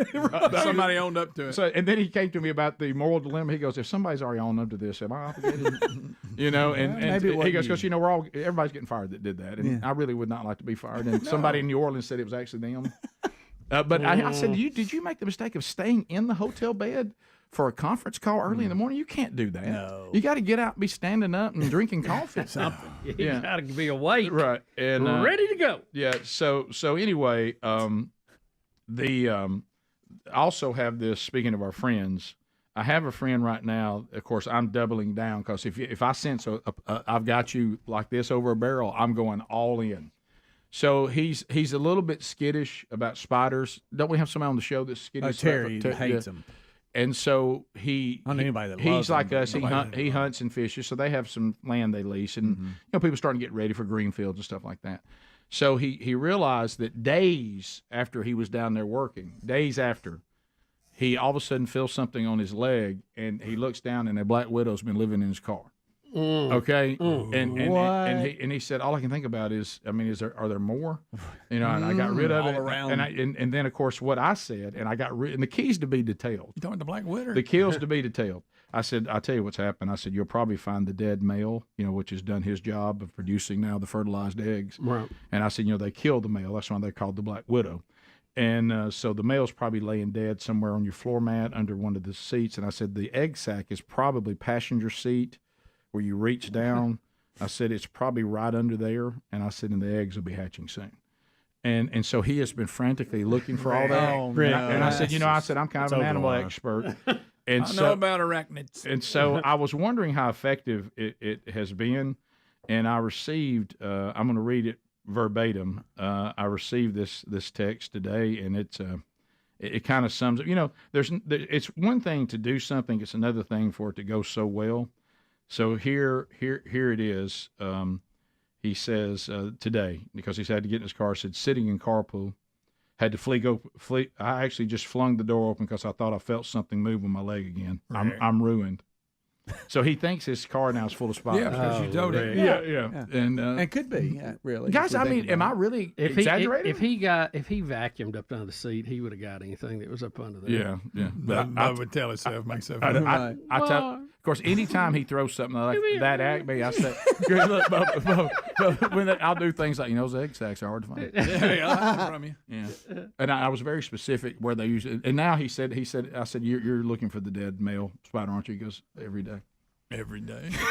Every day. Well, if he parks in the sun, it'll be a fried egg sack. Yeah. Well, you're right. Yeah. All you really got to do now, if something's in your car, you know what this? If something's in your car, park it in the parking lot. All you got to do is just walk off and leave it. Yeah. It'll be sterilized. Nobody can survive that heat in there. It's so hot. Yeah. I'm so thankful John Kerry's going to solve that. Mm-hmm.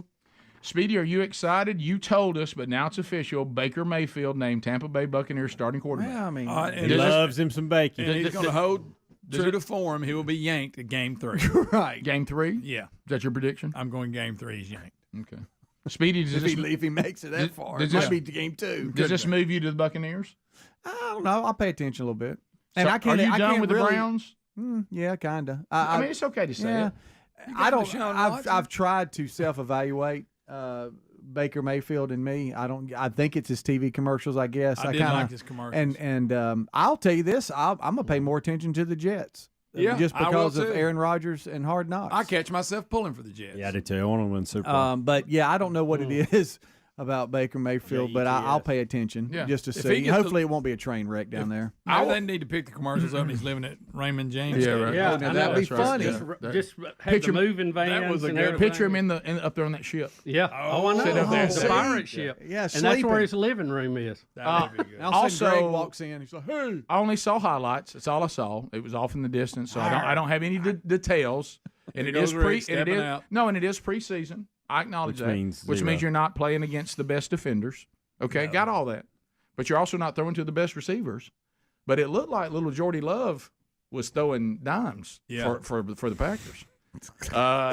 Hearing him say throwing dimes. I know. Yeah. Is it Y'all dropping can correct dimes? me here. Is it dropping dimes? Either one. Just Either hearing one you will say work. it. Just Throwing hearing dimes you or say dropping it. dimes? Just hearing you throwing anything that has dimes in it was. I'll go back to what we said in the 80s. He was threading the needle. Yeah. Throwing darts. He was We throwing said darts. Yeah. Hey, he was Frozen rope. Hey, Dropping He was dimes. Call him slinging. little Jordy Love. Yeah. Everybody's been wondering how little He's been Jordy sitting Love's there going to waiting. And it looks like now. Look, we know nothing. Nah. But I'm just saying the time he got to get a few snaps, he seemed to move the team and was extremely accurate throwing football. And unless I'm halfway Go listening. watch him. I'm halfway listening. I've seen people like Rick says bragging on little Jordy Love, but then in the opposite end, Trey Lance. I've been hearing, and now you got injured last year because he was supposed to be Who's the heir he? apparent. He was the guy that North Dakota State that the Oh, yeah, Niners yeah. took with the first pick. Yeah. I mean, their first pick that year. He got hurt. Last year. Yeah. But I don't think almost because they'll be done with you quick. I mean, they almost act like It's not working considering out. getting That's rid what of he's- it. Yeah. Okay. But little Jordy Love looked good. Little Jordy Love. Throwing dimes. And we talked about Nick Mullins, right, being a Viking now. Yeah. Oh yeah. Wouldn't it be Bless weird? his heart. Wouldn't it be weird He for, did good. for No, Packer bless his heart. for Packer fans that the shift to Aaron Rodgers was good, and if the shift from Aaron Rodgers to Jordy Love, the Packers have really done a good job of keeping a good quarterback back there for a long time. Letting them sit and learn. Yeah. If that works out, who knows? But they've alienated the greats every time they left. Oh, because they have. they had to run them off a year or two before they thought they were done. Now they have guaranteed the Jets an incredible season this year. Yeah. You know, Yep. top of the hour. Rick and Bubba. The Word of God that says that we have a different dimension where demons and angels.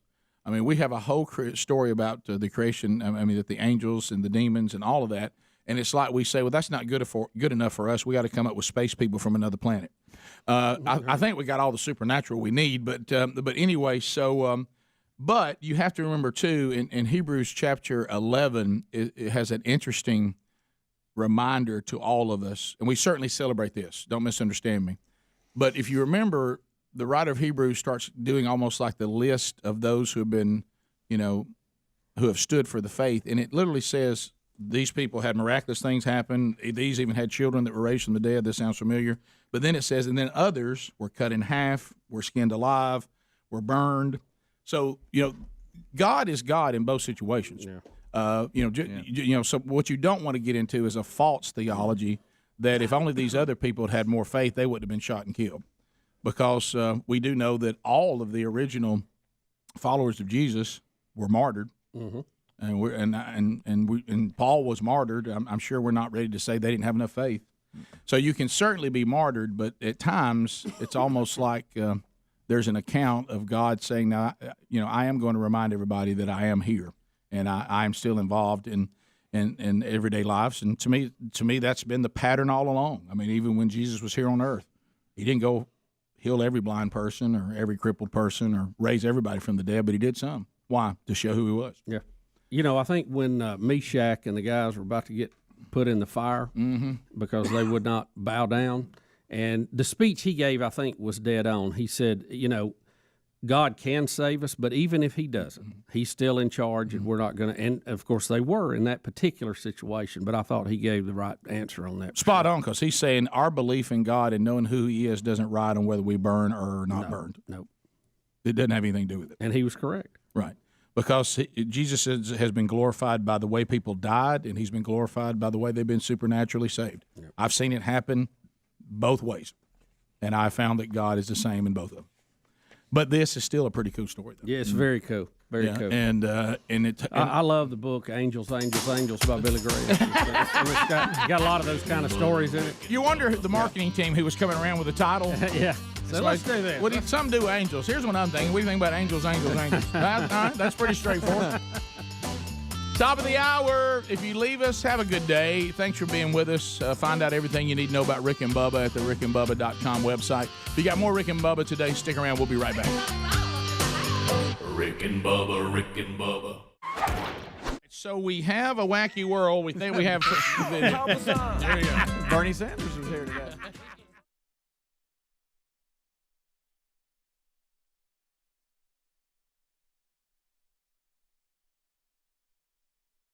Anyway, so do we have video of this? We do, but you got to set it up because really all this is just the helicopter pilot going, "Oh, it looks like the subject's breakdancing." Yeah, which is it was fun. So we basically have a high-speed chase in California, and they finally end the chase, and the suspect gets out of the car that he's in and starts to break dance in front of the police officer. Well, you had us at high-speed car chase, but when you put down that the suspect, when it all finally ends, gets out and break dances, we're all in. Let's have a look here. All right, let's see. And this is from the helicopter? Yeah. Oh, he's got his hands up. He's out of the car. Wait, now he's breaking a move. Oh.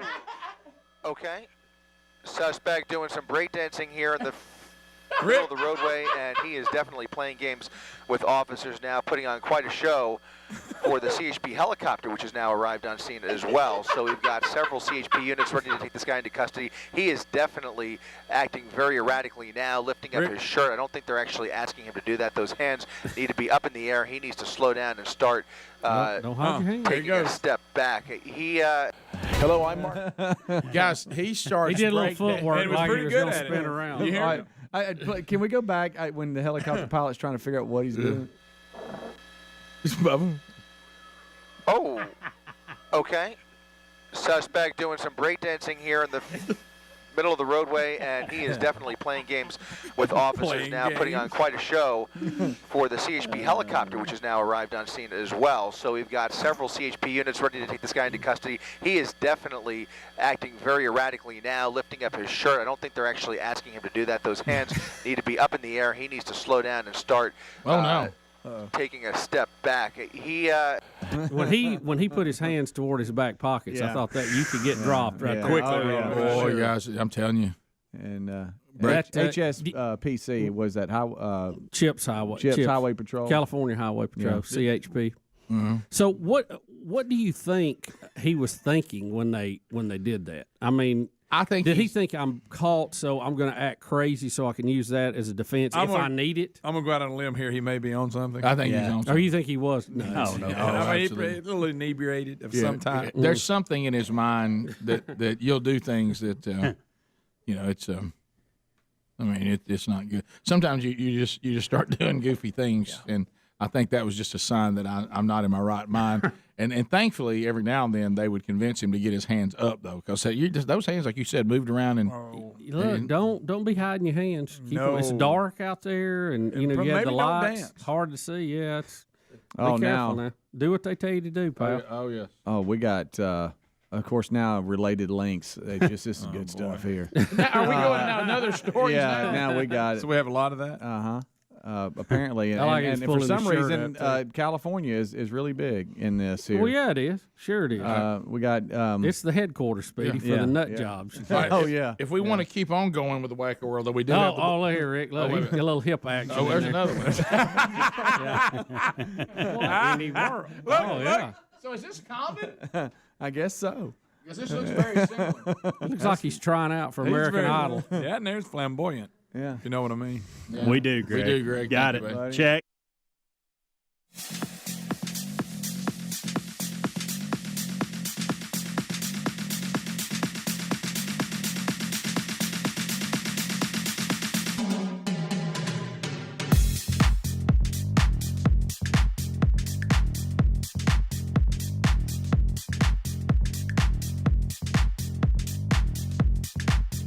All right, let's all sing it together. Rick and Bubba, Rick and Bubba. Well, here we are, still hanging around, winding down year number 30. Still got the fall left, and then we'll be done. Y'all realize Christmas is just around the corner. Yeah. We are coming to you from the No Name Studio. Right. We live out on the bleeding edge of technology. The gang's all here. And we're excited about another hour. Don't forget Wednesday Bible study back today. The Revelation chapter 18, we'll finish it today. It'll be live on our YouTube channel at noon Central, 1 o'clock Eastern. It'll be archived and available for your own consumption on your own time, if you so desire, on our YouTube channel or our podcast channel. That's the audio-only archive. That is your choice. And then tonight, looking forward to being in Tuscumbia, Alabama, the land of WLAY, Parkview Baptist Church. We'll have Man Church there tonight. They've got great door prizes. They're going to be serving barbecue for all the men who are attending. And they'll be going into the second year in our next 40-week curriculum, and you can plug into those small groups tonight as well. So we're looking forward to that. Bubba, you had a back-to-school story that's a little different today. Well, yeah, some headlines. I know going back to school is stressful on all the teachers. Sure, yeah. We have a third-grade teacher, 53 years old, in Oklahoma. Her name is Kimberly Coates. She was teaching her class at Perkins Tyrone Elementary School in Oklahoma when she was taken out of her classroom on the first day of school to meet with the school superintendent and a police officer after it appeared to be that she was drinking on the job. Drunk on first day back. I know third graders are tough. She couldn't turn that summer off. Couldn't turn that summer off. She eventually admitted she had drunk half a box of wine until 3 a.m. earlier in the morning. That's somebody dreading going back to school. Yeah. Wow. It's like she didn't want to believe it. That's awful. She didn't want to believe it. It can't be real. Look, it just can't be. All right, let's all go back to this. Markers in our lives when we have to come to the conclusion, hey, I've got a problem. Yep. Yeah. Okay, let me tell you one of them. You're a teacher. And what age? Tell what age? Third grade. Third grade? Third grade teacher. She is 53 years old. You're 53. You're a third grade teacher. And you can't. And you've been off work for what, 90 days? Yeah. Something like that. Maybe a little less than that now, but I don't know. Something like that. Almost 3 months, right? Yeah. Give or take. Yeah, and At least two. yeah, and you can't come to school the first day sober. I mean, you're there that night, and you're like, tomorrow it's back to the class, and you can't make the decision not to drink a box of wine Until 3 a.m. You got a problem. Yeah. She at first tried to claim that she had taken some anxiety medicine, but she couldn't. Well, you always try she couldn't that present the bottle of, of medicine. Right. And then her claim, as Bubba said, that she drank till 3 a.m. They said, well, now there's evidence that you've been drinking since you've been here. Right. So she was taking a drink at the school? Well, it says here the school administration and the officer said she had been drinking since arriving at school, and that started at 8:25 a.m. So she kept on drinking? She shut it off at 3 and then picked it back up at 8. I guess so. Do you think this is that moment when everybody, because we all know this, we're not the first people to point out she's got a problem. Oh, yeah. Okay. This didn't just show up. There's been Y'all, interventions, there she is. and there she is, just And drunk. she blew 3 times the legal limit. 3 times. Yeah. So, ma'am, Look, she's got her little kid-friendly shirt on, Right. too, with all the little characters on it. You know, I'm not saying by any means you should be doing this. She's in the Be wrong. tough to justify that. But Yeah, I that's a don't tough one. understand coming in there drinking wine because that will be very noticeable. Right. You know. Yeah. You think she'd be should've went more with vodka. Yeah. Well, obviously. Right. Yeah. And now you know what the rest of the school's saying. Well, this explains her classroom decorations. Hang on just a second. It It's like a bar in here. Seems a little random here. I didn't think the Slits Malt liquor sign was appropriate. So yeah, that you got a problem. But I guarantee her family. There's been people that they have said saw it coming. over and over again. You know, you have a problem. No, I don't. And now you know what they're saying. Do you see it now? You were drunk about to teach third graders on opening day. Does this have audio? I really would love to hear Is that. there audio? It's the it's the body cam footage from the officer. Can we watch? Can we watch this? When she asked if she was getting fired, Courtesy the, of who? Superintendent said, "Well, honestly, yes, DailyMail.com. you are, Yeah. or you can Yeah. resign." Yeah. All right. This is from Law and Crime. I won't go full screen with it, but here's a quick audio bit. At like 8 o'clock this morning, I don't know how you could still be that high. I did drink a lot last night. How much did you drink? I don't. Too much. What do you? Yeah. That's a good answer. Too much. Too much. Because when somebody asks you how much, and you too much, obviously. A little over the line. If you can't keep yourself from doing that, you got a problem. Yeah. You know, because you're Nobody thinks that's a good idea. You're not a social drinker if you can't unplan drinking. Yes. You know what I mean? If you got to get a bump when you arrive at the elementary school. Right. I realize what teachers face are incredible. Of course, absolutely. Look, see, you got her name I tag. understand that, but good night. See, you got her name tag on. Miss Coates, 3rd grade. Poor Miss Coates.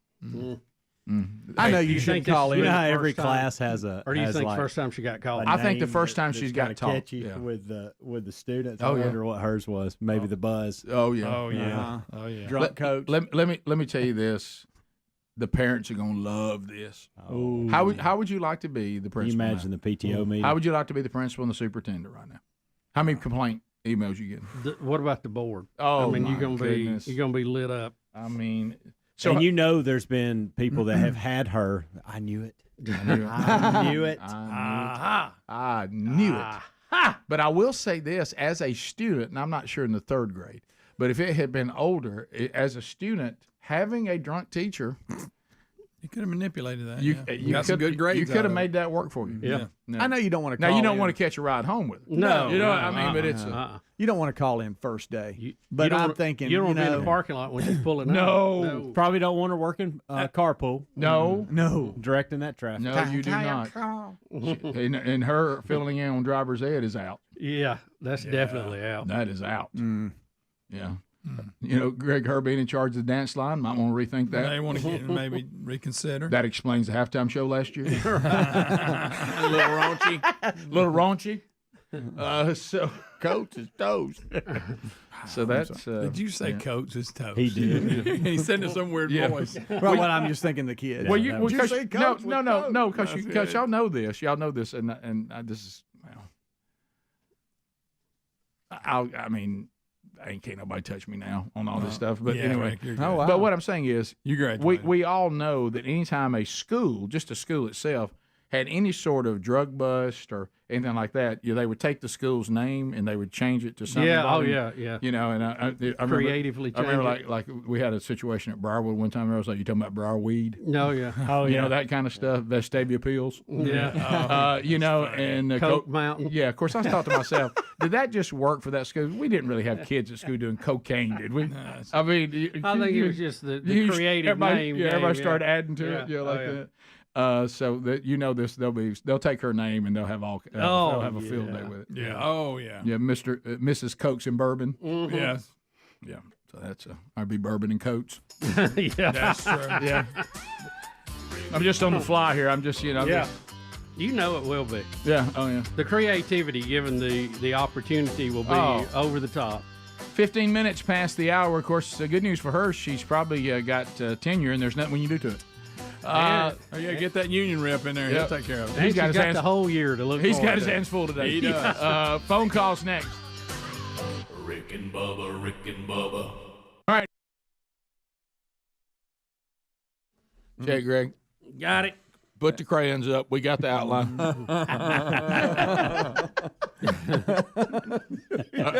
Got it. All right, Looks like he's in the he's still video going. Thriller. He's still going. I wish that was Speedy. One of the dancers. All right, so we have another one.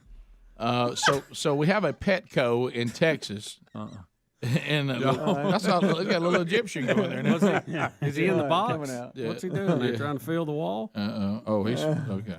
So there was a Petco. You know, any time. Look, no offense to you pet people, but when I have to venture because of me having a dog into y'all's world at your Petcos, your veterinarian offices, and all that, where everybody just kind of holds pets in a different regard that I do. You know, it's a love my dog, but that's about where we don't get too carried. We take care of him, feed him, all this. But by the way, it was funny when we got back from the trip. He had been boarded as well, and what I have now is not really a dog; it's a stuffed animal. And so when spring and summer comes, they get to shave because the hair gets kind of long. And I'm telling you, and Bubba and I have talked about it, and he said he saw it too, even dealing with cats. There's something that happens to them mentally when you shave them. There's an embarrassment. Yeah. And I can't even describe it. It's like I saw him for the first time after Italy, and he's like sitting there, and I said, "Well, hey, buddy," I said, "You got to shave," and he almost put his head down, like, Like making fun of him. Yeah, I don't know about Their this. self-esteem goes way down. I don't know about this, and I'm that way after a haircut. Yeah. So anyway, y'all agree there's a mental reaction they have to it. I shaved both mine down yesterday, and they were like freaking out. Don't they kind of have they really do seem embarrassed? Yeah. To me. Well, our little dog does not. She wants to show it off. She comes to you and wags her tail like, "Yeah, check this out. Look at me." Because I think we usually make a big deal when she gets a haircut, Yeah. But we had a cat that you were talking about, and he was really fluffy, and we trimmed him like a lion, and he had the mane, and then he was cut down, and he had the little ball on the end of his tail. Wow. And when we got him back, he ran and hid behind the refrigerator.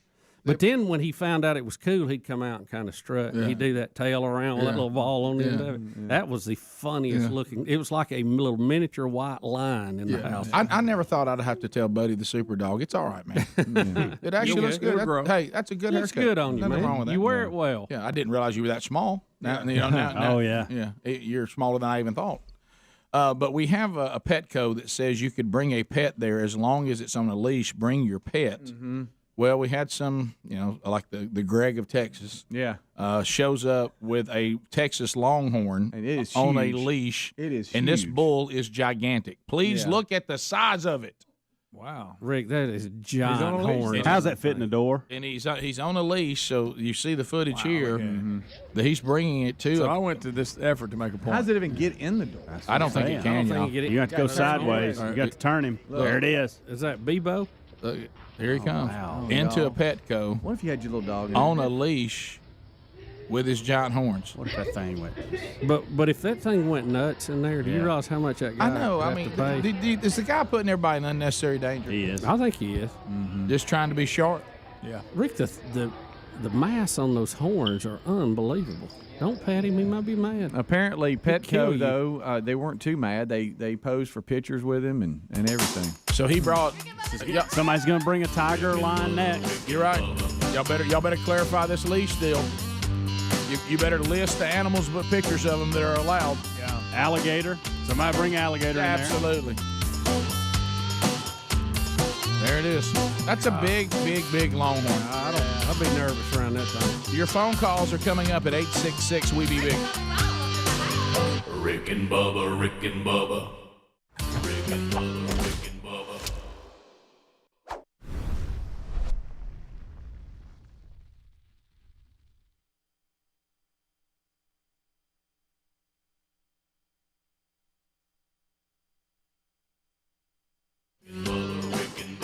This is the Rick and Bubba Show. Watch more at blazetv.com/Rick and Bubba.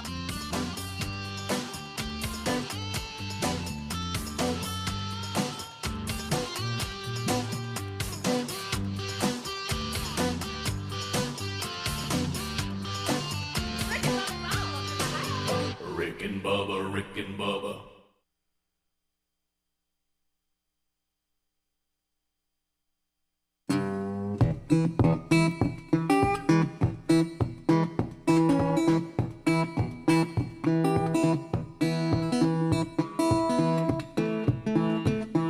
Here we go. 20 minutes past the hour. Phone troll time. 866-WE-BE-BIG. All 10 lines available to you, America. Chatting and discussing whatever is on your mind. We're narrowing it down to 30 seconds a pop so we can give the maximum opportunity to the maximum number of people.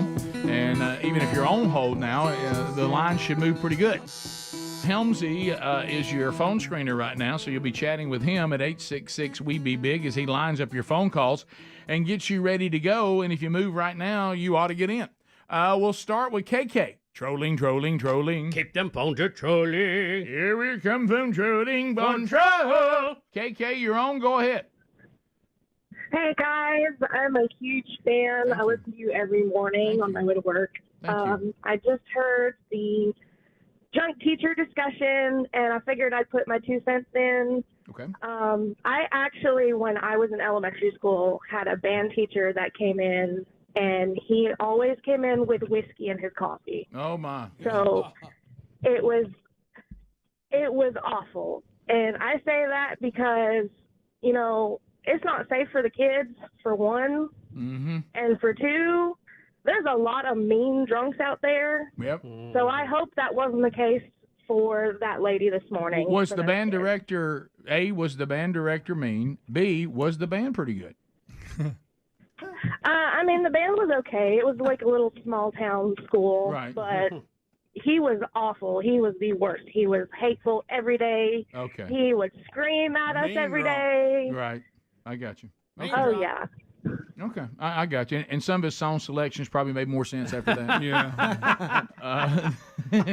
Tequila Sunrise was in the lineup every year. I don't know what it was. Yeah, I don't know that we need to do a halftime show, surrounding country music. But anyway, but yeah, I mean, did nobody ever catch him with a little granddaddy's syrup? Yeah, I mean, it was one of them things everybody knew it, and nobody did nothing about it. But back to Bubba's point, if you're mixing granddaddy's cough syrup, people smell it on you. Oh, we had a coach that did that too. I mean, really? Oh, yeah. Granddaddy's cough syrup in his coffee. He was something. Then he'd try to cover it up, and that was even so strong. Oh yeah, you couldn't. When drunks try to cover up the alcohol smell, it just brings it to the forefront to me.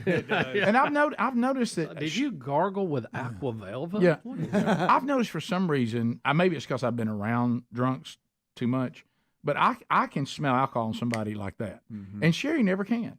Really? I'll say, well, I'll tell you one thing, we can watch that, and he'll take a bump. He'll take a bump. Yeah, he got She goes, it, what are you man. talking about? I said, you don't smell alcohol on him?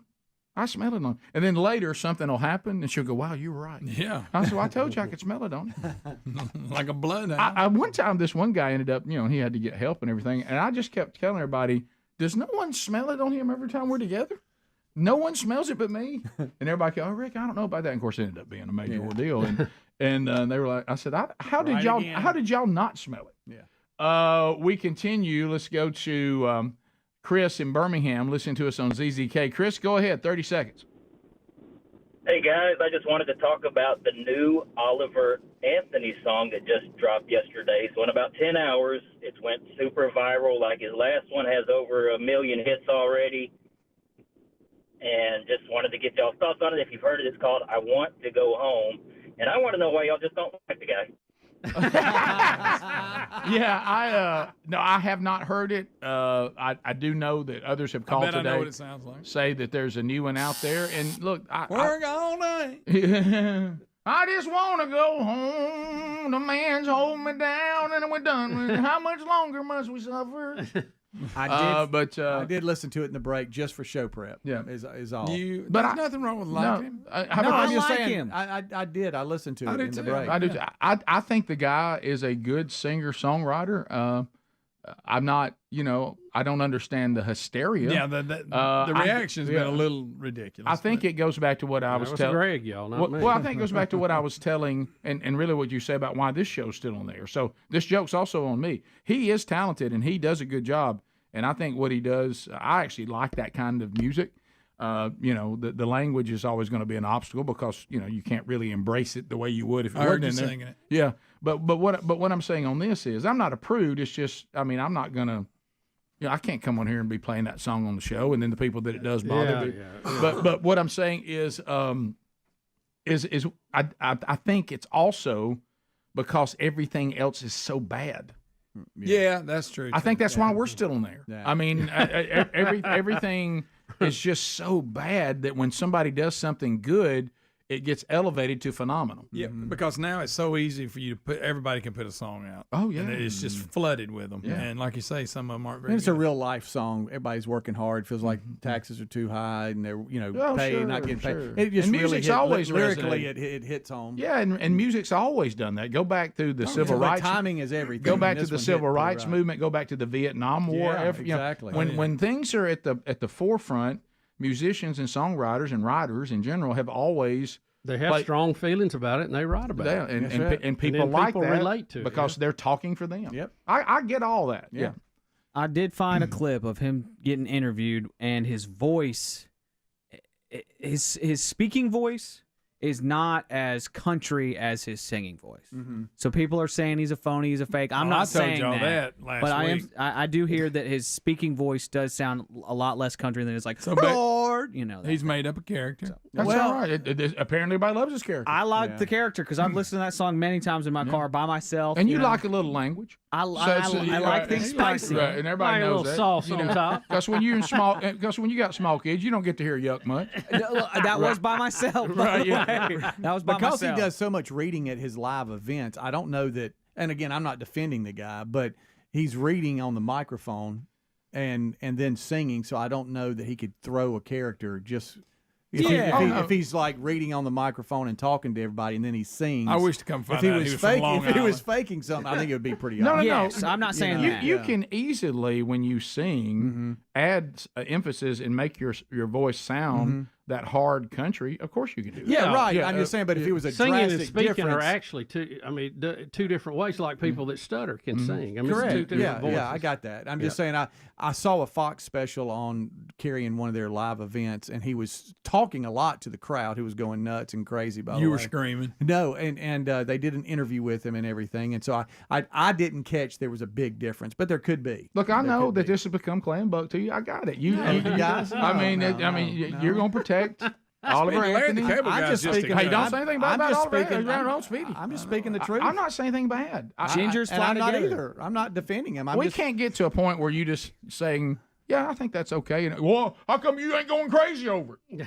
I don't understand it. You talking about me? No, I'm talking about the callers and emails. Yeah. What I'm saying is, and you're feeling that pressure, like, oh my goodness, you No, can't I'm even not remotely feeling the say- pressure. I'm just telling you what I saw, and I can tell you what I saw. Yeah, I mean, that's not making something up. No, That's just- it ain't worth getting whipped over it because I'd change that tone with me. Say, you know, about? You got a tone. You got a little tone about you. Well, you know, just Rick, are you okay? You feeling sick? Or But, you know, I don't know what it is. I kind of got a high fever. Oliver Anthony is a ginger, and so Speedy loves it. He does. Oh, I didn't think about the guy that. can't talk. And I didn't think Greg about that. hates it. If the guy had a black beard, Greg would be like, "Man, this is the greatest thing ever." You're right. You're all over that. I don't hate it. It's a made up character, but I don't hate it. I like the song a lot. Oh, you've made that clear. Okay, all right. I'll You and stop. Speedy. All right, let's No. go listen I to it, haven't Speedy. said anything Are about that. you going song. to play it for Ruby today? Probably not. No, I'm not. Probably not. Did he ever No, put I a version don't. out that was cleaned up that would be more accessible to the? I don't some know if there's a people? radio. Have you sent it version. over to your dad today? There might be a parentheses clean version on iTunes or Right. something. I don't know. Probably not. But I haven't sent it to my dad. No. No. Hey, Dad, listen to this. Probably not. You see how we wish that wasn't like that? Don't we wish there'd be a version without that in it? We do. Yes. Well, I kind of feel him when he makes a good point about the dollar. All right, that's making. When did you work in the mines? When did you pull a third? I worked at a pet store, and those bags of dog food are heavy. They weigh as much as I do. Rick and Bubba.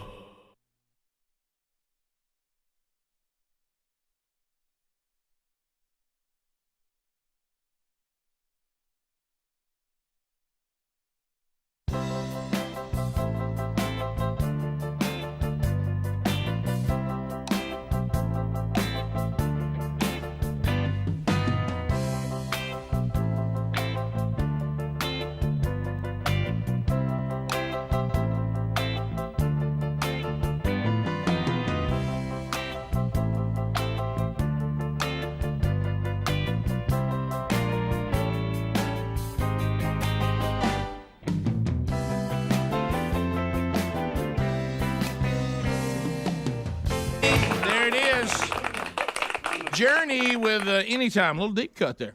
Yeah, that's a good one. But we said before, the good news about Greg, and I can't say his last name, who was the lead singer then when he was bringing Steve Perry along, he still kept ownership in the band. All he got to do was go home, get a check, and let Steve have it. That ain't all bad. That wasn't too bad, was it? Pretty good investment. It was. Hey, found me a new singer. I don't have to go on the road anymore, but I still own the band. I'm out.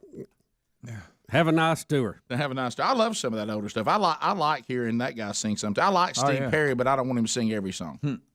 Well, Rick, I'm sorry, but well, I'm just telling you, he's one of those kind of voices I like, but I don't want to hear it every time. I like to see. That's how I was with Styx. I like the fact they gave you different. Yeah, absolutely. I like that too. Especially right up to Mr. Roboto. Well, you had Dennis DeYoung and Tommy Shaw. Even James Young was stand up sing one. You would. I want to say this to you because I've talked to some Styx purists, and Greg, he's a purist. He's well, a purist. Let me tell you, I heard a level the other day that, and I've heard this about way back Crystal Ball and all that. No. There are some who claim, and I can point you to one of them, that the end of Styx was not Mr. Roboto. It was First Time and Babe. No, I disagree. See, that's what I wanted to know. That's what I wanted to know. No, I think it was all going well, and everybody just, everybody started trying to categorize everything and got all tore up about it. They should have just kept singing, and we loved it. I don't have a problem with everything they did, and I like some better than others, except Mr. Roboto. I had nothing for that. That was such a turn away from what they do. But I'll be honest Greg, with you, it ruined the band. Too much time in my hand is not my favorite. No, I don't like that. That sound. I like it. I love all of that. I like it as an intro music. It's just I like the fact they had different, could throw you different pitches, Yeah. Oh, yeah. But when you throw pitches at people, there's some pitches like you. But see, I'll jam with I had Renegade wide open, and I had Mr. Roboto wide open. But what's so funny is I can. Like when you start getting into different tastes, I don't really have a type of some of it gets so weird because the human. I don't know what do you call it? The human's taste for taste buds are different. Some people love a food, next person hates it. The way that human beings work in their preferences is really bizarre. Yeah, and there's a lot of things on preferences that all of us to some degree are grossly inconsistent. Yeah. Like you would just about the time you think you've got me figured out the kind of songs I like, I'll like a song that does not fit with that at all. Yeah, and so it's just weird. But I have things I would prefer to hear. I have things I'll tolerate. And then I have, like we said before, these things that don't fit any of those categories that for some reason I just like. Yeah, I do the same thing. Like Whitney Houston said in one of her songs, I don't know why I like it, I just do. I just do. Many times we have to say that about things in life. Yeah.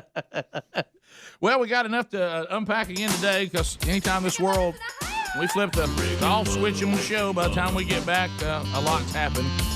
We'll work through that today.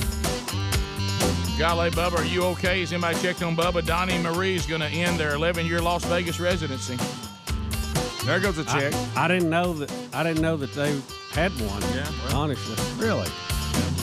One bad apple don't spoil the whole bunch, boy. We'll be right back. Rick and Bubba. All right, so I know there's because the reason why I know that is I had to coach a practice yesterday, which by the way would have owned y'all. But I had to coach a practice yesterday, and all the players were showing up, and it's so weird because normally in the regular sporting experience, you kind of think your day goes on, then you get home, and then whatever sport you're interested in, there's things to watch or a game to watch or multiple games. But in this March Madness, I mean, there's people talking about games like it's all over the place. 11 o'clock in the morning. Yeah.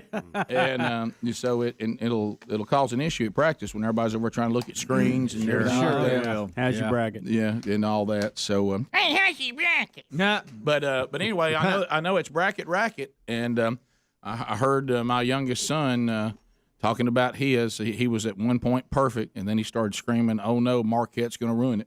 So I don't know what's going on. You know what? It's funny that he mentioned that because I actually had, let's see, where is that one?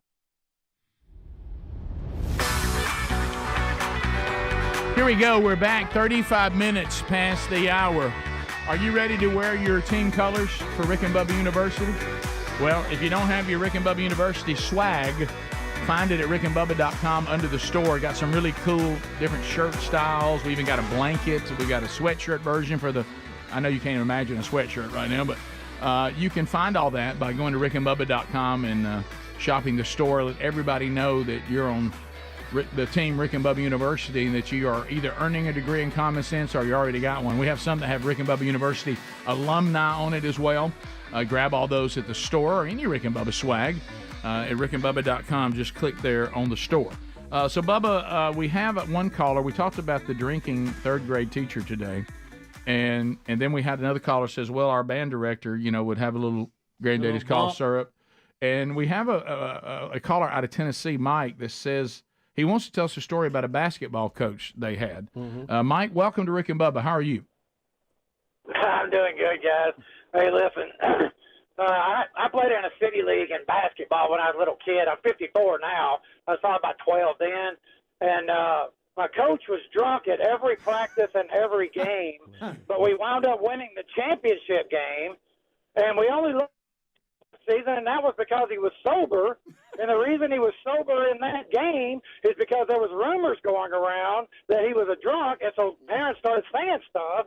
So he tried to come to the game sober, and we wound up losing. And then after that, just to show what the times were like back then, the parents were just kind of like, hey, just let him do what he does, we're winning. And they wound up winning the championship. So when he tried to sober up, the team went south? Yeah. Quick, That's somebody a get little a bit- drink. That's the way it worked. That's a little bit like John Daly, isn't it? Yeah, Way to go. yeah, you're right. Yeah. Well, I remember when I didn't know he was going to bring up the youth league, and I've made this joke before. I remember thinking if I smelt beer on a man, that he must be a little league coach. Oh yeah, we were kids, right? But because it was so common. I mean, don't you remember the guys standing there in the drills? yeah. We're about to do bull in the ring. You smelt beer on them all Sure day you did. because you And know they what got work happened? boots on, They're still in their coveralls. They just got off their shift. Kind of like we're singing about with Oliver Anthony, and then they would drive. They would drive to practice, and what did they do on the way to practice? Knock back a few goals. Rick had to wind down a little bit. because they've been at work. Get winding down. Yeah. I got to handle these kids. By the way, if you add the smell of beer to bull in the ring, Oh, because keep in yes. mind that's been outlawed now.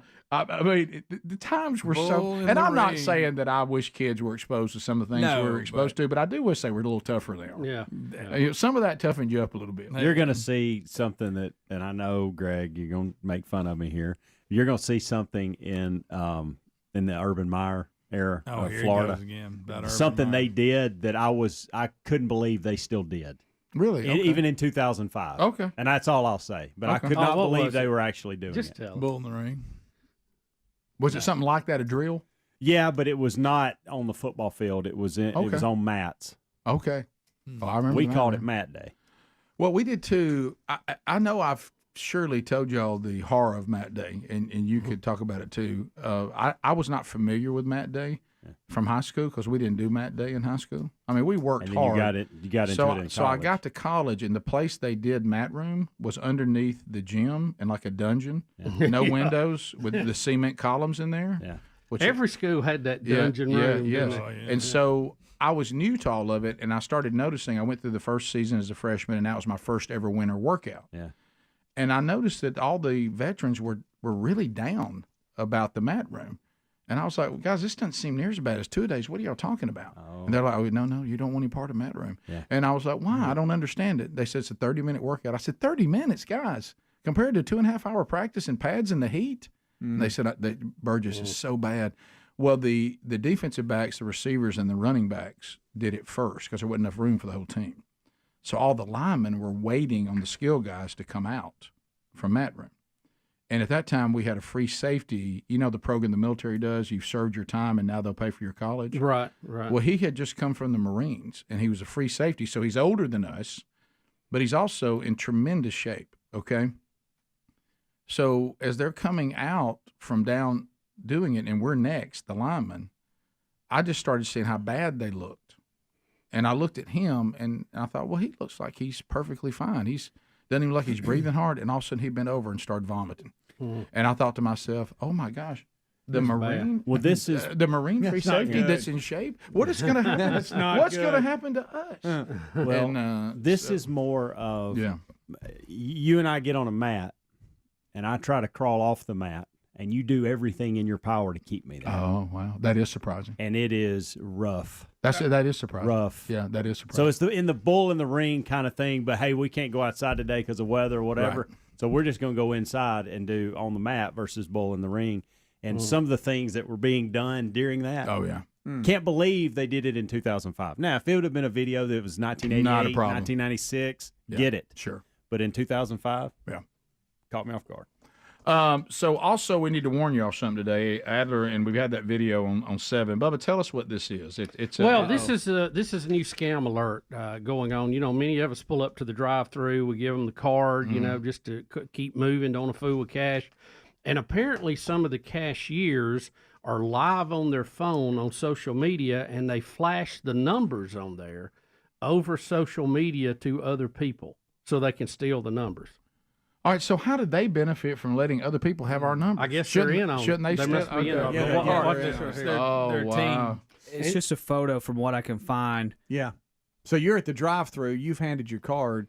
It looks like they're just turning around and running it, but what they're doing is they're showing it to their phone. Wow. And all they have somebody's to on have the other their end. phone right there live propped up, and they just stop for 2 seconds there, put it in the machine, show the other side 2 seconds, and hand it back to you. You would never notice they're doing that unless you were standing in there watching. Scares you to death. Yeah. And I need to do stuff like, you know. You can't even have a taco at Taco Bell. Well, it's also one of the reasons. Unless I'm just made to do it, I will not use a debit card. I use American Express. Yeah. Because if they steal my American Express card, it's one phone call. They never charge you for it. You don't have to pay anything that they do, and it's over. But if it's your checking account, that's a whole nother animal. That's your money gone. That is a whole deal. Yeah, I there's people that run the security for banks and stuff. Yeah. I know 2 of them, and they suggest that, and they also suggest having a really small checking account that maybe has $400 or $500 in it at the most. Yeah. And you use that for going out, putting. Well, that's gas in all your that's ever in car. mine anyway. Yeah, Right, yeah. For all and- your money going in and out. Yeah, that way if they steal it, there's no money. They they don't have your main account. I guess is what I'm saying. Anybody that wants to go empty out my checking account, the joke is on you. Yeah. You're not going to get very far. No, You're kind of wasting your time. All right, put $100. Money in that thing doesn't stay there very long. No. But you see but I do like using the American Express card better. First of all, I got to pay it off every 30 days so I don't run up debt. And the second thing is, if somebody steals it, it's not a big deal. I mean, you don't want it; it's a hassle, but it's not near like trying to deal with your financial institution and try to get it. And plus, you don't have any money till they put it back in there, if they even do. Right. With American Express card, you do. You still have your money. So it just makes you so mad that we've gotten to this, that you have to try to come up with some scenario that you don't have exposure because you can't trust people. Yeah. And see, I hate that. And there's only so much time you can spend on that. You got to live your life. You know, you can't be, frozen and terrified that something's going to happen so you can't even function. Right. But at the same time, it just drives you crazy. So what do you do, Bubba? Like, you've been exposed to that. What do? Do you say to the person, "Hey, now, if you're gonna swap my car, you better not have your phone on"? How do you stop it? Well, like you say, you have to take steps ahead of time to protect yourself. Right. And Yeah. know that you can limit any access or any hacking that's going on to a certain amount, and not make it worth their time. No, you're right. You're right. What you have to do is realize, as we say about so many things, there's the way we all wish the world was, but you better, as we were even taught in Scripture, you better learn to function in the way the world really is. Yep. So. Yeah. All right, we'll come back. I do want to ask y'all a question that was on my mind about some of the things we discussed today, and we can get some more stories in that we may have missed and some videos we may have missed too. And I know we've kind of talked about this before, but I want to revisit for just a minute just so y'all can help me. We'll be back. 866-WE-BE-BIG is the number. Our website, Rick and Bubba, spell out the word and.com. Rick and Bubba, Rick and Bubba. That was one that I was just looking at. I had Marquette picked to beat Murray, and they're seeded, they're 5th seed. Murray's 12, but they've got some outstanding players. It's kind of hard to gauge some of these because of the conferences they play in, and that's one of them that hurt me. I had Marquette picked, Rick, and Murray defeated them yesterday. Well, you and the Tasmo, young Broderick, that had the same thing. That hurt me I think a lot of America did. Yeah, to be honest. But I had to ask my son that uncomfortable question back to the Babylon Bee headline. Yeah, I said, "Son, do you have any idea about these teams. And he said, well, in all fairness, Dad, I know more about them than you do. And I said, well, son, that means you could be. I'm at 0. All that means is he knew one of them was a 5 and one of them was a 12. Right. That's it. Right. But I was saying, I said, do you really know how they? And he said that he and his buddies do follow it a little bit, probably more than most. Probably more than anybody in this room. Yeah, probably so. Yeah, because they talk about it and they watch it. My son talks circles around me, and he's 13. Yeah, well, when I was their age, I knew a lot lot about it too. Yeah. But then life kind of gets in the way, doesn't it? Well, and plus it just kind of moves ahead of it. You know what I mean? It's like, Rick, what's your big worry today? What Marquette's going to do? Nah, I didn't make it. Yeah, that did not creep in. Well, Rick, after a few pitfalls there on the opening round, I'm ranked 120 out of 320 on the Rick and Bubba challenge. Okay, so there you are, 66%. Yeah, so the brackets are out there and they're rolling now. Yeah, so we're how many teams left now? 32. No, they're still playing. Oh, they're still playing. Yeah, there'll be 32 after the weekend. Right. Yeah, there'll be as many games today as there were yesterday. It'll be all day. Okay. All day. But Murray State, they won the OVC tournament, and Belmont got in as well for 2 OVC teams. Belmont lost a heartbreaker yesterday against Maryland, which they were picked to lose, but they had a chance to win it at the end. But Murray State, they're good. How about LSU? LSU almost got beat too. They were down to like a 2-point game just right at the end of the game. They ended up hitting a couple of shots to open up a little lead, 79-74 over Yale. Yeah.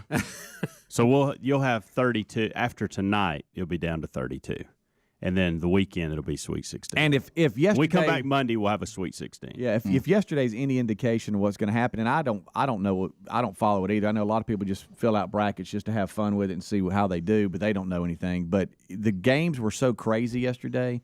I have a feeling there's going to be a lot of people that are still here Monday that we have no idea. Yeah. Because it's just close games that shouldn't be close, but that happens a lot of times in the first round. But it'll be interesting to see what happens. Well, like yesterday, I had literally during lunch forgotten that Auburn played like at 12:30 or something, and Hunter had called me, and I said, "Oh yeah, man, it's earlier than I thought." So I started watching that, and then we had a tennis match yesterday. So I was supposed to, get to the tennis courts, and then I got a call that the other team was going to get there a little quicker than they normally did. So I had to go. I was trying to get the game done before I left. And you're hanging on to the last minute, and then I had to switch over and listen to it on the radio, and the game got real close. Like Auburn had a 7-point lead with just a minute or so to go, and it came down literally to the last shot. And they had a chance to win it and make. I mean, it was so crazy things going on.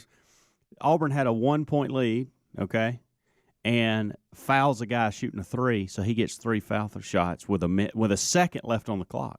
So you think, well, if he hits 2 of these, all right, they were winning by 2-point lead, and they fouled the guy but he has a with chance 3. to win it from the stripe. I mean, just sit there and hit 3 free throws, you're in.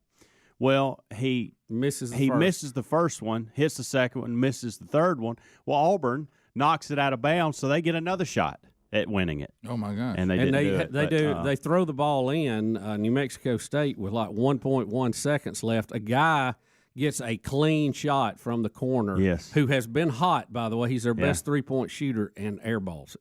Yep. So they lucked out yesterday. Yeah, crazy finish. But I got the Jeep. I got the Hendrick Jeep wide open. I got it turned up, and I'm trying to get speakers out and get gates unlocked, and I'm listening, and they're going crazy, and it's man, I was like, come on, we got to get this over with. I can't take overtime; it's too long. But it was fun. Yeah, there's a funny tweet going out about that somebody said you need to visit your heart doctor before being an Auburn fan. Oh boy. Well, you have a lot of those games like this. That's the one thing about this. I think it's so good. There's a lot of close games, a lot of exciting play down to the end, which makes it fun to watch. Yeah. Tournaments are fun. The tournament format's always and you fun. see teams you normally don't get to see. I mean, a lot of the West Coast teams, we never stay up late enough to get to see them. Yeah. Because they play so late. So it's fun to get to see them play. Yeah, I'm gonna sound. 10 minutes to the top of the hour, the Rick and Bubba Show. We are wrapping up this hour. Wednesday Bible study back today, noon Central, 1 o'clock Eastern. You can catch that either live or go back and catch the archive. Also, tonight, Lord willing, be in Tuscumbia, Alabama. Looking forward to being with you guys tonight. Parkview Baptist Church, if you want to join us. Find those details at themanchurch.com under events. So we know that Biden has been, one of the things we love about Biden is when he makes up stories that aren't true. And boy, he'll do it at the drop of a hat. He will do it at the drop of a hat. So we now have a montage. Kaylee, is it McEnany? On Fox News has put together a montage of lies. And the beauty on this, as Adler told us in the break, and we have been finding out on the video, is not only will she play the video of the lies, she'll prove to you it is a lie. Is that correct? Yeah. Okay. So here we go, courtesy of Fox News. I mean, my takeaway from this moment was his proclivity to exaggerate and his lack of empathy. And on the subject of exaggeration, let's take a walk down memory lane. I was sort of raised in the Puerto Rican community at home. I remember spending time at going to the Tree of Life Synagogue, speaking with the men. I used to tell Frank Church this. My first job offer, where I wanted, my wife, deceased wife, and I wanted to move to Idaho because we think, not a joke, it's such a beautiful, beautiful state. And I interviewed for a job at Boise Cascade. I did not walk in the shoes of generations of students who walked these grounds, but I walked other grounds because I'm so damn old I was there as well. It seems like yesterday, the first time I got arrested. Anyway. I was appointed to the Academy in 1965 by a senator who I was running against in 1972. Never planned it that way. I wasn't old enough to be sworn in. I was only 29 years old when I was running. He was a fine man. His name was J. Caleb Boggs. I didn't come to the Academy because I wanted to be a football star. I mean, the New York Post fact-checked this. Puerto Rican community, there were only 2,000 Puerto Ricans in Delaware at the time. No evidence he was ever arrested. No evidence he ever visited Tree of Life Synagogue. As for that job at the lumber company, representatives said it was news to them. And as for that military appointment, failed to turn up evidence. So he just exaggerates and lies. And then our favorite, when he tells you he's not joking, he's not exaggerating. That's when you better look out. No, I'm being serious.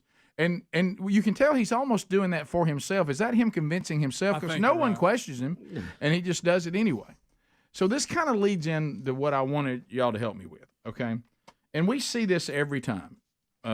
We hear over and over again, and we can even look at the percentages to tell you that we think in our minds, and everything seems to indicate that the majority of Americans, I mean, by the millions, hey, this Oliver Kennedy song's a breath of fresh air. By the millions, Jason Aldean, he's just telling the truth, and it just explodes to the top. The ratings of conservative news sources versus liberal triple. Oh, yeah. Okay, right. All right. All the things about Biden.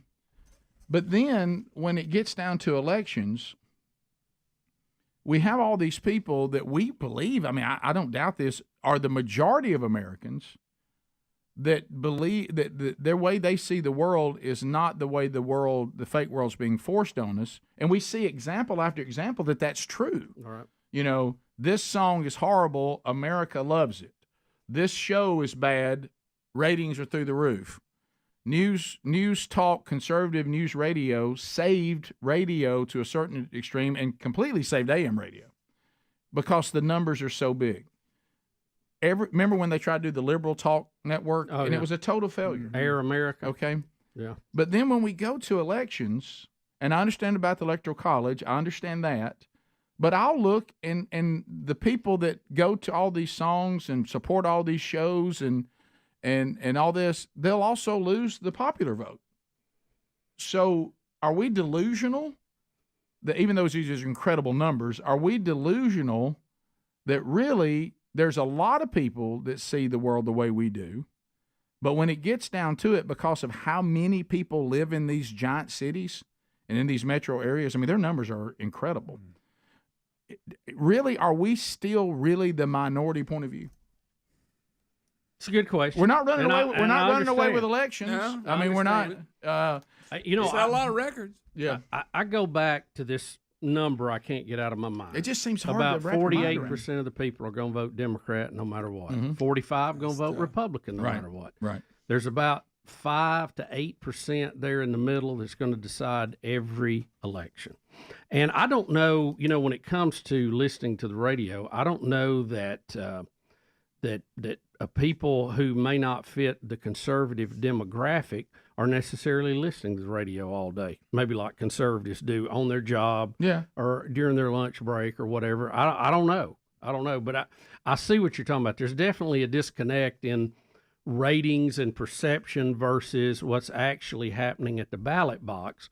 Of course, I know some people are screaming right now they're cheating. That's why. Right. Well, yeah, and that's what I know. I know that's going to be Right. part of it, and I certainly entertain that.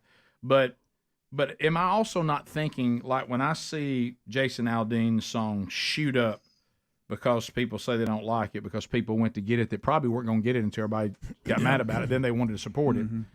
But then over here, if like Taylor Swift came out with a song, and she's a raging liberal, right, and talked about all the things that she likes, would she get even more people? She might. She's got a big I audience. mean, her tour. Of course, there's some people that go see her that don't agree with her. Yeah, Right, that's true. Because we all give entertainers a pass, me included. But Yeah. but I mean, I'm just wondering. We see these numbers, and they are staggering. Yeah. But are the numbers who oppose this just as big and bigger? It's a good question. Fair question. And I think the part of the country we live in makes us feel like nobody could Right. really like Biden, right? Just Right. because of where we live. Yeah, you're right. Not a lot of people in other areas, California, I've seen articles Mhm. dogging this whole thing. Right. For sure. So, Right. so So mad mad. about it. Yeah, Yeah. frustrated. And then what it that doesn't does- translate to the voting polls. And let's remember this too. And I'm not trying to say we're lazy in our society, but it's easier to download a song than get up and go vote. No, you're right. I you're right. hate to break Yeah, everybody. yeah, and right, and yeah. two, and sometimes it's not lazy. It's just I'm busy. Right. I can't get there that day. We got Well, yeah. one shot at it. Yeah, well, like I said this long ago, and I'm not. Don't hear me being negative about this because I think it's a good thing. You remember the "See You at the Poll"? Yeah. When they were going to get rid of prayer in the schools. Yeah. But then one of the things that I see from a guy who made a decision for Christ, in April, who has no cultural Christianity background at all, he finds it odd that they can pack people by that poll, but then people only go to their local church 1 out of 5 Sundays. I can And- tell you, and he's yesterday he can't wrap his mind around that. Yesterday was He's like- Tuesday. Right. We usually vote on Tuesday, right? Right, yeah. I listened to that song 3 times. I could not have gotten to vote yesterday with my schedule. Right. That's part of it too. Yeah. Yeah, it's I think and even though we say, well, surely nobody supports Biden, and I think that is true, by the way, but we've said this is not new. I think what we underestimate is how many people oppose our view. That's it. And they're voting against That's us. key. They're not voting for Joe Biden. Correct. Yes, true. Yeah. You're all over that. Right. And like you just said, the numbers really are really, really close. Yeah. And so you get in your mind, you're thinking, how does anybody disagree with us? And then, Look, everybody's going out. then you get down Right. to this. What?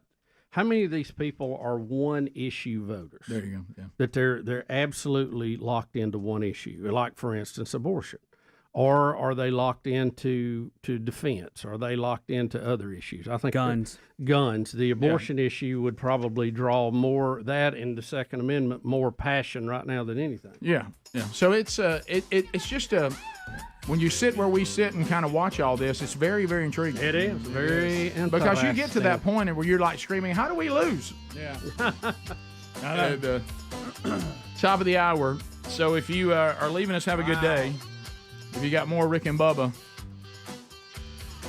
stick around or catch any of the Rick and Bubba content on your own time at rickandbubba.com. Rick and Bubba, Rick and Bubba.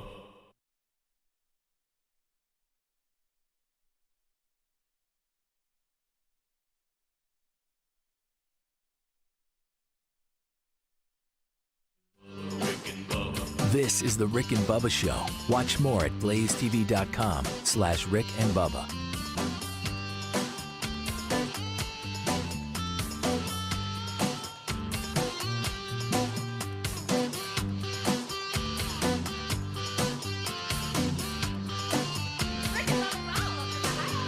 Rick Rick and Bubba, Rick and Bubba.